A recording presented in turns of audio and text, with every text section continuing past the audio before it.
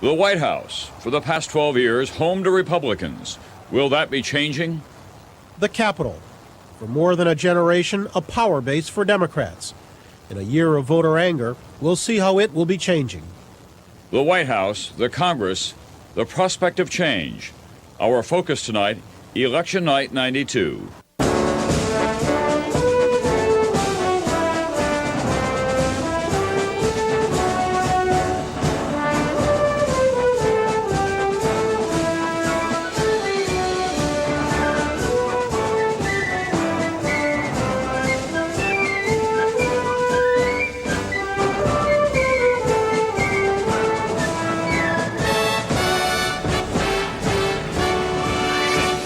From NBC News, Decision 92 Election Night.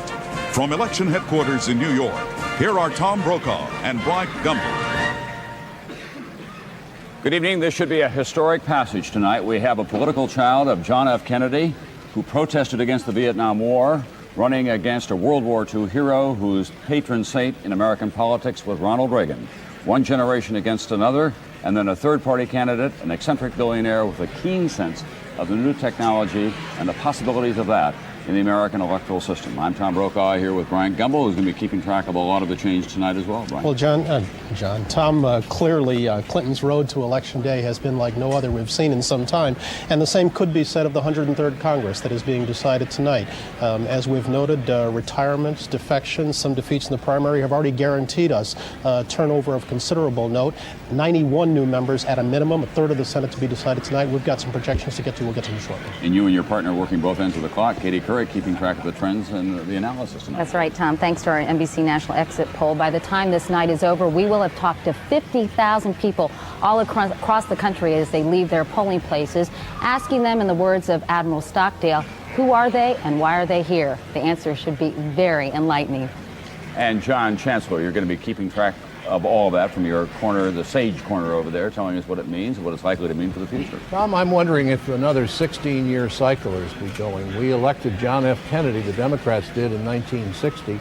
16 years later, Jimmy Carter was elected in 1976, and now it's 16 years later again, and we don't know how this is going to come out, but if Clinton wins tonight, people will be talking about that 16-year cycle. All right, John, we've had polls have closed now in 2 states, in Indiana and Kentucky, and at 7 o'clock at this hour, we've got a rush of votes closing in some important states. There they are all together.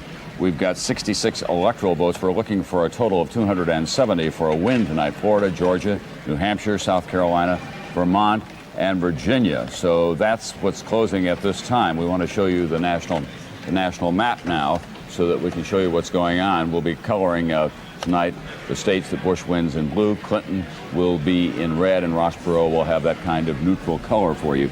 We do have some projections that we can call at this hour. Let's begin, and it's good news now for Bill Clinton. He is the projected winner in the state of Georgia with 13 electoral votes. It last went for a Democrat in 1980. Favorite son, Jimmy Carter, of course. That's a very big win for Bill Clinton in the state of Georgia, 13 electoral votes.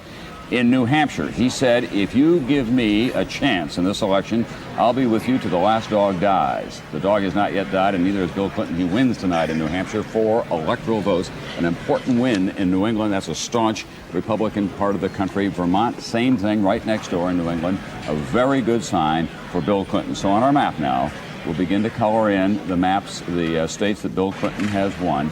Red in Georgia, also up there, the tiny states, but important to him, of New Hampshire first, and then Vermont. It was in New Hampshire that he survived. Now, how does that translate into electoral votes? 270 required. Bill Clinton has got 20 so far.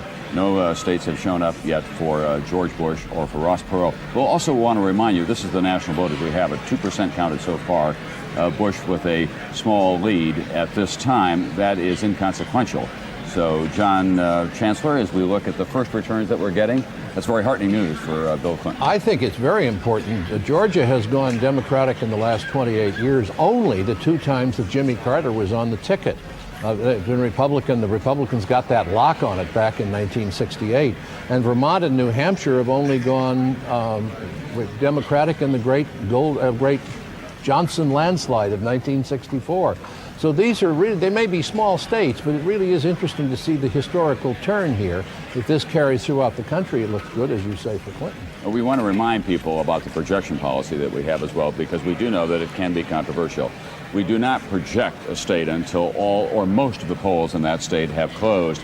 And then because you elect a president in this country state by state, in the Electoral College will compile those votes state by state, and it is possible for a candidate to win the presidency before we count the votes, say, west of the Mississippi, just as an example. So we'll be talking about that throughout the evening.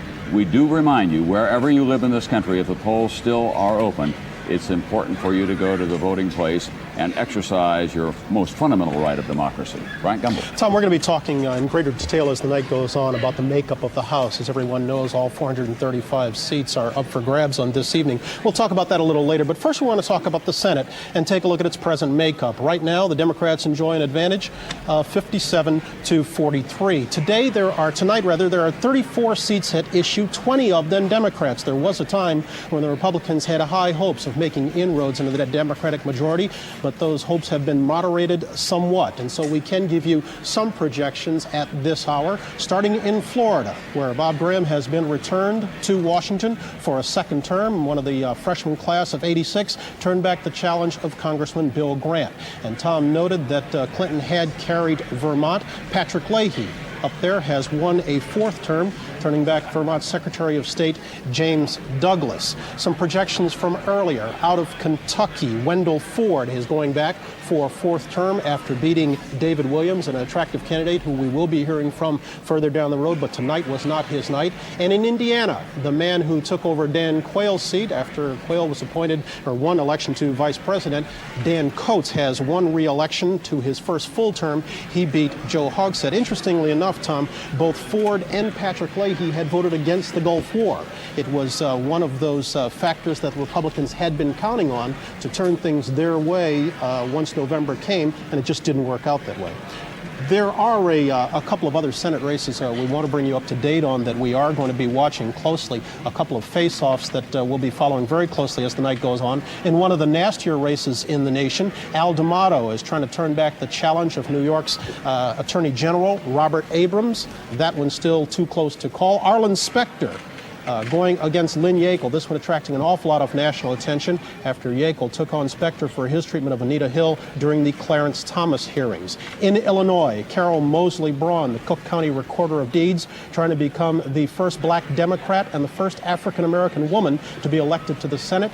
After defeating Alan Dixon in the primary, she's going against Rich Williamson. In Ohio, John Glenn, once considered the Democrats' most vulnerable incumbent this November, is in a tough race against Michael DeWine. And in California, one of two Senate seats at issue, on the Barbara Boxer going for Alan Cranston's vacated seat, being opposed there by TV commentator Bruce Hershenson in a matchup of the extreme liberal and conservative philosophers. Tom? Dan Quayle is breathing a lot easier at this hour. We're now able to project that the state of Indiana, which is Dan Quayle's home state, of course, won by President Bush tonight 12 electoral votes. That is rock-ribbed Republican territory out there. Last voted in 1964, and it was a long time before that they voted Republican. It was in 1964 for Lyndon Johnson. So the state of Indiana now goes blue for President Bush. As you can see, Georgia, Vermont, and New Hampshire are already colored in for Bill Clinton. What does that mean in terms of electoral votes? 20 to 12 at this hour. There is the possibility that Ross Perot could win an electoral vote without winning a state, by the way, because in Maine and in Nebraska, they award electoral votes by congressional districts, and there's a possibility in both of those independent-minded places that Ross Perot may, in fact, pick up one of those congressional districts. We'll be back with more on Decision 92 right after this.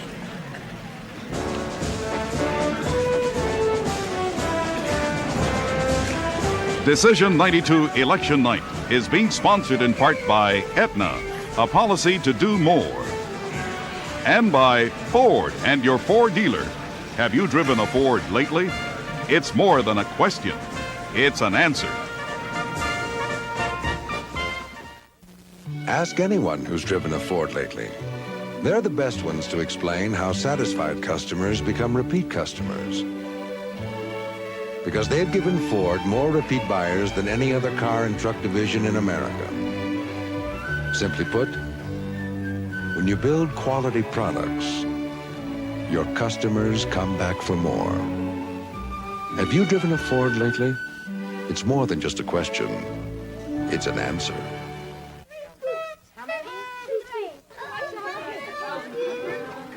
Happy birthday to you. Happy birthday to you.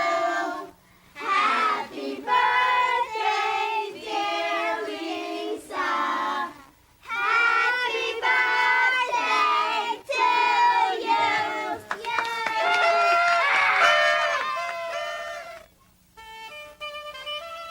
No one has to tell you that doing business today is more challenging than ever.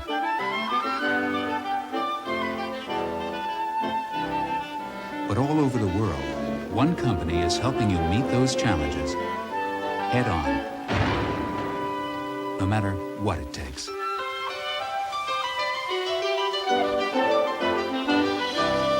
New challenges, new thinking.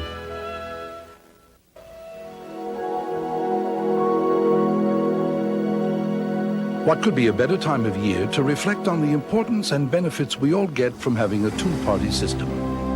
For the hundreds of thousands of businesses in America who use 800 service, that freedom of choice means, finally, the chance to get competitive service, better prices, and often unique and better ways to do things.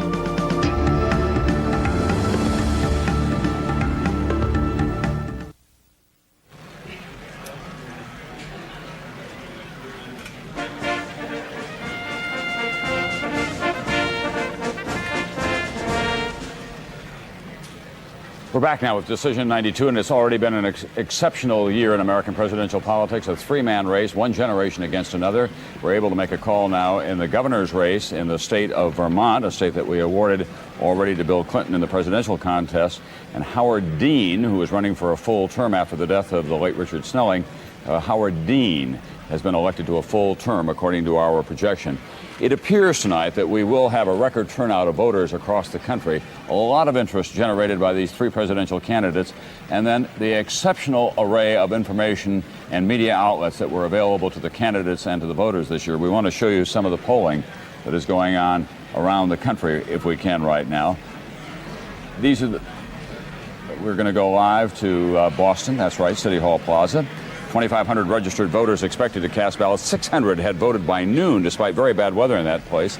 Some waited 2 hours in line. It may stay open after 8 o'clock tonight to handle the latecomers. Voters are a mix, some from the Beacon Hill area, others from downtown and the waterfront area.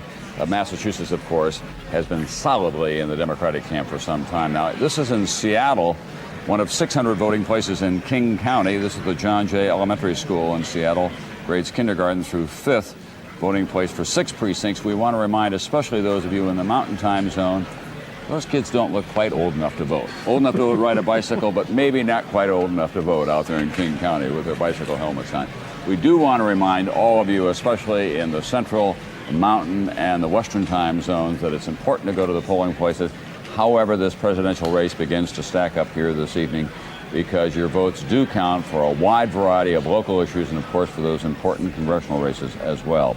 Let's go now to Little Rock, Arkansas, to one of the boy wonders of the Clinton campaign, George Stephanopoulos, who has been the communications director and a senior advisor from the beginning of that, a former Rhodes Scholar himself, a former aide to Richard Gephardt. He's looking pretty happy tonight because, based on what they're hearing from around the country, it does look rather optimistic at this hour for Bill Clinton. Is it fair to say that you are heartened, Mr. Stephanopoulos? Well, we feel real good right now, Tom, but as you said just a minute ago, it's very important for everybody to get out and vote. Polls are still open across the country. We need every vote. We need every vote for change we can get tonight, and we hope everybody gets to the polls before they close. Stephanopoulos, if it does go the way that you want it to tonight, will you begin the transition to a new government by sending signals immediately, not only in this country but around the world? And what may those signals be?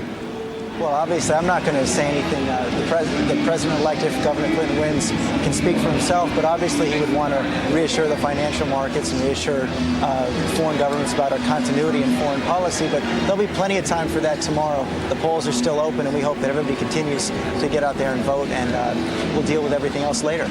I think that we both have underscored the importance of voting by now. Let's just talk theoretically then. If Bill Clinton is the winner tonight, will you draw a new government from beyond the Democratic Party? Governor Clinton has said throughout this campaign that he wants to reach out to all Americans, Democrats, Independents, and Republicans. And he said consistently throughout this campaign that he would reach for the best people of real excellence, as he did with Senator Gore when he chose him for vice president. So I feel quite confident that it wouldn't necessarily be exclusive to the Democratic Party. Finally, Mr. Stephanopoulos, Ross Perot says that he demonstrated that the American people are willing to go through some pain to correct their problems. Do you share that assessment? Well, as Governor Clinton said many times in this campaign, the middle class in this country have suffered quite enough pain. Of course, everybody in this country has to assume more responsibility, has to shoulder their common load. Solving our problems isn't going to be real easy, but if we all pull together, and as we see tonight through record turnout and record youth turnout, people are ready to do this, people are ready to vote for change, and I think people are ready to accept that kind of responsibility, and that makes us just as heartened as the early numbers coming in tonight. Thank you very much, George Stephanopoulos. Now let's go to the other side, to the George Bush campaign. Fred Malek, who is in Houston tonight with the president. Mr. Malek, you and I have known each other a long time, and I know you're a very pragmatic man. As you look at that map showing that Vermont, New Hampshire, and Georgia have gone for Bill Clinton, where are you building your fire breaks at this hour?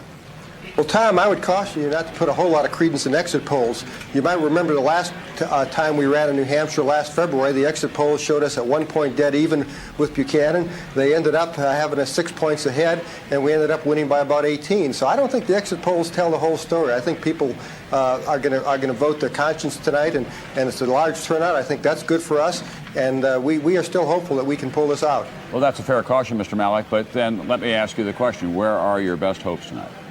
Well, I think our best hopes are to have a very strong showing in the South and in the Rocky Mountain states, and to win some of the big Midwestern states such as Ohio, Michigan, New Jersey in the East, Connecticut. I think that all these are within our reach, and we can see putting these together into an electoral majority. Earlier, John Cochran said that there was no one in the Bush campaign who believed that if they went on longer, it would really change the outcome. Is that your belief as well, that we ran this campaign as long as we needed to? I'm not so sure about that. It seems like it's been a very long campaign. We were coming together very, very close in the polls as of last Friday. I don't know how accurate the polls have been, but on Friday we were very close, and then we had this very, very unfortunate news with the Walsh indictment of Camp Weinberger, and the polls started to diverge again. I think if we had a little more time, people would get to hear more about President Bush's message and realize that what this economy needs to get it moving is a tax reduction that President Bush is offering, and not the tax increase that Bill Clinton's calling about. So yes, I think a little more time would be useful. Mr. Malek, do you think that the president hurt himself when he was trying to appear presidential and then called his opponents bozos and crazy? Oh, I don't think so. I think that he was doing that in good humor, and I think most people understood that. I think the key thing here is that he's got a program to fix the economic woes of this country and to grow this economy over the next 4 years, to get spending under control and balance the budget. And I think the American people, when they get into that voting booth, are going to identify with that and not with the tax increases and the bigger government, bigger bureaucracy that Bill Clinton is for. So I'm still hopeful we're going to pull this out, Tom. Thank you very much, Fred Malek, tonight. Brian Gumbel. Tom, thanks very much. Whatever your feelings about Bill Clinton, one has to give him high marks for staying with his message. As we've oft said, the sign at Clinton headquarters said the answer is the economy, stupid. It proved to be that tonight. Katie Kerr's got more on the polling on that. Right. Brian, by far, the economy was the most important issue for voters today. In our national poll, we surveyed more than 10,000 people as they left their polling places. We asked them what one or two issues mattered the most to them when selecting a president. And the top three choices all involve the economy, an issue that Bill Clinton embraced.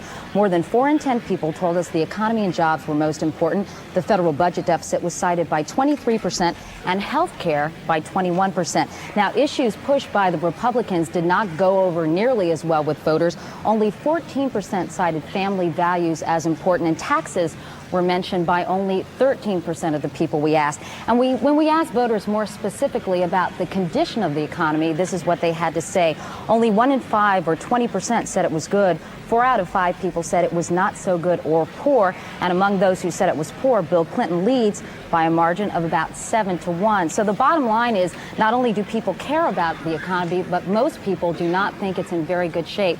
So indeed, that sign that's hanging up in the Clinton headquarters, "It's the economy, stupid," may turn out to be a very intelligent slogan, Bryant. Katie, the central themes were change versus trust. You told us about change / the economy. What about trust? What's the early polling showing on that? Well, it turns out that that did not have a lot of impact with the people we spoke to as they left the polls, and we're going to have some numbers for you on that a little bit later. Okay, and whatever impact it did have had to be modified somewhat by the revelations of Friday that you noted a little bit earlier, Mr. Mallett. And James Carville, who in whose office that sign was hanging at the Clinton headquarters, often called the Raging Cajun, the Louisiana strategist.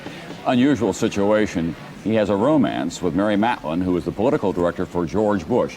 However this all turns out, we have been told by a very reliable source that Thursday of this week, they lift off together for Venice. James Carville has said he's not interested in going into Washington.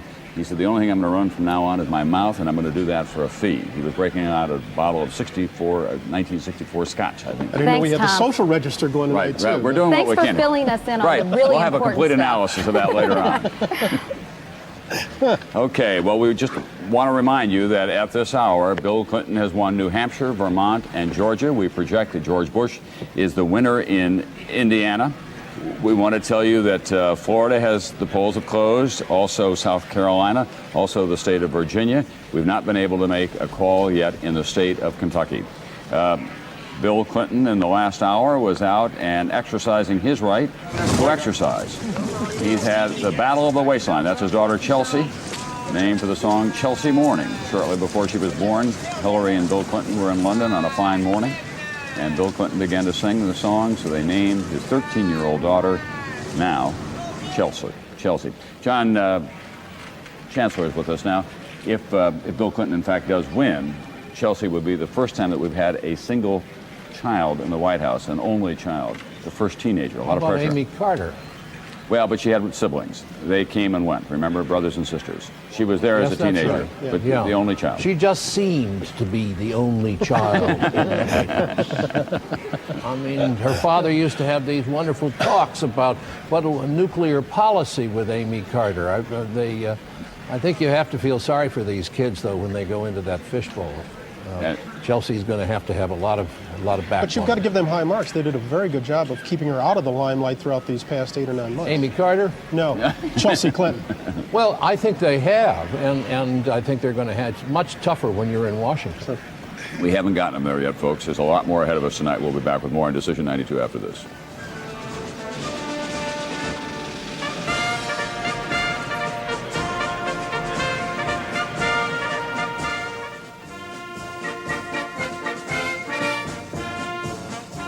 Here from Washington is Bob Kerr.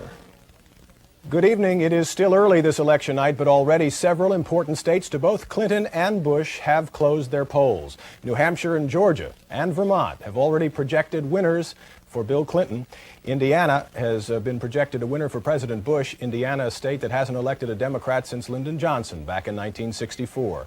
Kentucky and Florida have completed their voting now, and shortly Ohio and North Carolina will have finished as well.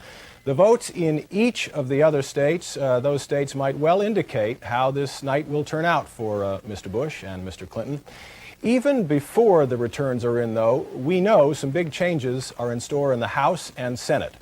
In the House, possibly the biggest turnover since 1932.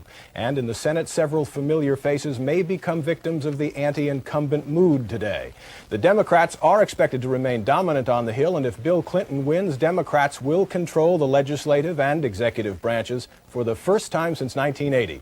NBC's Odetta Rogers is at the Capitol tonight. Odetta, how different is the place likely to look next year? Bob, it's expected to look very different. In fact, there could be 140 new members coming up here in January. There will definitely, according to most political observers, be more women and more minorities. That's due to the fact that 108 women are running, including incumbents. And there are also 11 women running for the Senate, and 3 are pretty secure to win those positions. There are more minorities also in the race because of redistricting, which means that there are more communities where minorities live, and as a result, it gives minorities a better shot of getting into the Congress this year. It looks as though there will be a 50% increase in the number of minorities and women coming up for the 103rd Congress. Now, Odetta, the Republicans had very high hopes this year of really turning things around in the House. They were hoping to make real good use against the Democrats of the post office scandal up there, the bank scandal. How's that looking to turn out? It's not faring as well as the Republicans had hoped that it would. They were hoping optimistically months ago that they would have 40 new seats in the House. And right before the election, they were boiling that down to only about 20. And it looks as though, according to some political observers, that it may only be about 10, possibly 12. They weren't able to use the scandal in the House Bank and the House Post Office to their advantage as much as they would have hoped. Of course, there were 66 members who retired. Some retired because they thought that they didn't have a chance of being reelected. Then there were 19 members who were defeated on primary day, but it still did not deliver to the Republicans what they had hoped for. Now, it looks at this point as though the Republicans will be able to get some gains, but surely it won't be what they had hoped that they would get. They were hoping also, because of redistricting, that it would make the voter ground more feudal or more advantageous for them. But as it turns out, redistricting has not given them the boost that they would have hoped for. Odetta, thank you, and we'll check with you again later. The prospect of so many new members in Congress is not stopping voters in 14 states today from deciding whether to limit by law the time their legislators can remain in office. Term limits is one of about 70 issues to be decided on various ballots today. It's a post-World War II record for such ballot questions. And we've asked NBC's and National Public Radio's Scott Simon to join us tonight to tell us about these ballot initiatives. Okay. Here are a few term limitation proposals are on the ballots in 14 states, from Florida to California to Wyoming. And if passed, they could change the faces of Congress more effectively than any act since the voting rights laws of the 1960s. Most of those proposals would limit the number of terms that a legislator can serve to about 3 terms. In most states, though, those laws would not take effect until after the year 2000.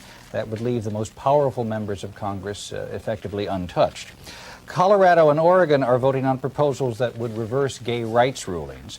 They would prevent anti-discrimination laws in housing or employment from being applied to protect people of a different sexual preference. The measures are shown as running behind in both states, but by only small margins. Now, if Californians approve Proposition 161, California would become the first state, really the first legal entity in the world, to permit doctors to help a terminally ill patient die. This amounts to legal medically assisted suicide. Public opinion surveys show huge public support for that proposition, but over the past few weeks, many religious and medical groups have organized against it. Voters in Arizona will decide again if they want to make Martin Luther King's birthday a state holiday. The state has been criticized for refusing to honor the late civil rights leader. Similar proposal was narrowly defeated in 1990. This year's is narrowly favored. The Equal Rights Amendment for women is emerging again on the ballot in Iowa. Polls have had the amendment ahead, but opponents, including some familiar names like Phyllis Schlafly, have organized, and the margin seems to be growing closer. Finally, the District of Columbia is voting on capital punishment today. Washington, D.C. has often had the highest murder rate in the nation in recent years, but the proposition was actually placed on the ballot by Congress and not a citizens group, which, of course, doesn't mean it won't pass. These are some very weighty and, in some cases, emotional issues. And increasingly, it seems, people are trying to make laws by themselves, circumvent the system. What does it say about the people or the system? Well, maybe it's just that people don't trust the system of representative democracy, don't feel that the people who they've elected to Congress are sitting there and representing them, ballot propositions that give them the opportunity to assert themselves directly. Well, we hope you can come back later and tell us how these things are coming out. Scott, thanks. And NBC's election night coverage will continue. Decision 92 from New York in just a few seconds. And we'll be back throughout the evening to bring you analysis from a panel, including Senator William Cohen of Maine and outgoing Congressman Marty Russo of Illinois. We'll see you in a little while. They took a vow of eternal love. Now, after 7 years, Lilith is caught with another man. Oh, my God. There's never been a landmark cheers like this one. You'll laugh. You slut! You'll cry. I think I'm in love with him, and I'm leaving you. You won't want to miss the episode of the year. Lilith Says Goodbye, NBC Thursday.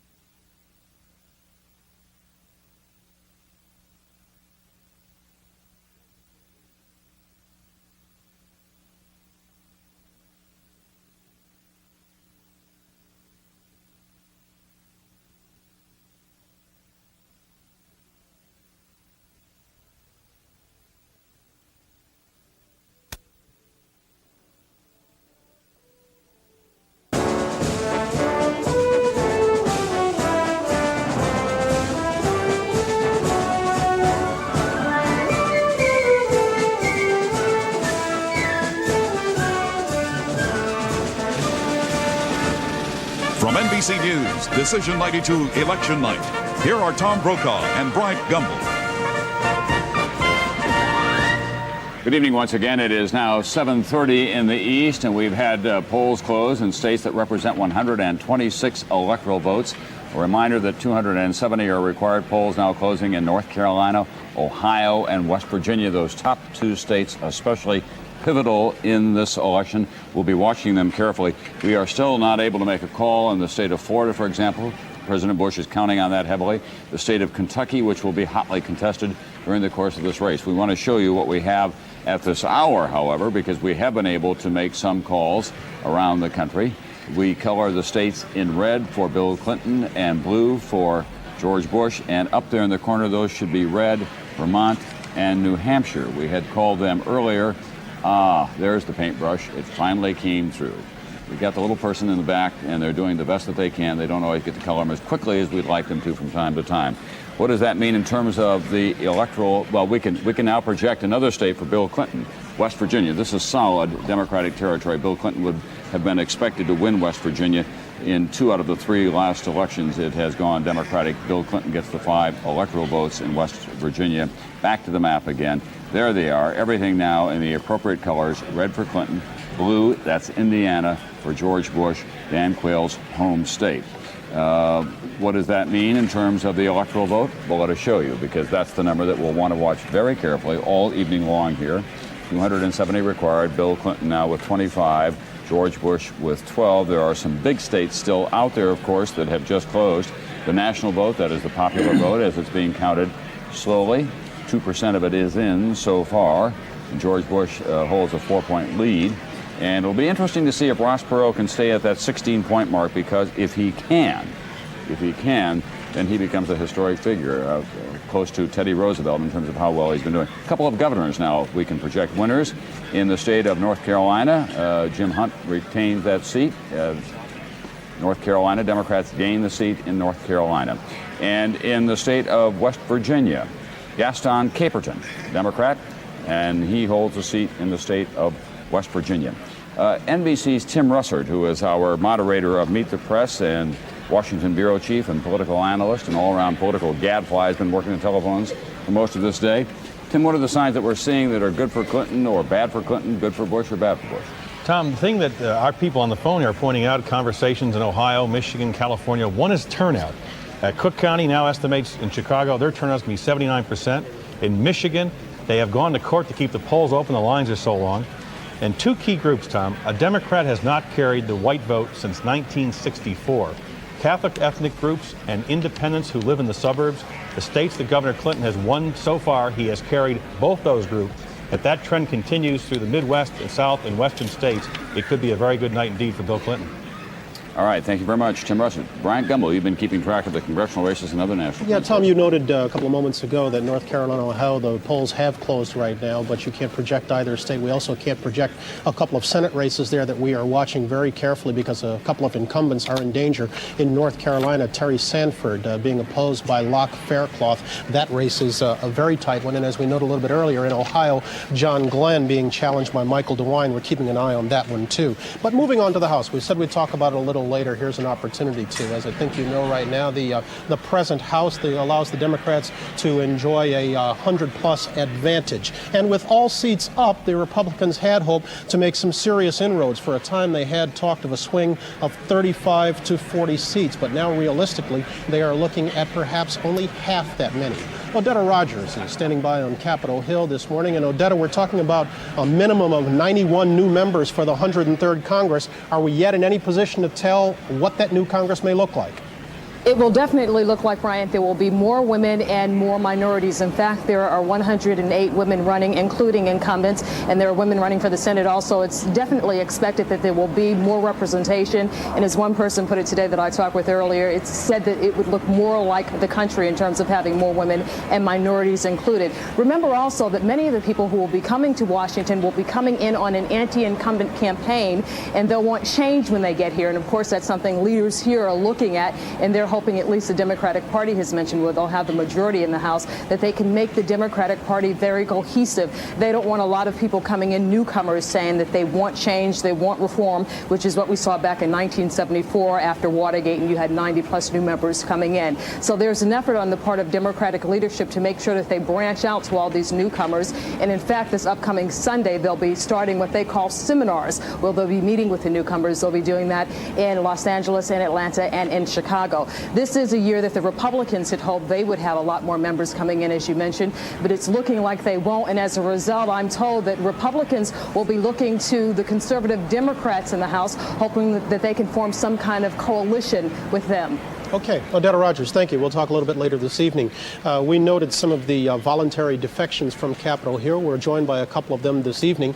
Senator Warren Rudman of New Hampshire, Senator Tim Wirth of Colorado. Tim Wirth is in Little Rock, Arkansas. We'll get to him momentarily. We understand Warren Rudman is at WBZ in Boston. Senator Rudman, good evening. The new faces that are going to be a part of the 103rd Congress, do they equate to a new way of doing business in Washington, or are they more likely to be co-opted by the old way? You know, that's a very good question, and frankly, I wish I had an answer. I don't. The question really comes down to this. Are these people who are truly going to be independent, or will they be overwhelmed, particularly those who are Democrats, by a new Democratic president if, in fact, the trend continues and Bill Clinton is elected tonight? My own sense is that you'll have a mixed bag. I don't think you can say there's any uniformity. I've watched some of these congressional races, and quite honestly, the basic issues facing the country have not been faced in those particular campaigns any more than, in my view, they have been generally in the presidential campaign. So I guess what I will have to say is we'll have to wait and see. I would make this observation to you. The first real test of this Congress and this president in a real economic sense will come in February or March, when the United States of America will have to raise its borrowing limit from a present $4 trillion to something beyond that, or else close down the government. That will be the time that we will see whether or not this new Congress can govern and whether the new president can get it into line. Senator Rudman, as opposed to 74 when Watergate brought a rush of new faces to Capitol Hill, or 64 when an awful lot came to help LBJ build his great society, these new freshmen are somewhat more unfocused, are they not, than those classes? Very much unfocused. As a matter of fact, as I've looked at the campaigns around the country, and I've helped in a few of them, it seems to me that they're running pretty much as individuals. They have run as outsiders. They have not connected themselves to any specific issues, and generally there's been a lot of demagoguery in these campaigns. The question that I am now wondering about is when they come to the point of casting responsible, difficult votes, which could jeopardize their reelection 2 years from now, those in the House, what will they do? And only the next 3 or 4 months is going to tell that. Okay, Senator Rudman, we'll talk a little bit later. I want to go to Little Rock, Arkansas right now, where Senator Tim Wirth is standing by. Senator Wirth, good evening. Good evening. How are you tonight? I'm fine, thank you. The old saying about be careful of what you want because you might get it. Democrats have talked about being able to control both the executive and legislative branches. It might be goodbye divided government. Does that prospect frighten you? Well, I think it's a very good thing for the country. There's no longer going to have blame of people pointing up and down Pennsylvania Avenue, Republicans and Democrats, the Congress to the White House. The responsibility is going to be with the Democratic Party. I think also the Congress, I listened very carefully to Warren Rudman's good comments. I think the Congress is so desirous of leadership. It has not had any for a decade. And I think that's going to be enormously helpful. I think Bill Clinton's going to come in not only with a national mandate, it looks like that tonight, but he's also going to come in with the kind of direction that the Congress is looking for. And that's going to make a big, big difference. I think it's very positive for the country. But you stepped away in disgust and frustration. Bill Clinton's theme was change on Capitol Hill. Do you suspect we'll see real change? Well, I think we're going to see real change. I think that's got to start. Clearly, the Clinton program is going to be health care, education, and putting a floor under this economy. Going to move right away as well on campaign finance reform, I would expect, and family and medical leave program. There'll be motor voter legislation, get a number of things going. that really demonstrate the fact that there is a change out there. I think the Congress is going to be eager for that. It's going to be eager for the kind of leadership and program and the kind of change that Bill Clinton is going to bring. That's what the American public, I think, is voting overwhelmingly on today, Brian. Okay. All right. Senator Tim Wirth, thank you. We'll talk as the evening moves Thank along. you. See you later. Appreciate it. Let's move it on over to Katie right now. Brian, of course, we heard an awful lot about gridlock between Congress and the president during the course of this campaign. And interestingly enough, voters today, by better than a 2-to-1 margin, told us they want the president and Congress to be from the same party. Tom? Thank you. We just heard from Jim Miklashevsky, who is one of our White House correspondents, of course. He's down in Houston. He saw the president in passing. He said, "How are you, Mr. President?" The president responded, "I've been better. We'll see. I've been happier. Exit polls don't vote. People do. It does not look good." The president now is having some private time with his friends in Houston. We do want to remind you that we do not project a state until all or most of those polls have closed.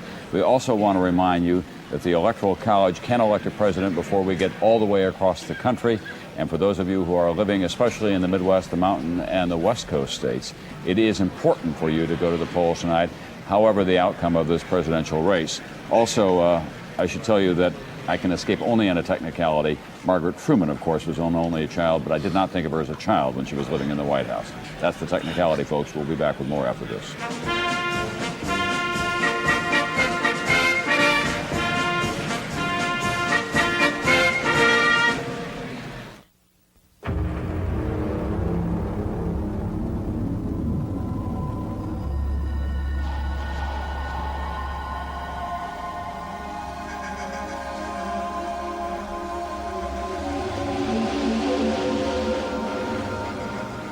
In a world of sweeping changes, there is one certainty. The financial strength of the Prudential, rock solid in securities, insurance, and real estate. There's something pure about a real sports coupe. It's 1 part power, 1 part control, and 1 stunningly simple piece of sculpture. And at a time when most sports coupes have sold their soul for a few gadgets, isn't it time for a car like this? The all-new 24-valve Ford Probe GT. Have you driven a Ford lately? You're just in time. If you hurry to Red Lobster, you can get one of our 3 new trios. Enjoy it. Thanks. Like our seafood trio, sweet snow crab, shrimp scampi, and broiled fish. It's just $9.99. It's so good. We've also got a big new shrimp trio and a new mixed grill. 3 trios you'll love for just $9.99. So hurry in for something great. Tonight at Red Lobster. We chose AT&T because our 800 service is our front door. If it shuts down, we shut down. To us, a single 800 call could be worth thousands of dollars. If a customer dials our 800 number and can't get through, it's like telling them to take their business somewhere else.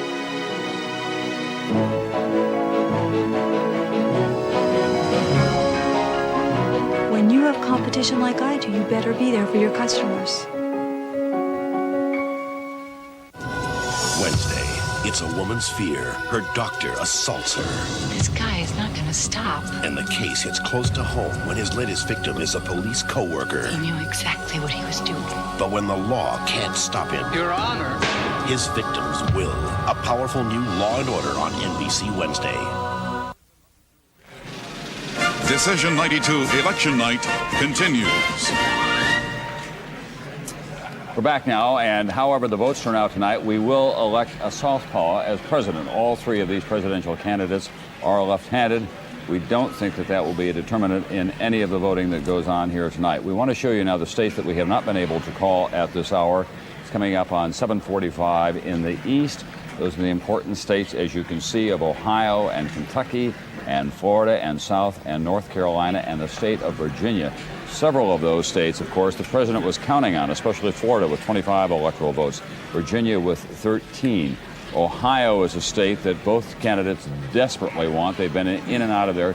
21 votes on the electoral side in Ohio. In Kentucky, which we've not been able to project yet, here's the raw vote as we have been counting it thus far.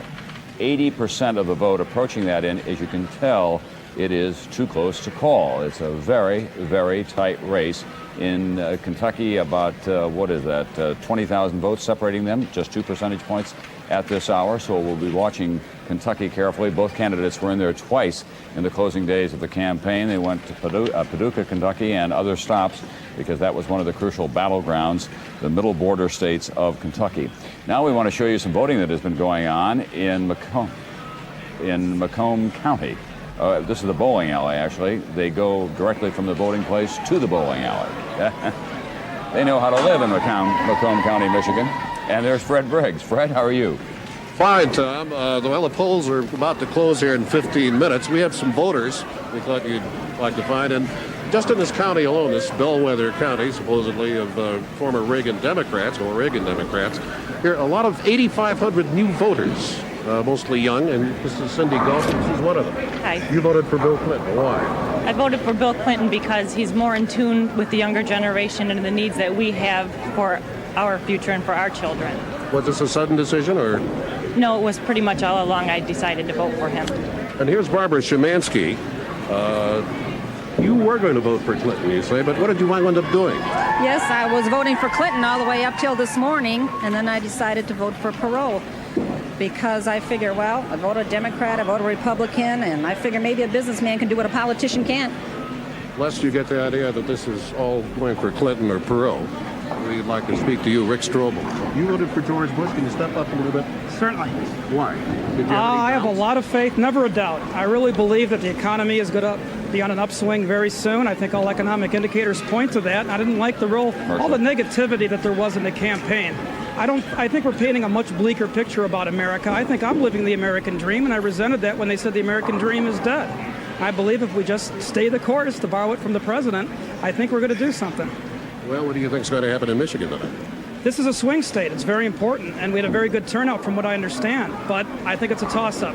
I think what's happening here in Michigan, we have a lot of unemployment. The auto industry right now is down. If people would buy American cars, maybe that wouldn't be a problem. But that's the whole thing. I think when they talk about spending, let's do it ourselves. Let's spend our money. Let's build houses. Let's buy cars. Okay, well, thanks very much. You got an idea. There's hardly unity in this county. Tom? Thank you very much, Fred Briggs in Macomb County at the bowling alley tonight. Michigan is one of those states that has voted Republican in the last 3 elections, 18 electoral votes. The polls closed there in about 12 minutes now altogether. This has been called the Year of the Woman, but a woman in Texas today took it to the extreme. She was on the way to the hospital in labor pains when she directed her husband to make a detour to the polling place. The election administrators came to the curbside as onlookers looked on in a combination of shock and horror and amazement. She cast her ballot and then went on to the hospital to have her baby. We'll be back with more after this. Decision 92 Election Night is being sponsored in part by Ford and your Ford dealer. Have you driven a Ford lately? It's more than a question. It's an answer. And by the Business Services Division of MCI.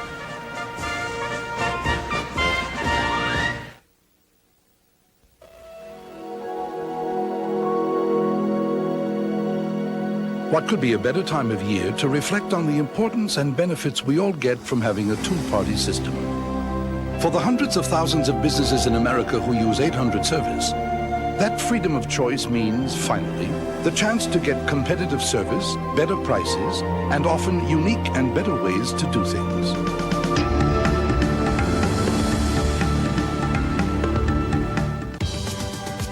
Comfort in a 4-wheel drive. Amazing. I got a big crew and I need a lot of space. It makes me feel tall. It's tough but refined, kind of like me. It's got it all. Why do more people find themselves in a Ford Explorer than any other vehicle in its class? For as many reasons as there are Explorers. Finders keepers. Find yourself in an Explorer. Have you driven a Ford lately?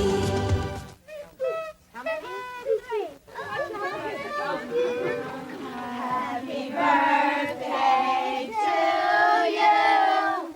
Happy birthday to you. Happy birthday, dear Lisa. Happy birthday to you.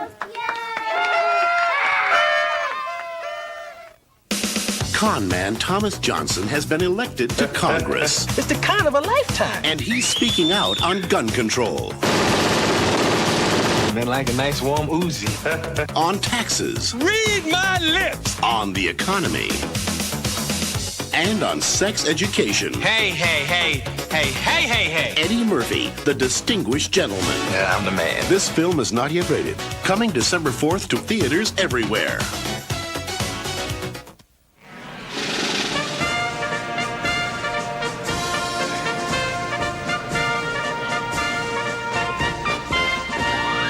Decision 92, our election night coverage continues. As we headed for commercial, we were checking in with Fred Briggs in Macomb County, who was obviously talking there to some Reagan Democrats, just how some of them may have broken on this day. It's Katie Couric's department. Katie? Right, that's a group we've been watching very carefully in our NBC national exit poll. Of course, Reagan Democrats can include ethnic, blue-collar, conservative, suburban, white voters who have been turned off by their party's nominee in the past. They were, of course, crucial to a Reagan victory in both 1980 and 1984. Many of them stuck with George Bush in 1988, about 44%. How are they behaving today? Well, only about 1/4 of those so-called Reagan Democrats voted for Bush today. 56% voted for Clinton. Incidentally, that's about the same number that voted for Michael Dukakis 4 years ago. And only 1 in 5 gave their vote to Ross Perot. So what does this all mean? Well, Bill Clinton held on to about the same number of Reagan Democrats as Michael Dukakis did in 1988. But apparently, Ross Perot is taking a big chunk of support from these voters away from George Bush. This may prove to be key to the outcome of this election. So in other words, some of those Reagan Democrats are now becoming Perot independents. Tom? Thank you, Katie. We were listening to Warren Rudman talk about that new House and how it may behave in the next couple of years. Dave McCurdy, who's a member of the House right now, the congressman from Oklahoma, said they'll be carrying pitchforks and torches to storm the castle. John Chancellor, is that your assessment of what is likely to happen? Yeah, but what the interesting thing is that they'll need permanent staff members on the Hill to show them where the castle is. That these people are going to go up there. They're all going to be newcomers to the Hill. The staffs are going to be more important than they are now, and they're far too important now. All these innocents are going to be coming in from all over the country, and the happiest campers on Capitol Hill tonight have to be that permanent civilization of staff members on the committees, the legislative aides, the administrative aides, who will say, this is what you ought to do. All right, we'll be back in a few moments. Polls closing at 8 o'clock, 205 electoral votes. We're getting down to it.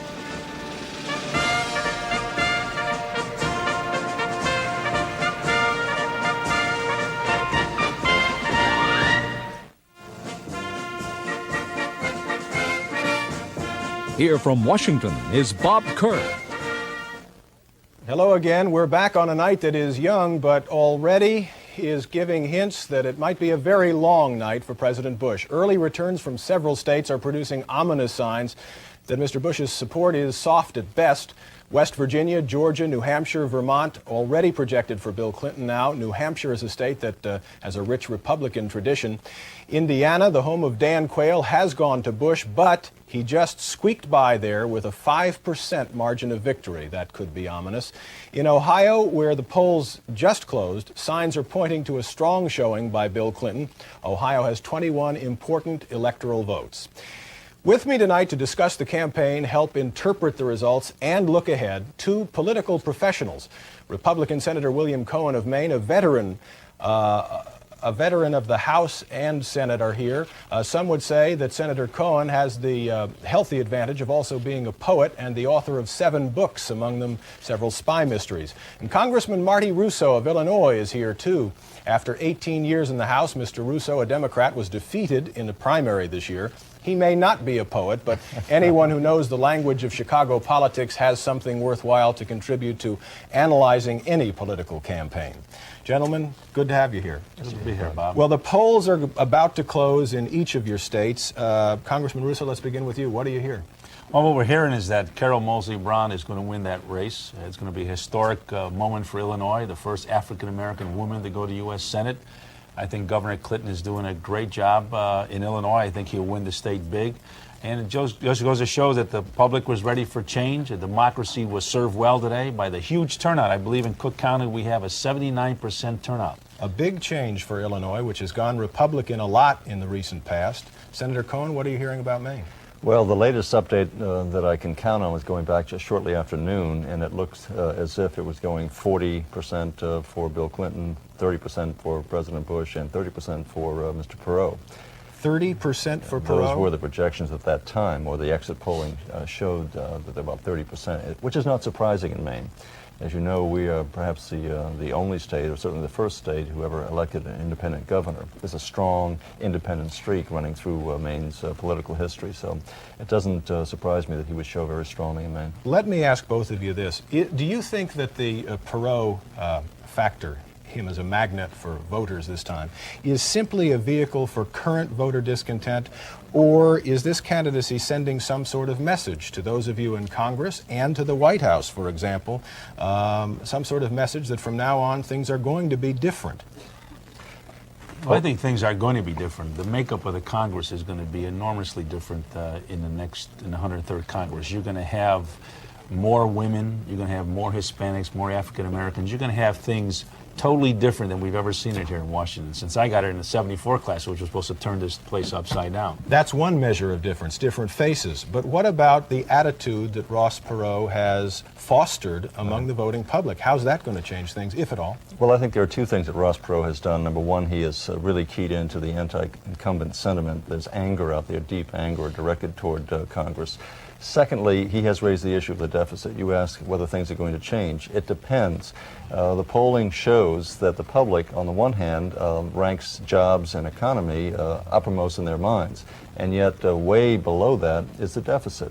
There is a direct connection between the deficit and jobs and economy, and yet that has not been linked in the minds of the public. Ross Perot has done a great deal to try and focus that. The question is, will these new congressmen and women and senators follow that line of focusing on the deficit? That remains to be seen. I think for years a lot of us have tried to talk about what the deficit is, the huge deficit is doing to our country, but nobody was really paying attention to it. I think what Ross Perot did by his half-hour informational commercials was to highlight what the deficit was meaning. He was able to put it down so people can see on the charts what's going on. And I think if you look at the different exit polling on what were the key issues here, the economy was ranked 1, the deficit was ranked 2, and healthcare was 3. Let me ask you one about the exit polls. One of the things we found is the main motivating factor for voters today was an effort to end gridlock. Now, you guys are political animals. Are you going to be any more willing? You're lucky because you're not going to be there in a way. But are you going to be any more willing to make a very tough political vote in the sake of what some would consider progress? Well, as a matter of fact, I have been characterized as one of those kamikaze senators, those who have decided to take the tough votes. Well, then talk to me about the others. Well, we only had one very tough critical vote about capping entitlements. We had 28. Whether that's going to change next year remains to be seen. You know the House, Congressman Russo. What if Bill Clinton comes to members and says, hey, let's cap some entitlements? That's tough. I think what's going to happen, he's going to have his 100-day grace period. Then with all these new coalitions that are going to be forming, it's going to be interesting to watch with more women, more Hispanics, more African Americans, but even more conservative Democrats coming from the South. He's going to have to really be able to put this coalition together, and I think he needs to strike early to be able to keep them all together. Thanks a lot, and we'll check with you gentlemen throughout the evenings. Good to have you here. And our coverage of Decision 92 from New York here on NBC will continue right after this message. I'm Bob Kerr, NBC News in Washington.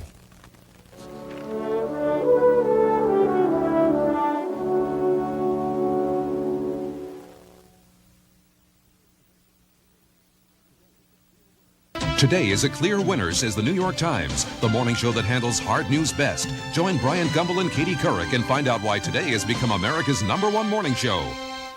You voted, America. Now what happens? What lies ahead for the economy, healthcare, education, and your future? A special America Close-Up tomorrow on NBC Nightly News.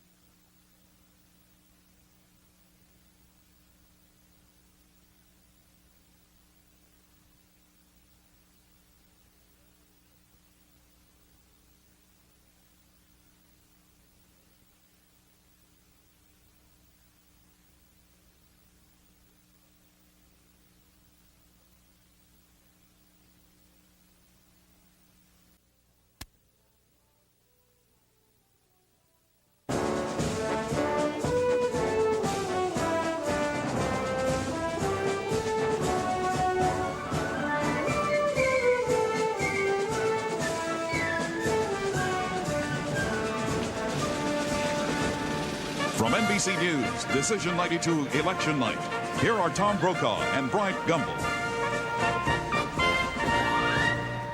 Good evening once again. We're now getting to the crucial part of the evening with a substantial number of polls closing in states around the country, representing altogether 205 electoral votes. And the way it's shaping up right now, this could be another passage year as it was in 1960 when the torch was passed to a new generation, as it was in 1980 when a new Republican Party took over with Ronald Reagan. Here are the polls closing. As you can see, all of those states now, the polls are closing at this hour. And based on our analysis of interviews with the voters that we have seen in many of those states, we can now make these projections for Bill Clinton. All good news for him. 23 electoral votes in Pennsylvania. In Illinois, 22 electoral votes. The battleground state of Michigan, which has gone Republican the last 3 times, 18 electoral votes. In New Jersey, 15 electoral votes. Bill Clinton the winner there. In Massachusetts, which has been safely for the Democrats in recent elections, that goes to Bill Clinton's column. Missouri, 10. Maryland, 11. Connecticut, 8. Now, Connecticut is the ancestral home of the George Bush family, obviously.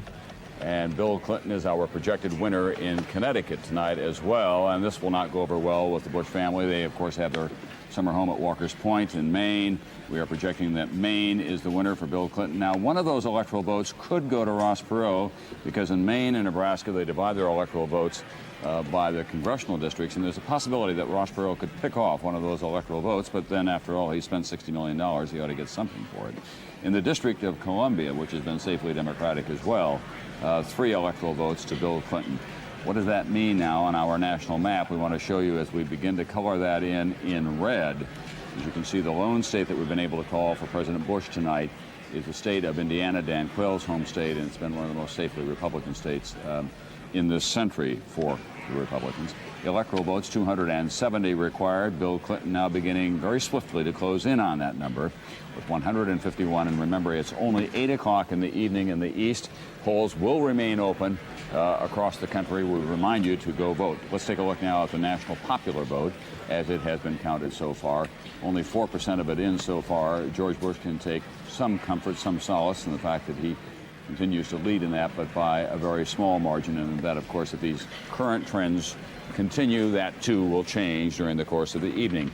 As you look at that map, Bill Clinton is in red, but George Bush is bleeding, in a matter of speaking, at this hour. Those are states that he had to have to win this election. Well, blue should be the appropriate color. When Fred Malek of the Bush headquarters was on our program here a few minutes ago, he said that they could win if they held on to the South, they held on to the mountain areas, and if they held on to states like Ohio, New Jersey, and Connecticut.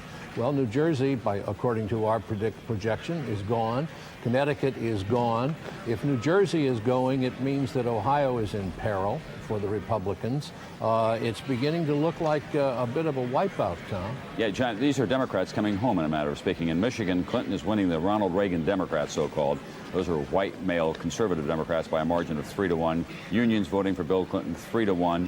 In New Jersey, blacks, Hispanics, and women are giving Clinton the edge at this hour. So we are seeing a really historic shift once again in American voting patterns. I don't think, and the early indications we had were that the white male Reagan Union Democrats were not behaving too differently. But I think all of the other elements of those Democrats who went to Reagan in 1980 and in 1984 are now beginning to split apart. Thank you, John. We're watching a lot of Senate races as well. One of those instances, Tom, where people have crossed racial lines to vote, it seems, is in Illinois, where Carol Moseley Braun tops our list of projected winners in Illinois. She divided the white vote evenly with her opponent, Rich Williamson, and assumes the seat of Alan Dixon, who she defeated in the primary. The consummate candidate in this year of the woman, Carol Moseley Braun becoming the first black Democrat, the first African-American woman elected to the United States Senate. In Alabama, Richard Shelby, another member of that freshman class of '86, a man who won a tough primary, had an easy time of it tonight, defeating Richard Sellers, a former Washington lobbyist. In Connecticut, Chris Dodd goes back to Washington for a third term. Initially, he was seen as one of those who was quite vulnerable, but instead ran a very good campaign and defeated Brooke Johnson, a millionaire businessman who we must assume will go back to his textile business. In Kansas, no surprise, Bob Dole, Minority Leader of the Senate, beats Gloria Odell in a race that she had characterized as Gloria versus Goliath. Well, Goliath won this one fairly easily. Bob Dole, very popular in the state of Kansas, and to a certain extent ran away from George Bush. In Maryland, Barbara Mikulski, another member of the freshman '86 class, beat Alan Keyes, one of a very small number of influential African-American Republicans and one who had feuded somewhat with the Senate Campaign Finance Committee. Mikulski with an easy victory. In North Dakota, Byron Dorgan, again a Democrat, winning the retired seat vacated by Democrat Kent Conrad. He defeated Steve Sidness, Conrad running in a separate race. And in Oklahoma, Don Nichols, as expected, beat Steve Lewis, a lawyer, a former Speaker of the Oklahoma House. Nichols won this one fairly easily. He's very young, very conservative, got an awful lot of attention this summer as the Republican who chaired the GOP Platform Committee. Interestingly enough, we had talk going into this night of all the anti-incumbency fever, but so far we have been able to project 11 Senate races, and 10 of those 11, I should say 9 of those 11, have gone to the incumbent. The other 2 were vacant seats. One incumbent who is sitting on the bubble still is in Pennsylvania. It's a race we're watching. It's the one that has Arlen Specter matched up against Lynn Yackel. We want to go to both their headquarters right now up in Pennsylvania, starting by going to Yackel's headquarters and checking in with Bob Hager. Bob, good evening. Good evening, Brian. Well, the excitement's starting to pick up here on word that the race is close. Could be something important going on.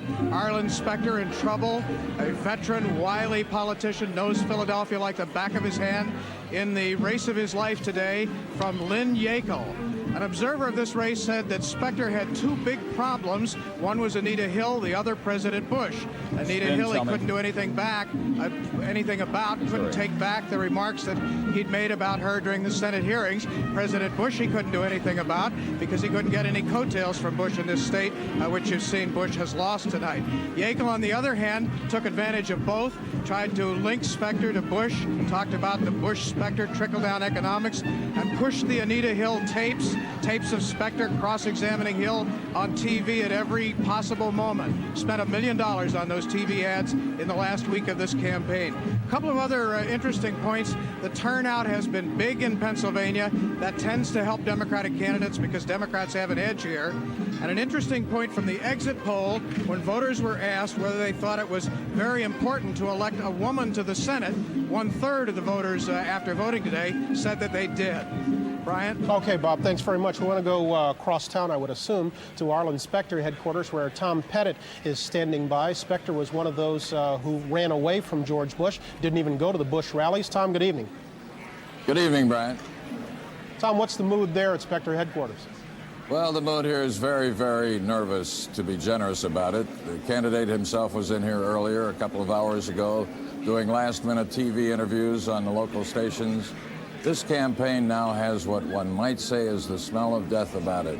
That's not for sure, but there are no Bush shirt tails, as Bob Hager pointed out, and he needed them. He needed something, and he didn't get it, and it looks very grim for Mr. Specter. Tom, exit polling has shown that Pennsylvanians were almost equally divided on the question of whether or not Clarence Thomas should ultimately have been confirmed. Is that not good news for Specter?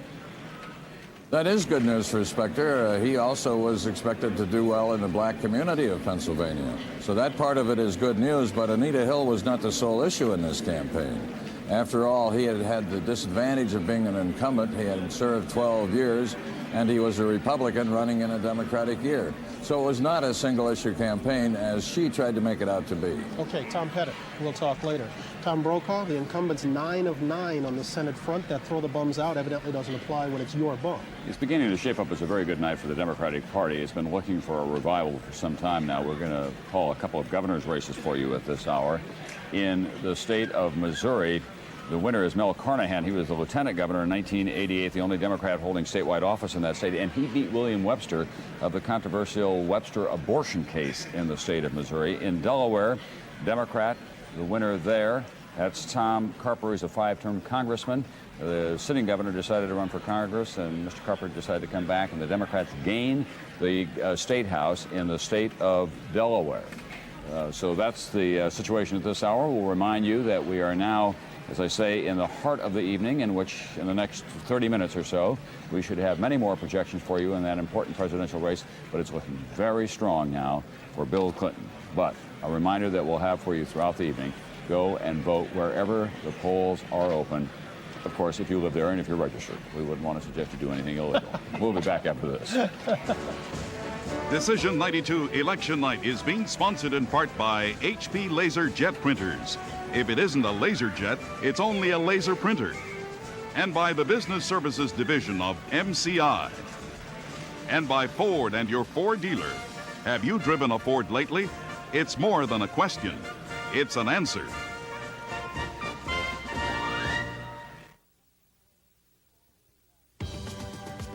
Comfort in a four-wheel drive. Amazing. I got a big crew and I need a lot of space. It makes me feel tall.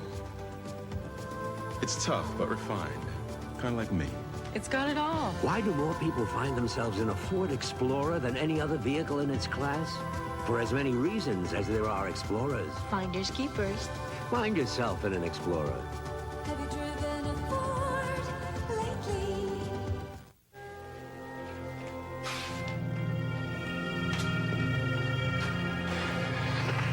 This can't go on. Let me see that. There's got to be a better way. It's time to rethink everything. Where do we start?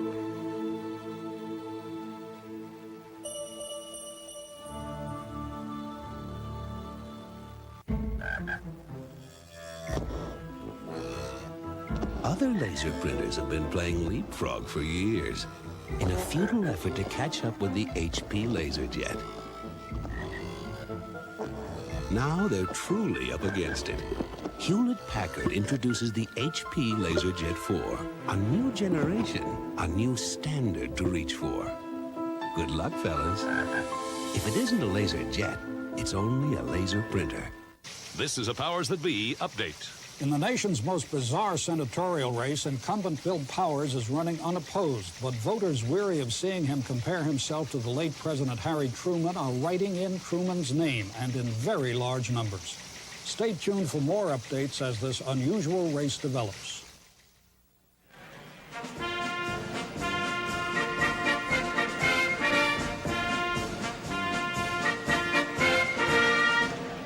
We're back with Decision 92 now. Kentucky politicians used to be fond of saying that their state was the home of fast horses, fine bourbon, and beautiful women, and then they decided that was no longer politically correct. We can tell you at this hour that Kentucky is the home of Bill Clinton and 8 electoral votes that go into his column. This is a big, big win for Bill Clinton. That was one of those battleground middle border states. He goes into the Clinton column after having voted with the Republicans the last 3 times.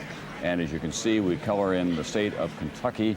Only Indiana so far tonight for George Bush, according to our projection. What does that mean in terms of electoral votes? In Kentucky, there are 8 altogether. Bill Clinton now has climbed up to 159. He has been on a steady ascendancy. And George Bush is stuck at 12 at this hour with only Indiana in his column. The popular vote still at 4%. George Bush continues to hold a narrow lead. That will be changing given these projections that we are seeing so far tonight. So that's an important win for Bill Clinton. It was a state that they both contested very strongly. Tim Russert, some thoughts? Tom Brokaw, I've just got off the phone with some Democratic Party analysts who talked about the Electoral College lock. They believe that the lock's not only been broken, that the vault's been pushed wide open. They're pointing out to 1988 figures, Tom, amongst independent voters in Michigan. George Bush won 61% in 88, 33% tonight. In Pennsylvania, Catholics in 88, 51%, 28% tonight. And the other figure they point to, independent voters in Illinois, 55% in 88, 25% now. In Michigan, Tom, they have closed the polls officially. The lines are still so long, they have voting inspectors going outside with books, letting people still vote. Tom Brokaw. Tim Russert, I'm not surprised that things are changing so swiftly in this country. We tend to forget here as we live in Fortress America what has happened in the last 4 years around the world. 4 years ago, there was still a Soviet Union. 4 years ago, there was still a Berlin Wall. 4 years ago, there was still an Eastern Europe and a Soviet bloc, and things have changed profoundly in the rest of the world. And it looks tonight like they're beginning to change here as well. Tom, we talked a little bit earlier about the issue of trust and to what extent George Bush's argument was compromised by how people thought of him with regards to his true role in the Iran-Contra affair and also to a certain extent Iraq-Gate. And Katie Couric has some answers on that. Katie? Well, Brian, if you didn't hear an awful lot about trust during this campaign, you were living under a rock. Of course, George Bush questioned Bill Clinton about his draft status, while Bill Clinton questioned Bush's role in the Iran-Contra affair and in Iraq-Gate as well. So we put it to our voters in our national poll. Were the candidates telling the truth? Well, on Clinton's draft record, they were split. 43% told us Bill Clinton has told the truth. 50% said no, he has not told the truth. Of course, of those who believe that Bill Clinton didn't tell the truth, Bush won big, not surprisingly. But the focus on trust during this campaign may have, in fact, backfired on the Republicans who emphasized it so much. Only about 1/4 of those we talked with today think Bush has told the truth about Iran-Contra, while almost 70% say he hasn't. And it's a little surprised that Clinton has a commanding lead among those who don't think Bush has come clean on Iran-Contra. While voters told us they don't necessarily believe either candidates, it's interesting to note that it really didn't matter to most voters when we asked them about what was important when it came to selecting a president. Well, only 14% said it was trust. Brian? All right, Katie, thanks very much. We've still got lots more to get to on this Tuesday evening. Decision 92, our election night coverage continues right after this.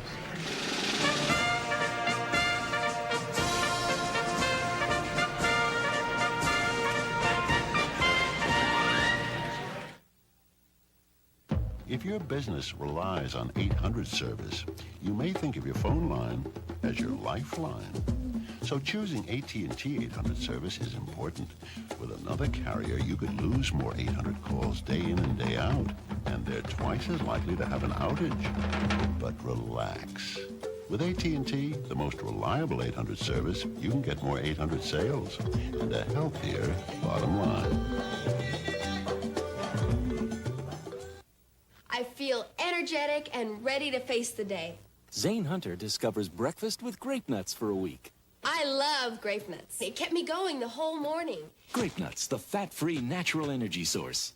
It just had a real crunchy, nutty, different kind of flavor that stayed fresh. Old cereal's out, grape nuts is in.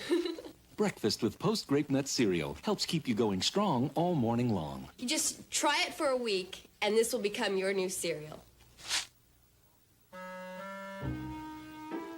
The Carlsons have always loved Freedent. They love how it won't stick to their dental work. But since they've discovered our new Winter Fresh flavor, things have cooled off considerably. That is, at least as far as their breath is concerned.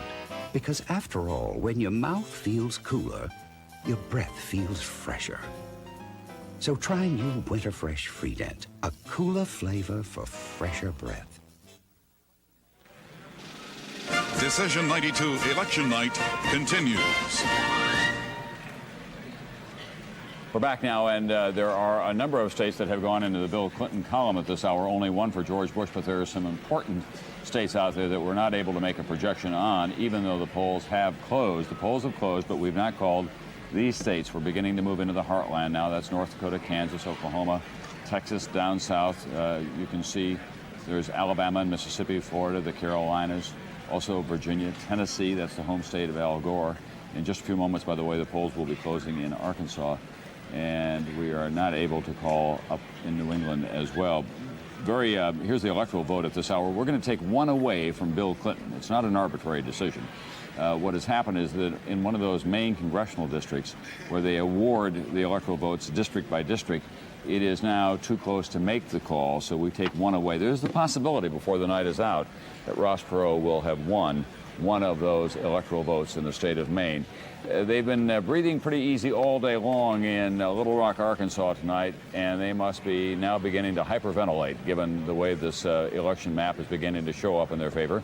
NBC's Andrea Mitchell is in the Arkansas Capitol. Andrea? Well, the governor himself still says that he doesn't want to be too premature in declaring victory. He was very relaxed tonight. He went out for a jog in the rain, said that he had, in fact, napped for 3.5 hours without intending to, sitting and watching a John Wayne movie with his wife and daughter. But the staff is all really breaking out the celebration.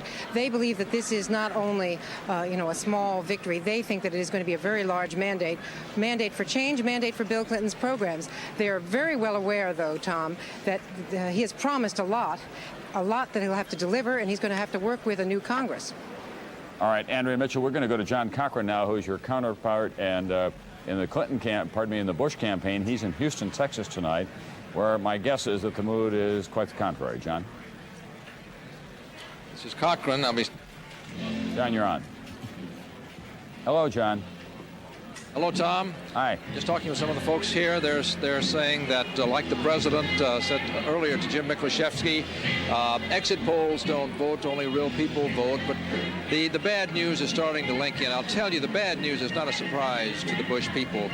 One of their top people who follows these polls told me on Sunday, he said, look, I'm very concerned that the president's not going to get 100 electoral votes. He said, we'll feel very badly if that happens because we consider anything above 100 votes not a blowout. We don't want Bill Clinton just to blow us away. Now they're concerned, Tom. John Cochran, thank you very much. It's worth pointing out that the Democrats in the Clinton campaign have learned all of their techniques from the Republican Party in the last 12 years, especially in reaching all the way back to 1968. Here's some good news for President Bush now. We're able to project the state of South Carolina. It's 8 electoral votes for George Bush. So on our big national map at this hour, we'll give Bush a second state that we can color in blue. Down south in South Carolina, that's the home of Strom Thurmond, of course. And the electoral vote then ticks up for President Bush to 20. 158 for Bill Clinton, 270 are required. We now have enough polls closed to get to that number. We'll see how long it takes. Let's take a look at the national vote. We're still holding at 4% in the popular vote counted so far, only a point separating Bush and Clinton. Ross Perot holding at 15%. If he continues there, of course, that would be a very strong showing for a third-party candidate. But after all, this is the man who gave us slow dancing, Lawrence Welk music, $1,000 briefcases, and alligator shoes. We'll be back after this.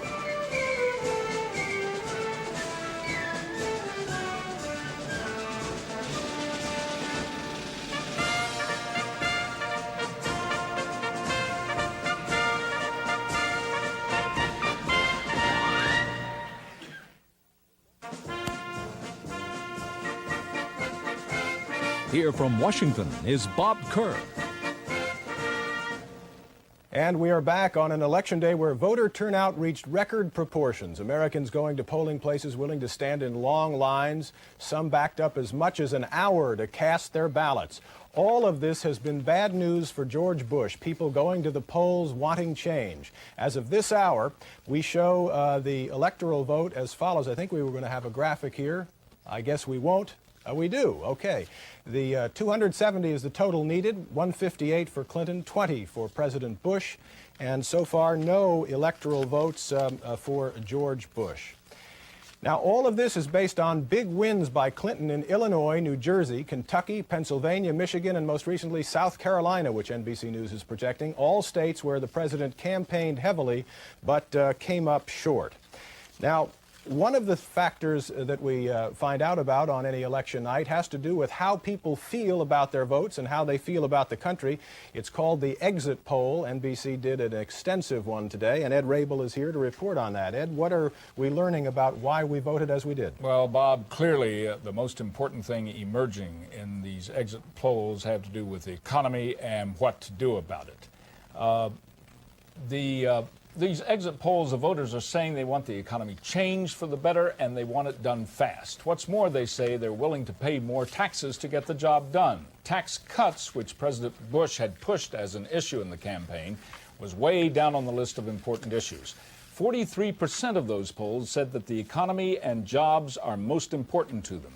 The budget deficit and health care ranked second and third according to the exit polls. But asked what they saw as the top priority for the president in the coming year, 56% said reducing the deficit. Only 13% favored cutting taxes. And even though President Bush, Bob, vowed never to raise the taxes again, half of those questioned said they believed he would in a second term. Almost two-thirds of the voters disapproved of the way President Bush is handling the economy. The quality listed most as important to the voters was whether the candidate would bring about needed change. A quarter of all those polled said they were influenced by who had the best plan for the country. And the character issue raised by Mr. Bush against Clinton in the final weeks turned out to be double-edged, Bob. Voters split on whether Governor Clinton told the truth on his draft record, for example. But Mr. Bush has a bigger problem on whether he told the truth about what he knew on the Iran-Contra issue. 70% of the voters said the president did not. Only 26% said he did. And of those Democrats who voted for Mr. Bush in 1988, 23% voted this time for Clinton. 57% said the recession hurt people financially, but it hurt them more psychologically. There was great fear out there among parents that their children just simply wouldn't be able to get into the workforce and that great American dream was dead. Ed, one of the things you said about how many people thought President Bush would raise taxes no matter what he said, we were talking to voters all over the country today about that and asked them that question, and they said no matter who gets in, we think our taxes are going to go up. And I guess what they're most concerned about, or they tell us they're most concerned about, is that the money be used wisely. What do you think? What's your bet on taxes? The bet on taxes is they're going to go up for sure, and that people want them spent on things like infrastructure, bridges, and health care, and the things that really matter to them. Ed, thanks a lot. Thank you. All right. Let's check in now with NBC's White House correspondent, John Cochran, who is on duty tonight in Houston, where President Bush and his troops had hoped to have a victory party. John, with so many states appearing to disappoint President Bush, did they really expect it would be a victory celebration tonight? No, they didn't. In fact, the hall that was booked for this so-called victory celebration is rather small. It's not even terribly crowded. They've got a pretty loud band, as you can hear there, and they're trying to keep the music upbeat at least. But no, they didn't really expect to win. They knew it would be a big upset. The president himself has said it would be a political miracle, the biggest upset possibly in modern political times. And so the bad news seems to be happening just about as they expected. They have hoped to go over 100 electoral votes. They kind of think that would be a moral victory of sorts, Bob, but in terms of getting the magic 270, I don't think they ever had any high hopes at all. John, based on whatever conversations you've been having with people there or over the past few weeks, what is the Bush camp's perception of the biggest mistake the campaign made or the biggest mistake the president himself made? Biggest mistake the president made in terms of his presidency, one was to go along with taxes, to go back on his no new taxes pledge, and two, not to be seen to be dealing with the problems of the economy. Frankly, they feel maybe there wasn't a whole lot he could do to improve the economy. This is a conservative administration which thinks there's not a whole lot the government can do, but he didn't seem to be engaged with the problem. So apart from that, you have the campaign problems, two big problems. The Republican convention was seen by too many moderates in the Republican Party as catering to the whims of the conservative wing of the party, and there are a lot of people within the Bush camp who feel that they drove away some Republican moderates from George Bush. And beyond that, there's a feeling that Jim Baker should have taken the reins of power in this campaign a lot sooner, that he should have left the State Department no later than June, Bob. That's a pretty long critique, John. Thank you very much. We'll check in with you again later. Let's take one more look at the electoral vote very quickly as we have it now, if we can. There it is for Bill Clinton with 270 needed, 158, George Bush 20, Ross Perot 0, and our coverage will continue in just a moment.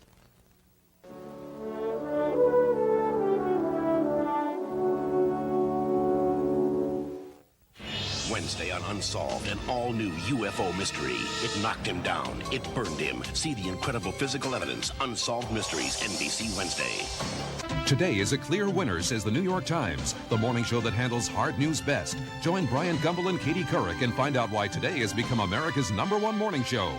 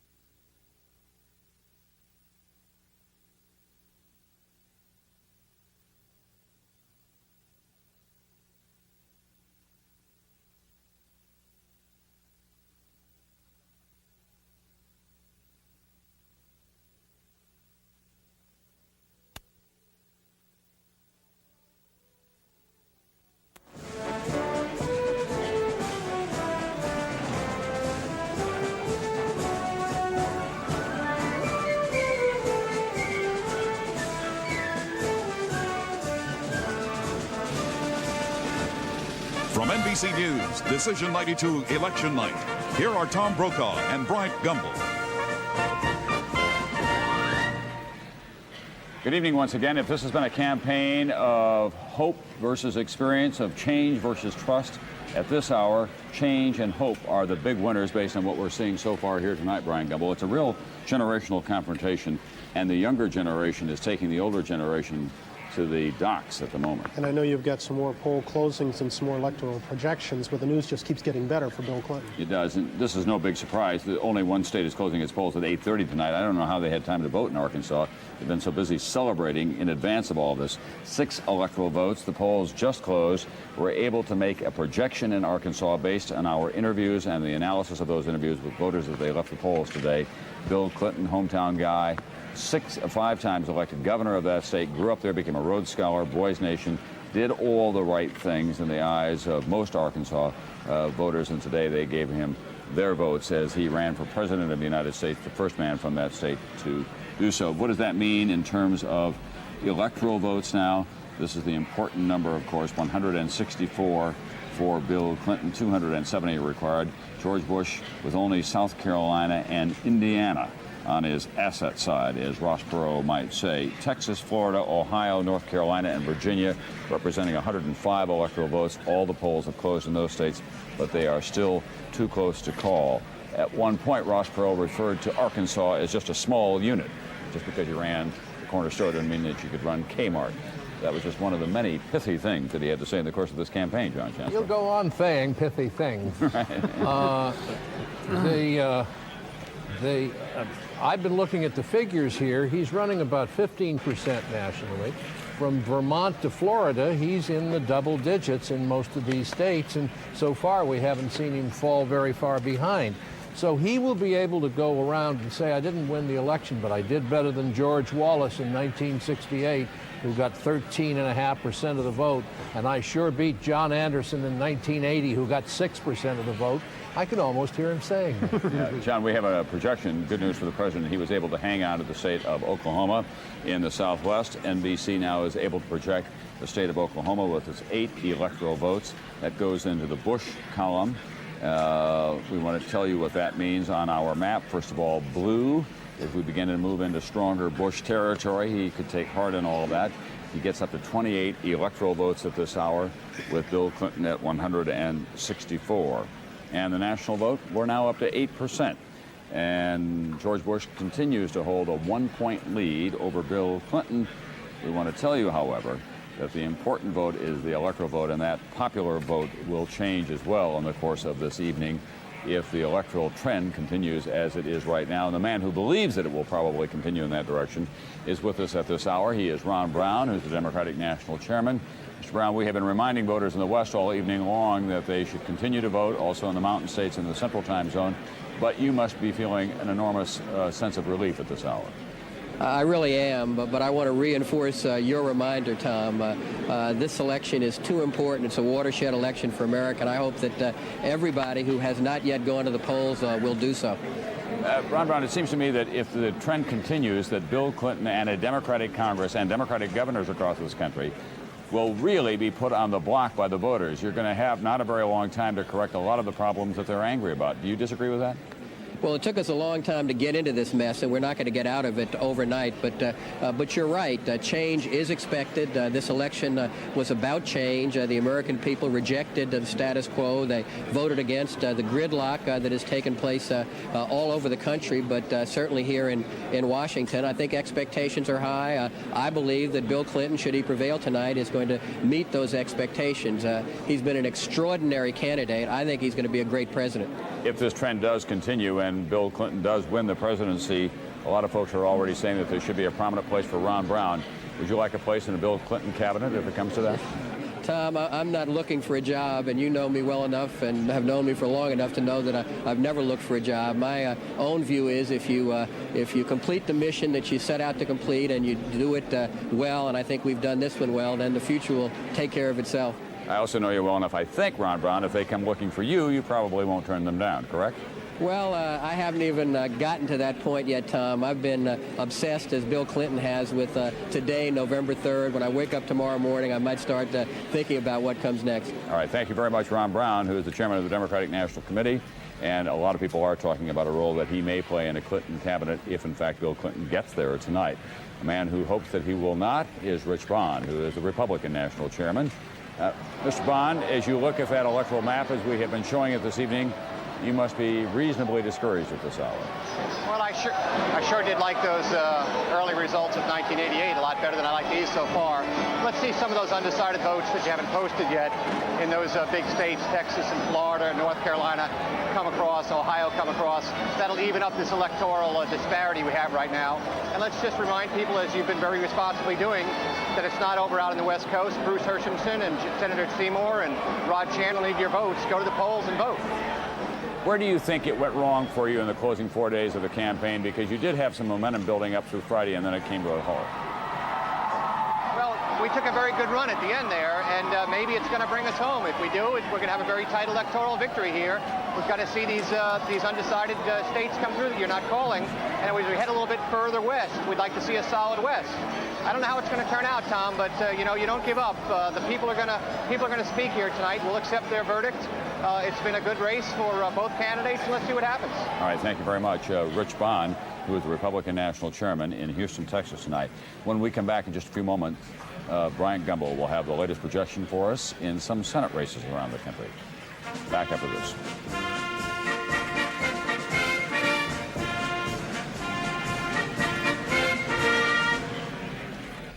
Well, I think that over 10% of the U.S. population goes to bed hungry, and that's something that's hard to imagine. At my restaurant, like a lot of restaurants, we have extra food. Most restaurateurs don't necessarily know what to do with that food, though.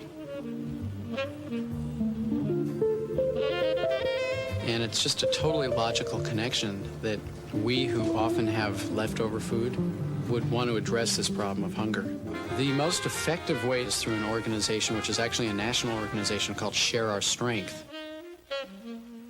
They are simply agents who connect the restaurants with the shelters. Because American Express has provided the funding for Share Our Strength, their dollars are actually going to connect food with someone who needs it. American Express supports Share Our Strength. Call 1-800-251-7000 to find out how you can, too. Introducing Ford Taurus and Cats and Dogs.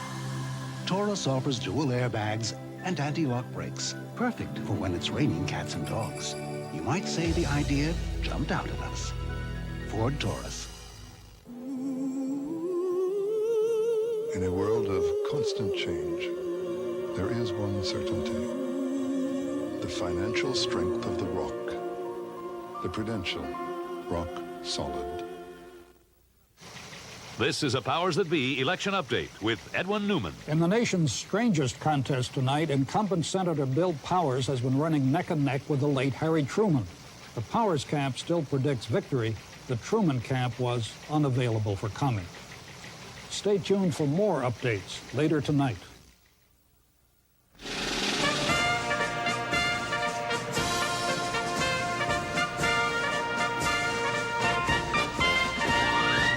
Continuing now our election night coverage of Decision 92, we can tell you that the perfect record of Senate incumbents on this night continues intact in Ohio. We can now project John Glenn, the winner in what was viewed as a very tight race against Lieutenant Governor Michael DeWine, a pro-life father of 8. John Glenn, seeking a 4th term, had a world of troubles, was viewed for a time as the Democrats' most vulnerable incumbent.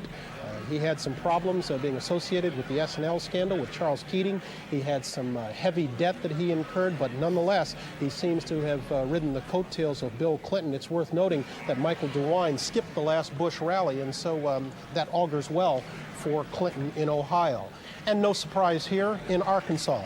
Dale Bumpers, a winner. That makes it 11 for 11 Senate incumbents. He defeats Mike Huckabee, a 36-year-old Baptist minister with no national political experience. He's not likely to get any anytime soon. There are some other races that bear watching, though, in which incumbents are very much on the bubble. We'd like to take a look at some of those in South Carolina. Ernst Fritz Hollings, a man who, oddly enough, is running as an outsider, even though he was sent to the Senate first in '66, is holding on against Thomas Hartnett, former three-term congressman from South Carolina, who in fact ran the George Bush campaign 4 years ago. How much of an outsider did Hollings want to run as? He was quoted as saying, "If those boys up in Washington cared half as much about your checkbook as they do their own, we could get this country moving again." Well, he might get his chance, because right now he's out in front. In North Carolina, Terry Sanford holding on, now trailing with 13% of the vote counted by a 4% margin to Locke Faircloth, a man who was described for a time as the stealth candidate, which tells you a little bit about what people thought of his campaign there. But Terry Sanford, who had some recent heart surgery, 40% of those in exit polls are noting that they were concerned about Sanford's health. And in Georgia, Weish Fowler leading right now with 14% of the vote counted, leading over former Peace Corps Director Paul Coverdale. Remember, as we watch this, that Fowler must win by 51% in Georgia to avoid a runoff. Texas Senator Phil Gramm is standing by with us right now from the Capitol. Senator, good evening. Good evening, Brian. You're watching these Senate returns come in as well as the presidential returns. Surprised, disappointed? Well, at the moment, we've got a lot of tough races. I noticed you haven't called Connecticut, North Carolina, South Carolina, Georgia. Those are all important states for us. There's no doubt about the fact that the presidential ticket is not running as well as I'd hoped. We still have the heartland of America. I'm still hopeful, but clearly we're in an uphill battle trying to offset the fact that Clinton is winning many of the states that we're trying to be competitive in for the Senate.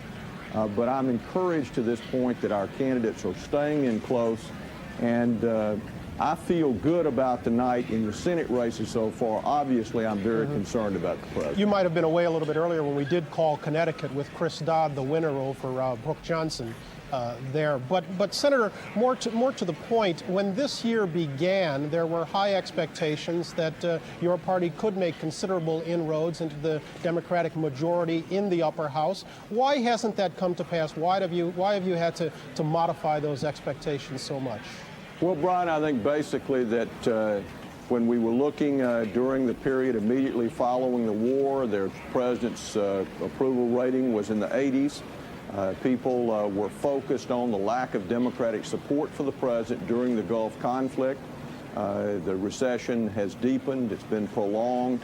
I think those things have had an impact. I think the candidates that have presented a vision as to what they want to do appear to be doing well tonight.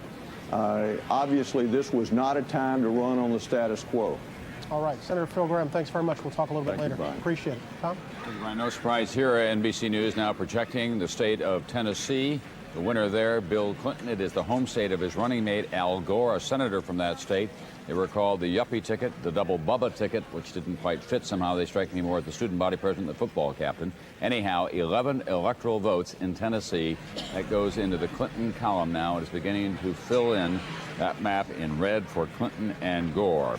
What does that mean in terms of electoral votes? 175 for Bill Clinton, 28 for George Bush, none for Perot so far. The national vote now, we've got 10% of it in, and Clinton now has eased into the lead, and if this trend continues, that will remain very much the same, and we'll be watching how big the popular vote margin may be for Bill Clinton if he continues. Not good news for Dan Quayle. In Indiana, his home state, they did win it for the Bush Quayle ticket, but in the exit poll, who better qualified to take over as president if necessary? 53% said Al Gore in Dan Quayle's home state. Only 37% voted for the hometown boy. We'll be back after this.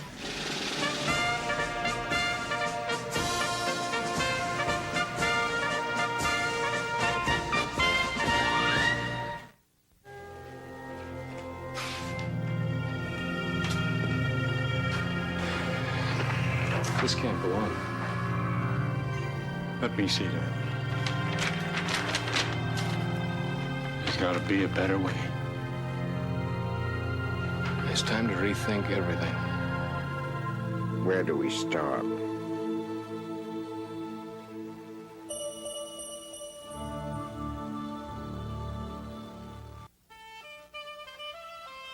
one has to tell you that doing business today is more challenging than ever.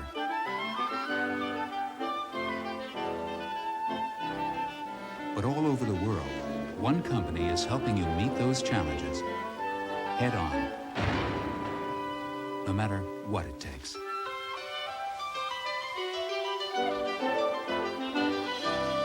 New challenges, new thinking.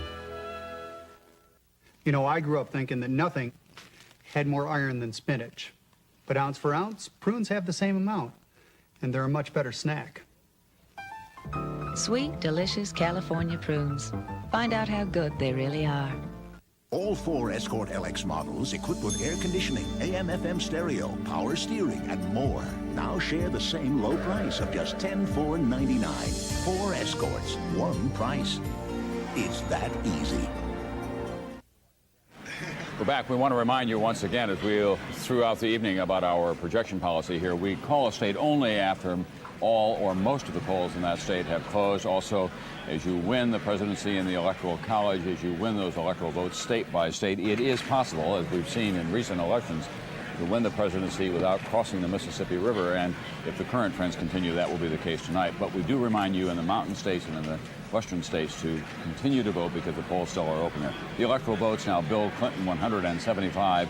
He's less than 100 away from the prize that he has cherished since he was a teenager. Actually, he is a consummate politician. He's been involved in political life most of his adult years and even his teenage years. These are the states that we've not yet been able to call. The race is just simply too close there. They are important states, especially to George Bush. Florida, down south, up north in North Dakota, Kansas, Texas is one of his home states. So we want to show you what the popular vote is, to show you the dilemma for our wizards in the back room who are trying to make these calls. We got 6% of the vote in Texas. Bill Clinton with a narrow lead at this hour. I don't know where those votes come from, so it's impossible to say how it will turn out. But anyhow, the analysts say that they cannot yet make a projection in the state of Texas. That would be a big blow to George Bush, of course. In Florida, 6% of the vote is in there. His son was the Republican chairman in the state of Florida, and we are not able to make a call in Florida, even though George Bush has a 7-point lead at this hour. Clinton is winning the seniors in Florida, we're told. We do know that. In Ohio, Clinton is winning the Ronald Reagan Democrats. Those are white male conservative Democrats, but still too close to call. 4% of the vote in. Again, another Midwestern industrial battleground state. North Carolina, George Bush is solid with the white vote, but Clinton is winning overwhelmingly the black vote in North Carolina, and that could serve him well before the night is out. 1/5 of the vote has been counted in North Carolina so far. In Virginia, it's pretty much the same. Almost half of the vote has been counted so far. Very tight race there. Now, well, there are, in fact, 11 points separating them, but the black vote could prove to be crucial to Bill Clinton in Virginia, which has been a solid Republican state for a long, long time. And Tim Russert Pro is a very big factor down there in Texas. Blacks and Hispanics are big for Clinton. 60% of the Texans just don't think of Bush as a real Texan, however, and that probably hurt him in the closing days. What have you been finding out over there? Tom, it's interesting. I just got off the phone with Little Rock. One of the numbers they're pointing to with big smiles is that the age group that is voting for Bill Clinton in the biggest numbers are senior citizens. 53% of the seniors are voting for Bill Clinton. It is his best age group amongst the electorate. They are convinced that is because of the issue of health care. Our exit poll bears that out. 1 year ago tonight, Tom, Harris Wofford knocked off Dick Thornburgh, the Attorney General of the United States, largely on the issue of health care. They thought that would be a wake-up call for the Bush administration. It looks like Bill Clinton has capitalized on the issue of health care. It is doing very well with senior citizens. They tell me in Little Rock that health care will be a top priority in the first 3 months if Bill Clinton wins this race tonight. Thank you, Tim Russert. Standing by in Texas right now is someone who was a great friend to Bill Clinton in the closing days of this campaign. I think that I can say without fear of retribution from her, she's the big mama of Texas politics these days. That's Ann Richards, who is the current governor, has a very high approval rating down there. What do you think, Governor Richards? Are you going to win this state for Governor Clinton before the night is out? Yeah, we're going to win it. You know, when I saw you up there at the first debate, you asked me, could we win Texas, and I told you I thought we could. I think we're going to win it by maybe 2 points. The big variable for us that was really hard to figure this time was Ross Perot. And Ross is, I think, going to come in somewhere around 20 points. in which case we ought to win by 2. So he's taking away from George Bush, in effect. He took away from George Bush, and he also took away from Bill Clinton. And I don't think we're going to know for several days until it sifts out and we do some analysis exactly how much he took from each candidate, but I think he took from both of them. Texas has been in a turnaround, Governor Richards. The unemployment rate has dropped about 0.5 point in the last 4 years. People are feeling better about their future down there. George Bush claims it as a home state. Why did they turn on George Bush in your judgment? We began an organization here 2 years ago, Tom, when I made the race for governor, and we have kept that organization intact, and we've worked it very hard in the sense that we've made people feel that this Democratic Party that they have now chosen to endorse and vote in is a party of the future.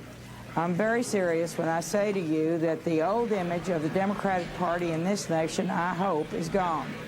The new image, and that is an image of people who are fiscally responsible, but people who really do care for those who need jobs, who need health care, that we're going to take care of those needs, but we're going to do it in a manner in which the people can afford it. And I think that that's telling all across the nation in this election. Do you think that Bill Clinton will reach out to some Republicans for his new administration as well if he wins tonight? Well, I don't have any idea. I talked to him a while last night. We were together on the plane as late as 1 a.m. this morning in Fort Worth. And we talked in general about what needs to be done in the administration, but we didn't talk specifically about people in the cabinet or anything like that. All right, thank you very much, Governor Ann Richards. It's always Great a pleasure to talk to you. Tell me without his beard. Oh, yeah, he is. We all agree with that. That's a consensus point of view. We didn't have to have any exit polls or anything. Governor, thanks very much. Right. You joined my wife and my agent in that opinion. Right, I appreciate it. You bet. Yeah, we chipped in and brought him some youth ways, and they worked to good effect. I appreciate that very much. Let's go ahead and give you a gubernatorial projection right now. We can tell you that Republican Steve Merrill in New Hampshire has won the seat vacated by Judd Gregg, who's running for a Senate seat in New Hampshire. He turned back Congresswoman Deborah Arneson of Arnie's Army. Very much at issue there was the first tax in New Hampshire. She wanted it. They said no. We're back right after this.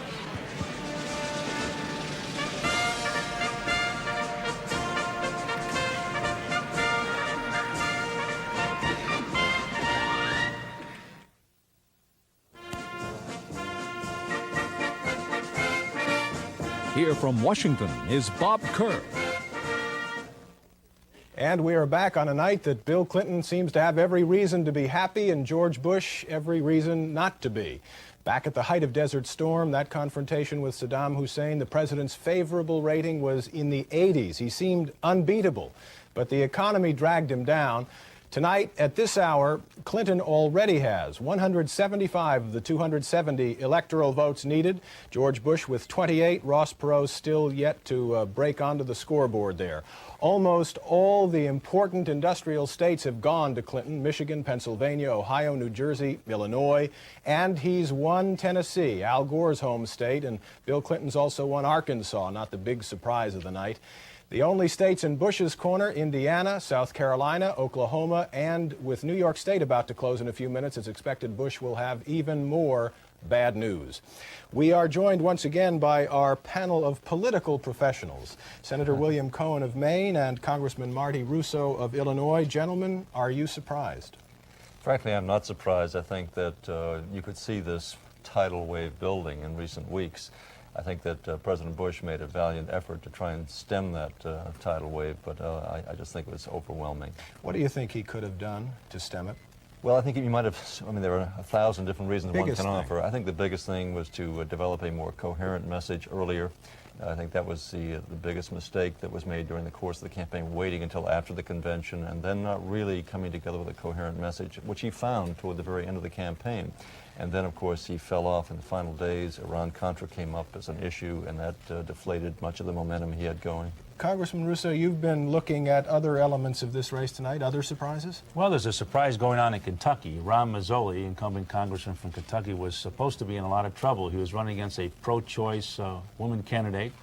And at this point, with 92% of the votes in, he's leading 56 to 44. But I think one of the things that we need to look at You know, when you say that the president was unbeatable because of the Persian Gulf, you have to remember, just before we went to the Persian Gulf War, the president was falling in the polls. He was into the 40s, and the Persian Gulf War pulled him up. And the reason he was falling into the 40s early is because he wasn't paying attention to the economy. And after all the hoopla and euphoria over the Persian Gulf War was over, the question was, now what do we do with the economy? He still never got the message on what to do with the economy. I think Bill Clinton's message was directly on point. The jobs, economy, and I think that's what hurt the president. There was no way he can recover from that. In terms of talk show politics and Ross Perot, this was certainly a different campaign. Was it a good campaign? I think overall it was a very good campaign, because for the first time we saw a breakthrough with the American people feeling they had a much bigger role to play in this particular election. I think the talk shows, from the network shows to the radios and others, I think played an enormous role in this election, and it has to be a milestone for American politics. Likely to see more of that. I think this is just the beginning. More bus trips. What about you? I think we have more bus tours, more MTV. The president taking a bus tour? I mean, Clinton says he's going to do that. I think it's important. What this shows is that you must stay in contact with the American people. That's what's going on here. They basically felt Washington and the president had not paying attention to their issues. For example, health care. I mean, he took the Wofford election to make the Bush administration focus on health care, but the public was way ahead of the politicians on that issue. Let's break away here for just a second and check in with NBC's Andrea Mitchell, who has a bird's eye seat down there in Little Rock, a place where they've closed off 16 blocks here for a big party. Andrea, our exit poll shows that this was a big vote for anti-gridlock. What is Bill Clinton likely to do about that? Can he get things going quickly? He knows that he has to. In fact, there are some reports that he might come to Washington as soon as next week, when Democratic senators are supposed to be caucusing, and try to get that momentum going.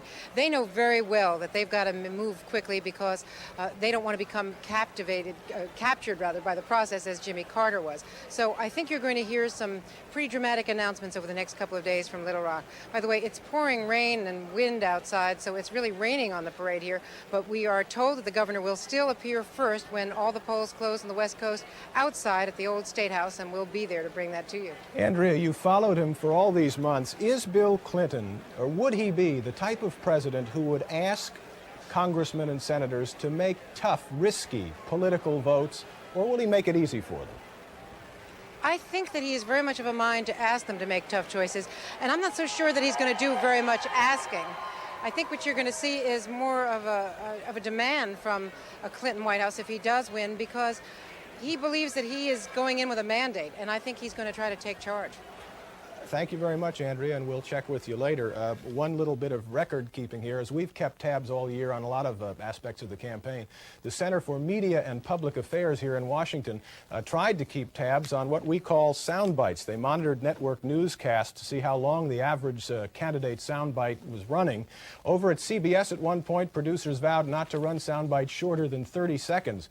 Didn't quite work out that way. The average candidate soundbite on the CBS Evening News during the final weeks of the campaign was 8.3 seconds.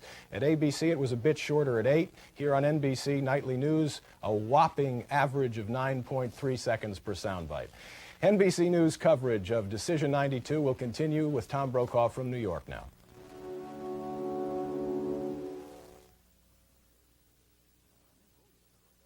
You voted, America. Now what happens? What lies ahead for the economy, healthcare, education, and your future? A special America Close-Up tomorrow on NBC Nightly News. Wednesday, it's a woman's fear. Her doctor assaults her. This guy is not going to stop. But when the law can't stop him, his victims will. Law and Order, NBC Wednesday.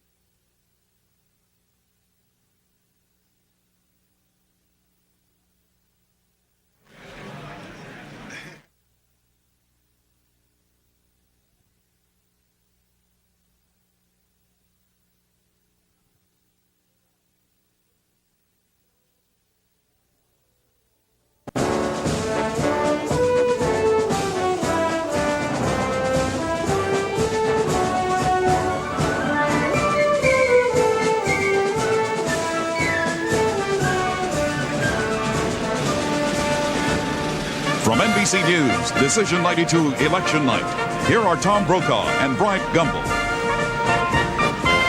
Good evening once again. I'm back here with Bryant Gumbel, and Bryant, at this hour, Bill Clinton is closing in very rapidly on the magic number of 270 electoral votes. In 1960, John Kennedy said a torch was passed to a new generation. Tonight, it's a whole bonfire. That's the way the electoral map is going. We want to show you what's going on in Little Rock at this hour. In the capital of Arkansas, they're beginning to assemble there. We expect that Bill Clinton and Hillary sometime in the next hour will probably make an appearance, because at about that time that we'll be able to make a projection. We'll remind you, however, that the polls are open in many parts of the country. If they are in your state, we urge you to go out and exercise your right to vote. The electoral vote, of course, is based on the representatives and the senators from those states, and that's how they get to the total. Here are the states in which the polls have just now closed at 9 p.m. Eastern Time. 99 electoral votes altogether. Arizona, Colorado, Louisiana, Minnesota, Nebraska, New Mexico, New York, Rhode Island, South Dakota, Wisconsin, and Wyoming. And George Bush had to have a good chunk of those states to stay competitive tonight. And the fact of the matter is, he is not getting them. We're now prepared to make more projections for Bill Clinton that will take him close to the 270 marker. He is the projected winner in New York. No surprise there. 33 electoral votes. That's one of Clinton's most important states. It stayed rock solid for him. Minnesota has been in the Democratic column. 10 electoral votes there. Bill Clinton is the winner there as well. It voted for Michael Dukakis last time around. Here's a winner in the Rocky Mountain states. Colorado, 8 electoral votes. Perot was a big factor, taking away from George Bush. And now let's go to New Mexico. 5 electoral votes in New Mexico. Last voted Democratic in 1964. It had gone with the winner every time but once since becoming a state 80 years ago. It went with Gerald Ford in 1976. Rhode Island, only 4 electoral votes. They all go to Bill Clinton at this hour. And the state of Delaware, which has been another one of those bellwether states, voting with the winner every time since 1952. Tonight it believes that the winner will be Bill Clinton. It has given him 3 electoral votes. So as we show you on the map now, all of those states will go red for Bill Clinton. The blue states belong to George Bush.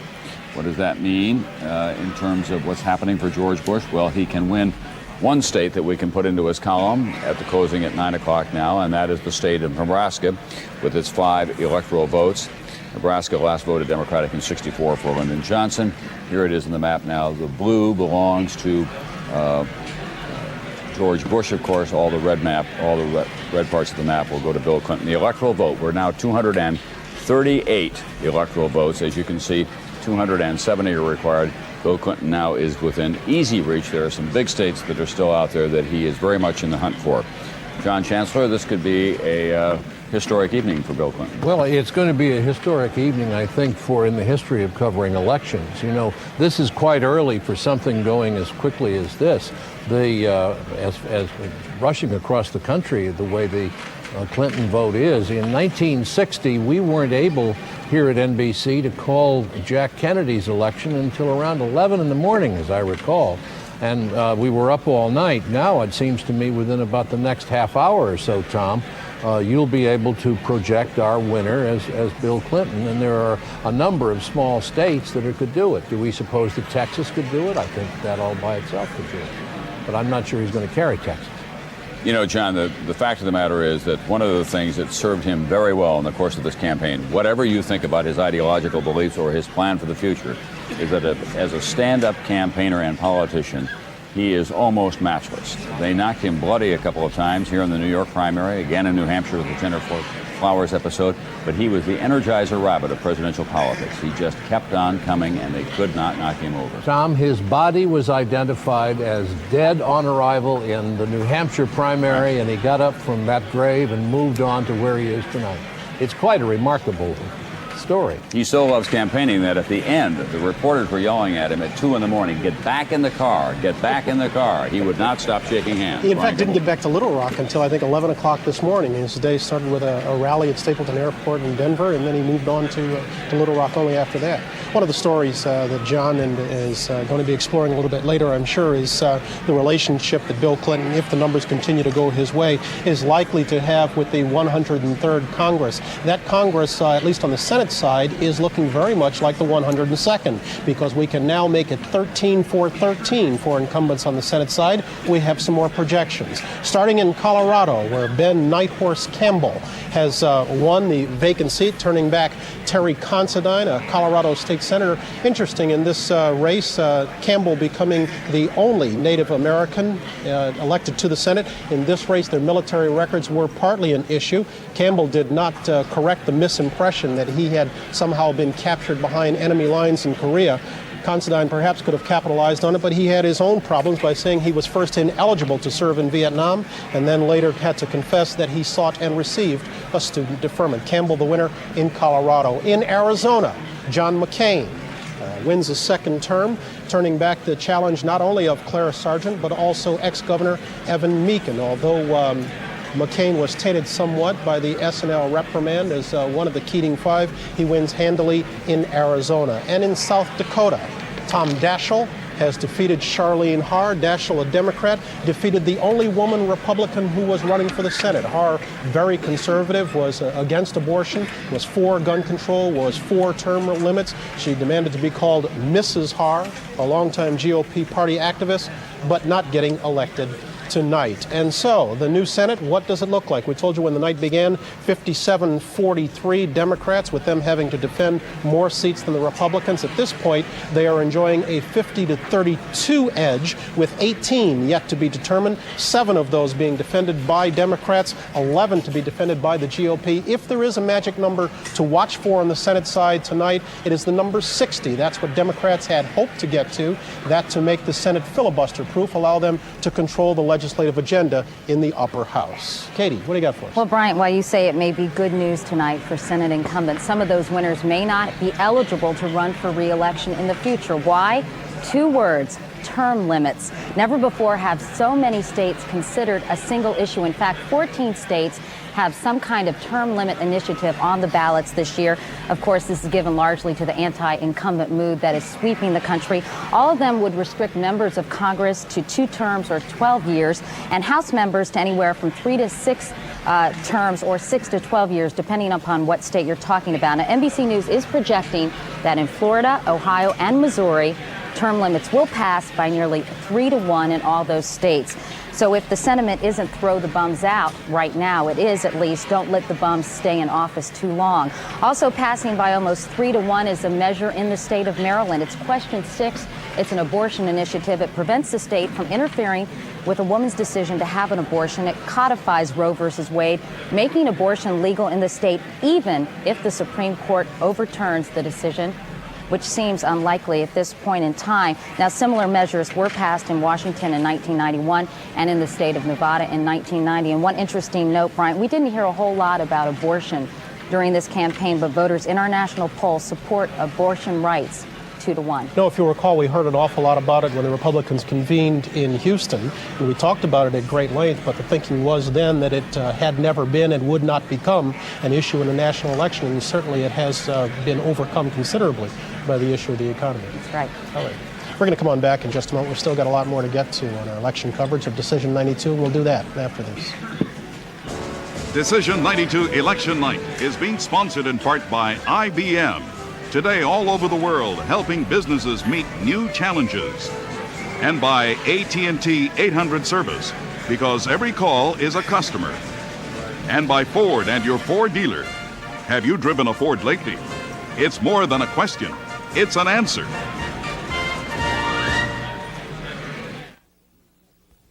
You're about to see a side of Ranger you never expected.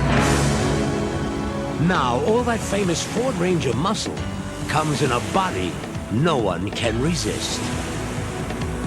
Introducing the 93 Ford Ranger. Ford trucks, the best, never rest. Ranger is how tough looks today.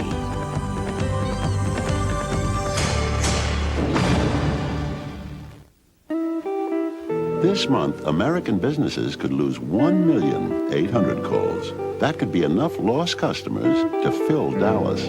Next month, Memphis and Tucson.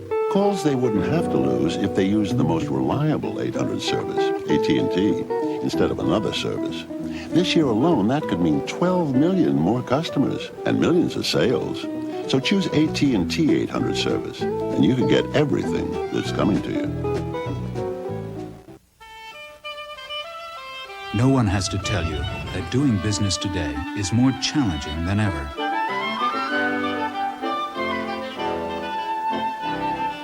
But all over the world, one company is helping you meet those challenges head on, no matter what it takes.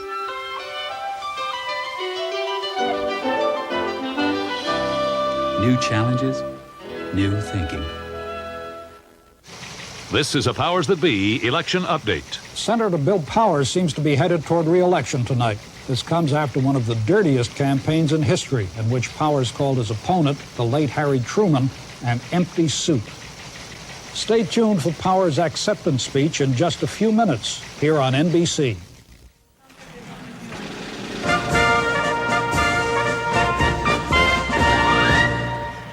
We're back. It's now shortly after 9 o'clock in the East. Polls are still open in the West, of course, in the Mountain Time Zone as well.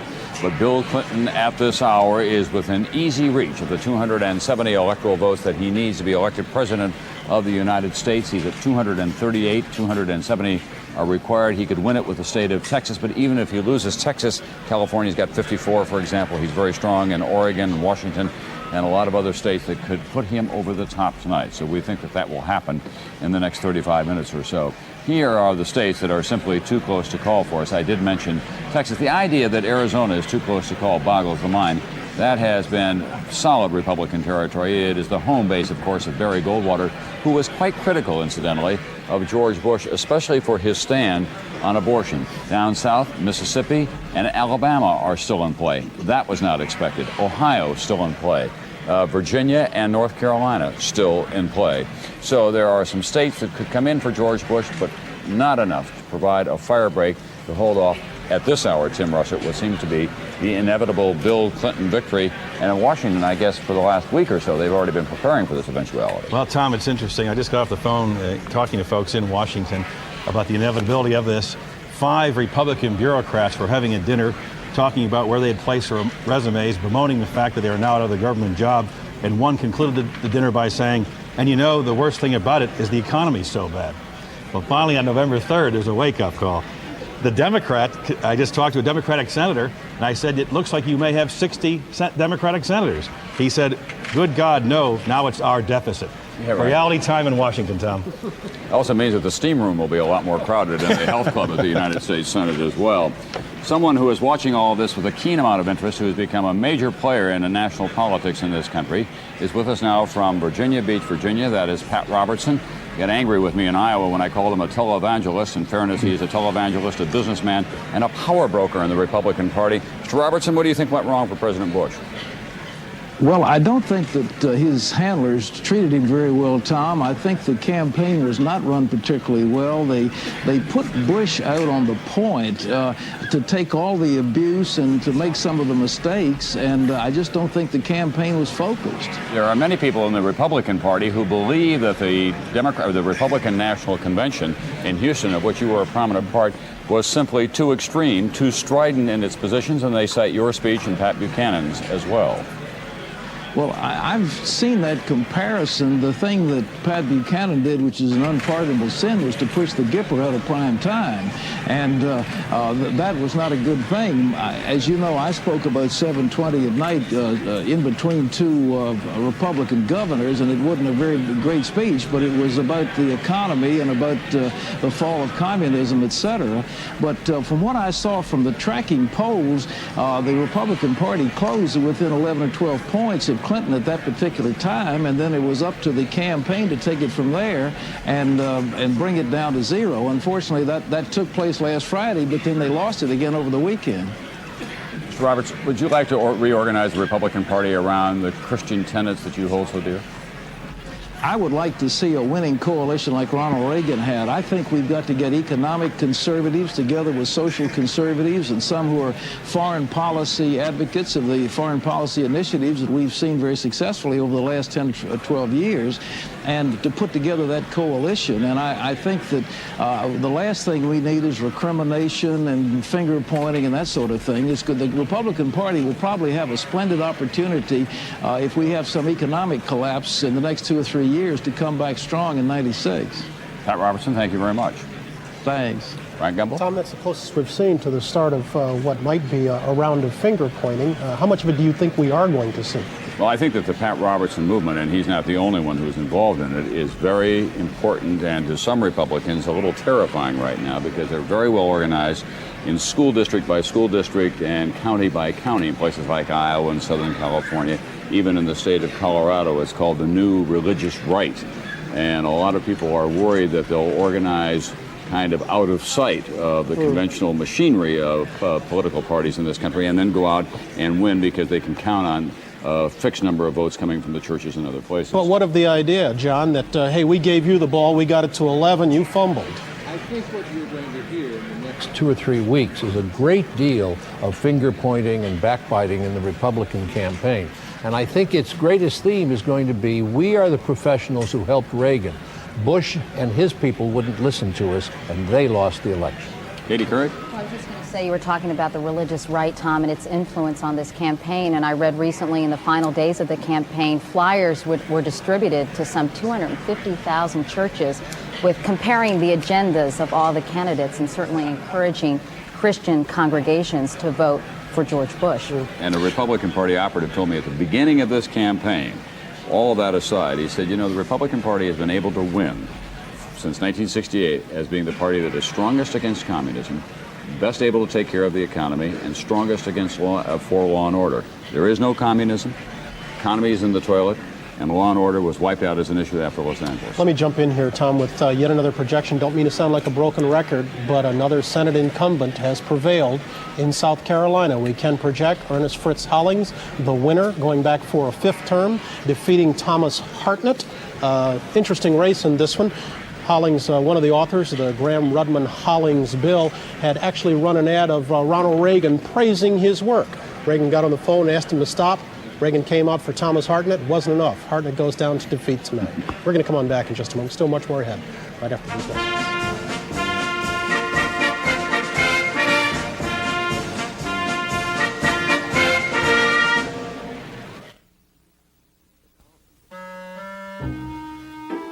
The Carlsons have always loved Freedent. They love how it won't stick to their dental work. But since they've discovered our new Winter Fresh flavor, things have cooled off considerably. That is, at least as far as their breath is concerned. Because after all, when your mouth feels cooler, your breath feels fresher. So try new Winter Fresh Freedent, a cooler flavor for fresher breath. I'm a nurse, and I'm a nurse first, and I'm an Aetna employee second. The care is first. You know, is that patient being handled appropriately? I would hope that we would all care about patients the way we would ourselves or our own family members. And that's the way I see it. That, you know, that's my job.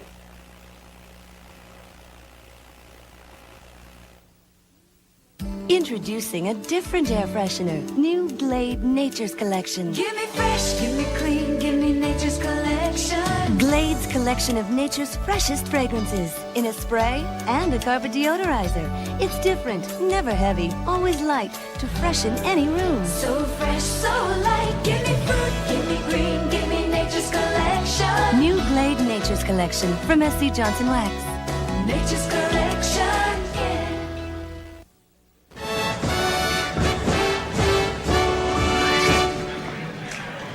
We're back now. It's 20 after 9 here in the East, and Bill Clinton seems to be marching inexorably to the magic number of 270 electoral votes.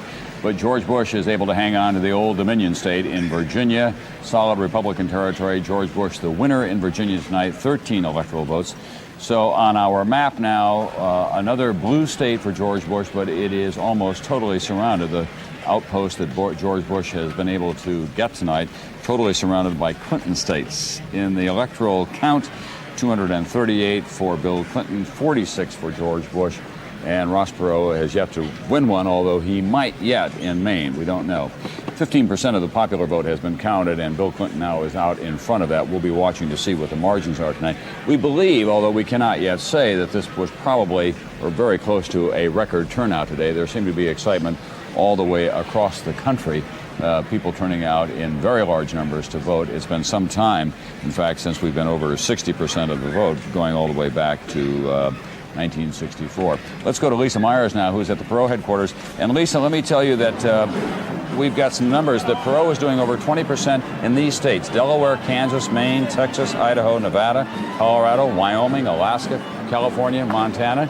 Won't that encourage him to come back 4 years from now and to be at the White House door in about 6 months from now? Oh, I don't think he's going to need any encouragement. I spoke with Orson Swindle a few minutes ago. He's the head of Mr. Perot's volunteer organization, and he says that they're looking at and hoping to hold 15 to 17% of the vote nationally. And if they can do that, they would think that's terrific. He already assured the people in this room that their volunteer organization, United We Stand, will go on after tonight. So Mr. Perot is going to be around for quite some time to come. Will he finance the movement in the years to come? No promises on that, but I'd be surprised if he didn't. Most people here tonight are very proud of what they've accomplished. There are a few what-ifs, people who remember the heady day of summer when Ross Perot was at 35% in the polls, and they wonder what might have happened if Perot had not dropped out of the race in July. But I think that we can expect to hear more from Ross Perot on that subject tonight, I am told, although he will leave his options open as far as another candidacy. He will not say he will run again, but he will not rule it out, Tom. Thank you very much, Lisa Myers. I say this in quotes, everyone. Katie Kirk proved her manhood, as Ross Perot put it, by questioning him very directly. Katie? Thank you, Tom, as did Lisa Myers. And there is an interesting point, in fact, about Ross Perot from our NBC National Exit Poll. In that poll, 4 out of 10 voters told us at one point in this campaign they considered voting for Ross Perot. That's 40%. That's a big number, no matter how he fares. You gotta love a candidate who says to his supporters, folks, the buses are lined up outside to take you back to the insane asylum. We'll be back right after this.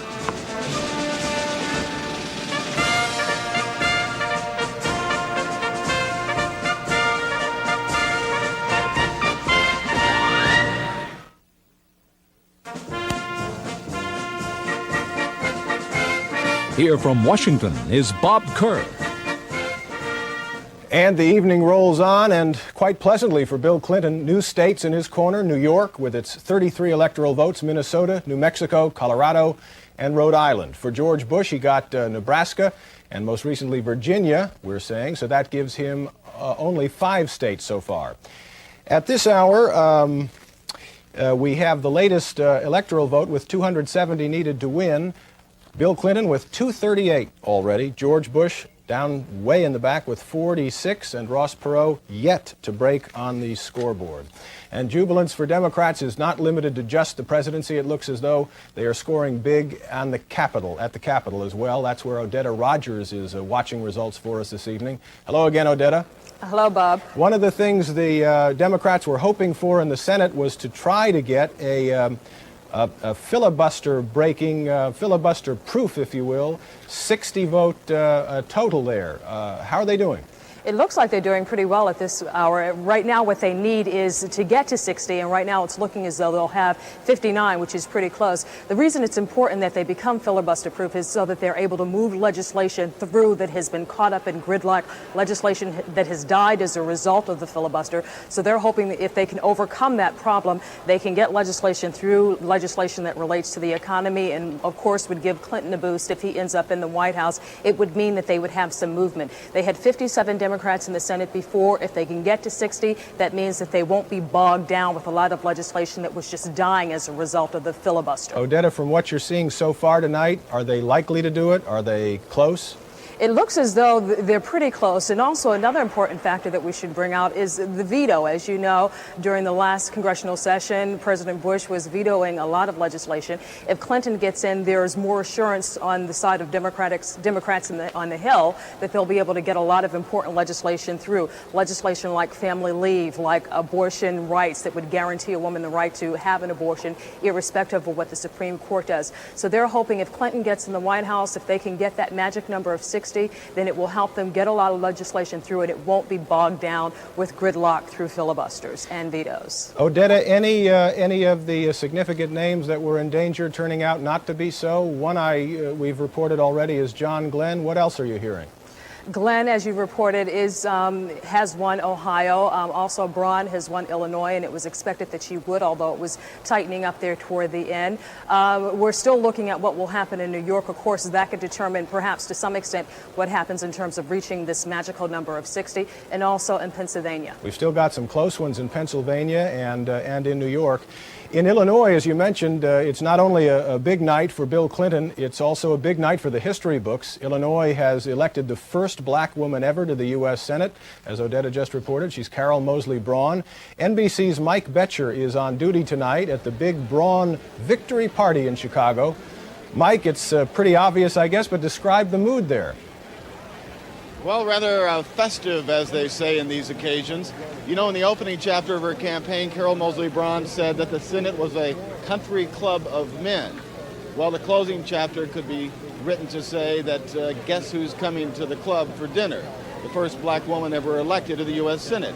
Now, she did this product of the Clarence Thomas hearings, did this without campaigning on that issue. She did it using mainstream Democratic issues this election, taxing the rich, cutting the defense budget, and universal health care. And she did it with a coalition of white women, a great majority of black voters, and a minority of black men, but enough to get her over the top. And she's winning by about 10 percentage points here. Mike, is the investigation of Carol Moseley Braun by state agencies into whether she circumvented tax or Medicaid reporting rules because of some money she handled for her mother, who's a Medicaid patient in a nursing home, is that investigation likely to haunt her as she comes into Washington? I don't believe so. She paid $15,000 this past weekend to the Medicaid fund. She says it closes the case.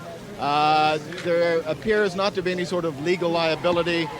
She appears to be in the clear. It was a good campaign issue for a while for her opponent, Rich Williamson, but it's likely not to follow her. She's received a pretty strong mandate tonight. Michael, thank you very much. We'll check again with you later. A bit of a civics lesson might be in order at this point. All night long, we will be referring to the number of electoral college votes that a candidate needs in order to become president. The Electoral College was created by the framers of the Constitution, and no matter who wins the popular vote, a candidate must get 270 of the 538 electoral votes in order to win. States get electoral votes equal to their representation in Congress, so California, with 52 people in the House plus its 2 senators, will have 54 electoral votes. Whoever does best in each state gets all the electoral votes. Then each state's electoral college representatives vote. That's on December 14th, and ceremonially, of course, all the ballots are tallied in a joint session of Congress in January, and then, only then, officially do we know who the real president will be. NBC News Decision 92 coverage continues in just a moment from New York. I'm Bob Kerr in Washington. See you later.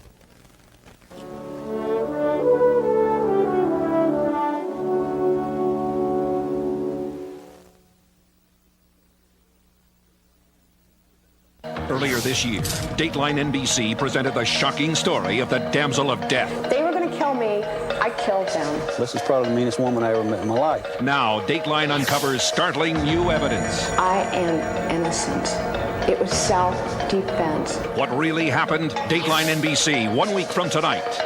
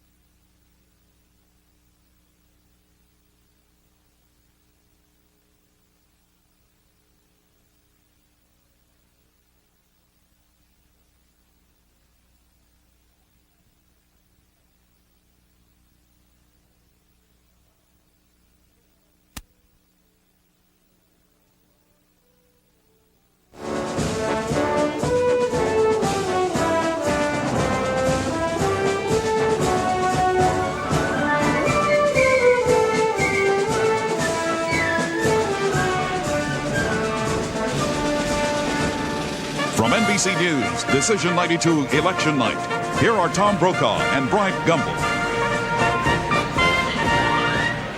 We're back now. It's 9:30 in the East, and sometime during the course of this half hour, it is very likely the man who liked to call himself the comeback kid that others called Elvis or the Panda Bear, that man, Bill Clinton of a town called Hope in Arkansas, will be projected the winner of the presidential candidacy of 1992. He is now very much within reach. We want to show you, first of all, the electoral vote. 238 for Bill Clinton, 46 for George Bush. He's just Texas away if he wins that state, and he may not, in fact, but there are other combinations that could serve him well. We want to show you now the states that are too close to call, and a combination of some of those states could serve him well. He still has a crack, for example, at a state like Louisiana, still has a shot at a place like Florida. And if he puts that together with North Carolina and especially Ohio and Wisconsin, then he's over the top. And we'll remind you again, as we have throughout the evening, that the polls will remain open in other parts of the country. You should continue to vote because there are many important offices and issues at stake. 15% of the vote has been counted thus far. Bill Clinton now with a 2-point lead. Ross Perot holding in there at 16% of the national vote. That would be a significant number for a third-party candidate. He's doing even better than that in a number of states. And in fact, we believe that Ross Perot probably has helped Bill Clinton in some states and George Bush in others.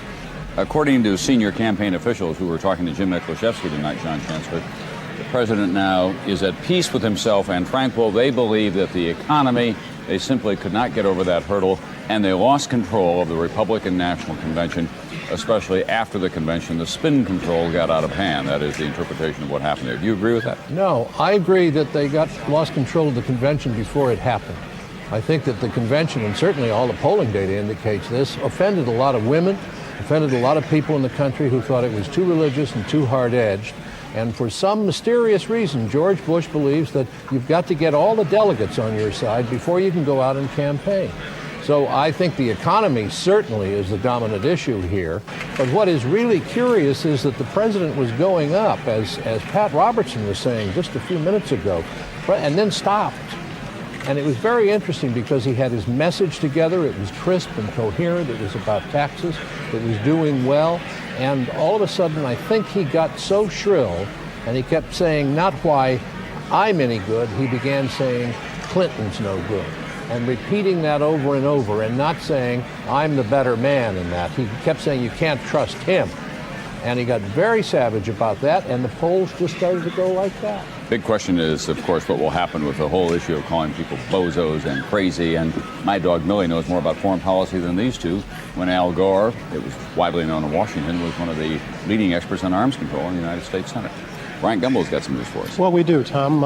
Again, and Democratic incumbent for the Senate, we can project a winner coming from Georgia. Weish Fowler turning back the challenge of former Peace Corps Director Paul Coverdell. Again, this one's significant because Fowler needed at least 51% in Georgia to avoid a runoff. Jim Hudson, the Libertarian candidate there, we understand, is pulling about 3% of the vote, but we can project Fowler the winner.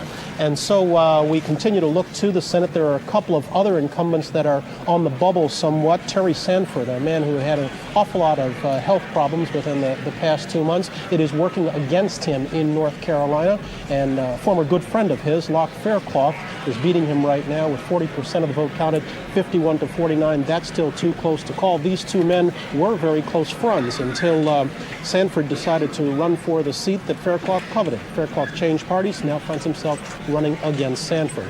And in Pennsylvania, another one too close to call. Lynn Yackel, who made her mark coming after Arlen Specter for serving as chief prosecutor of Anita Hill during the Clarence Thomas hearings. Specter made up an awful lot of ground by charging that Yackel was a one-issue candidate, but that one issue seems to be serving her well so far tonight with, and out in front right now, 51% to 49. Those two were watching, huh?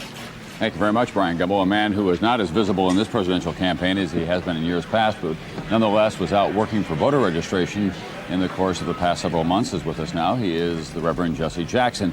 And I'm fine. I trust that that's not an FM radio station you're listening to on those headphones, that you are hearing me through those, right? I do. Okay. Now, how many states did you go out and try to register voters in, Reverend Jackson? Well, about 40 states. Early on, the focus was on the reapportion seats across the South, because we knew that across the South, where there are more, where you have minority white, majority black Democrats, it was important to have big turnout in the South. We then start focusing in the West at places like Les O'Corn in Oregon and Patty Murray in Washington. What we found across the country, the kind of things that drove the campaign: A, no more Russian bear to be afraid of; B, the objective economic conditions; C, the Anita Hill factor; and fourth, the reapportionment across the South. Reverend Jackson, do you think that you now have a claim on the Bill Clinton agenda if, in fact, he gets to the White House? It appears very likely that he will. And if you do, what would be your order of priorities for him?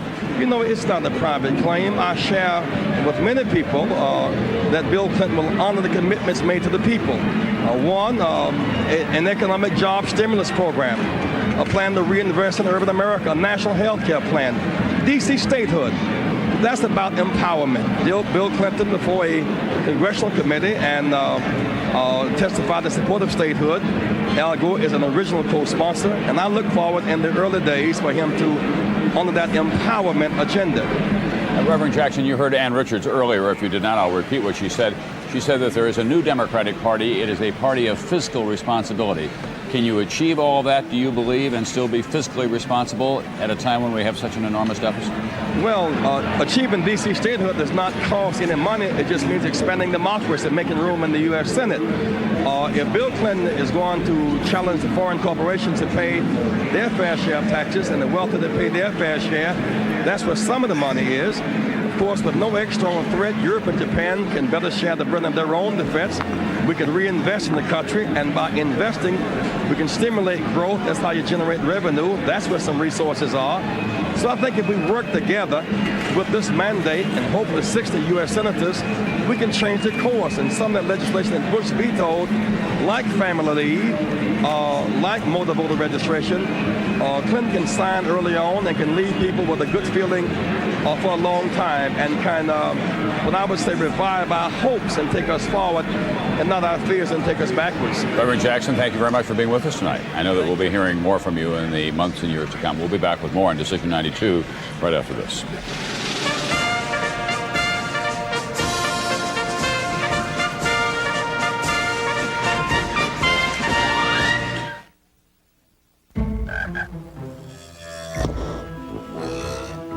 Other laser printers have been playing leapfrog for years in a futile effort to catch up with the HP LaserJet. Now they're truly up against it. Hewlett-Packard introduces the HP LaserJet 4, a new generation, a new standard to reach for. Good luck, fellas. If it isn't a LaserJet, it's only a laser printer. Introducing Ford Taurus Wagon and the bags. While all wagons have room for bags in back, only Ford has wagons in this class with 2 bags up front, keeping Taurus out front in safety. Ford Taurus Wagon. The first time I switched pain relievers, it was from aspirin to Tylenol.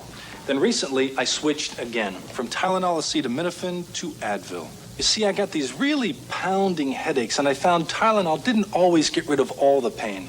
So I tried Advil and found that for my really tough headaches, 2 Advil worked better than 2 extra-strength Tylenol tablets, better than extra-strength Tylenol caplets, better than Tylenol gel caps. For my tough headaches, Advil just works better.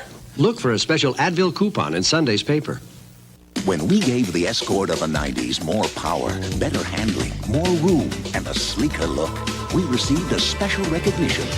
More repeat buyers than any small car in America. Ford Escort.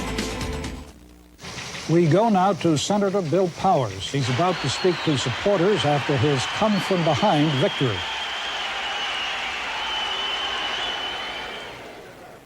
My friend. I'm afraid that's all we have time for now, but Senator Powers will have more to say on the powers that be this Saturday on NBC.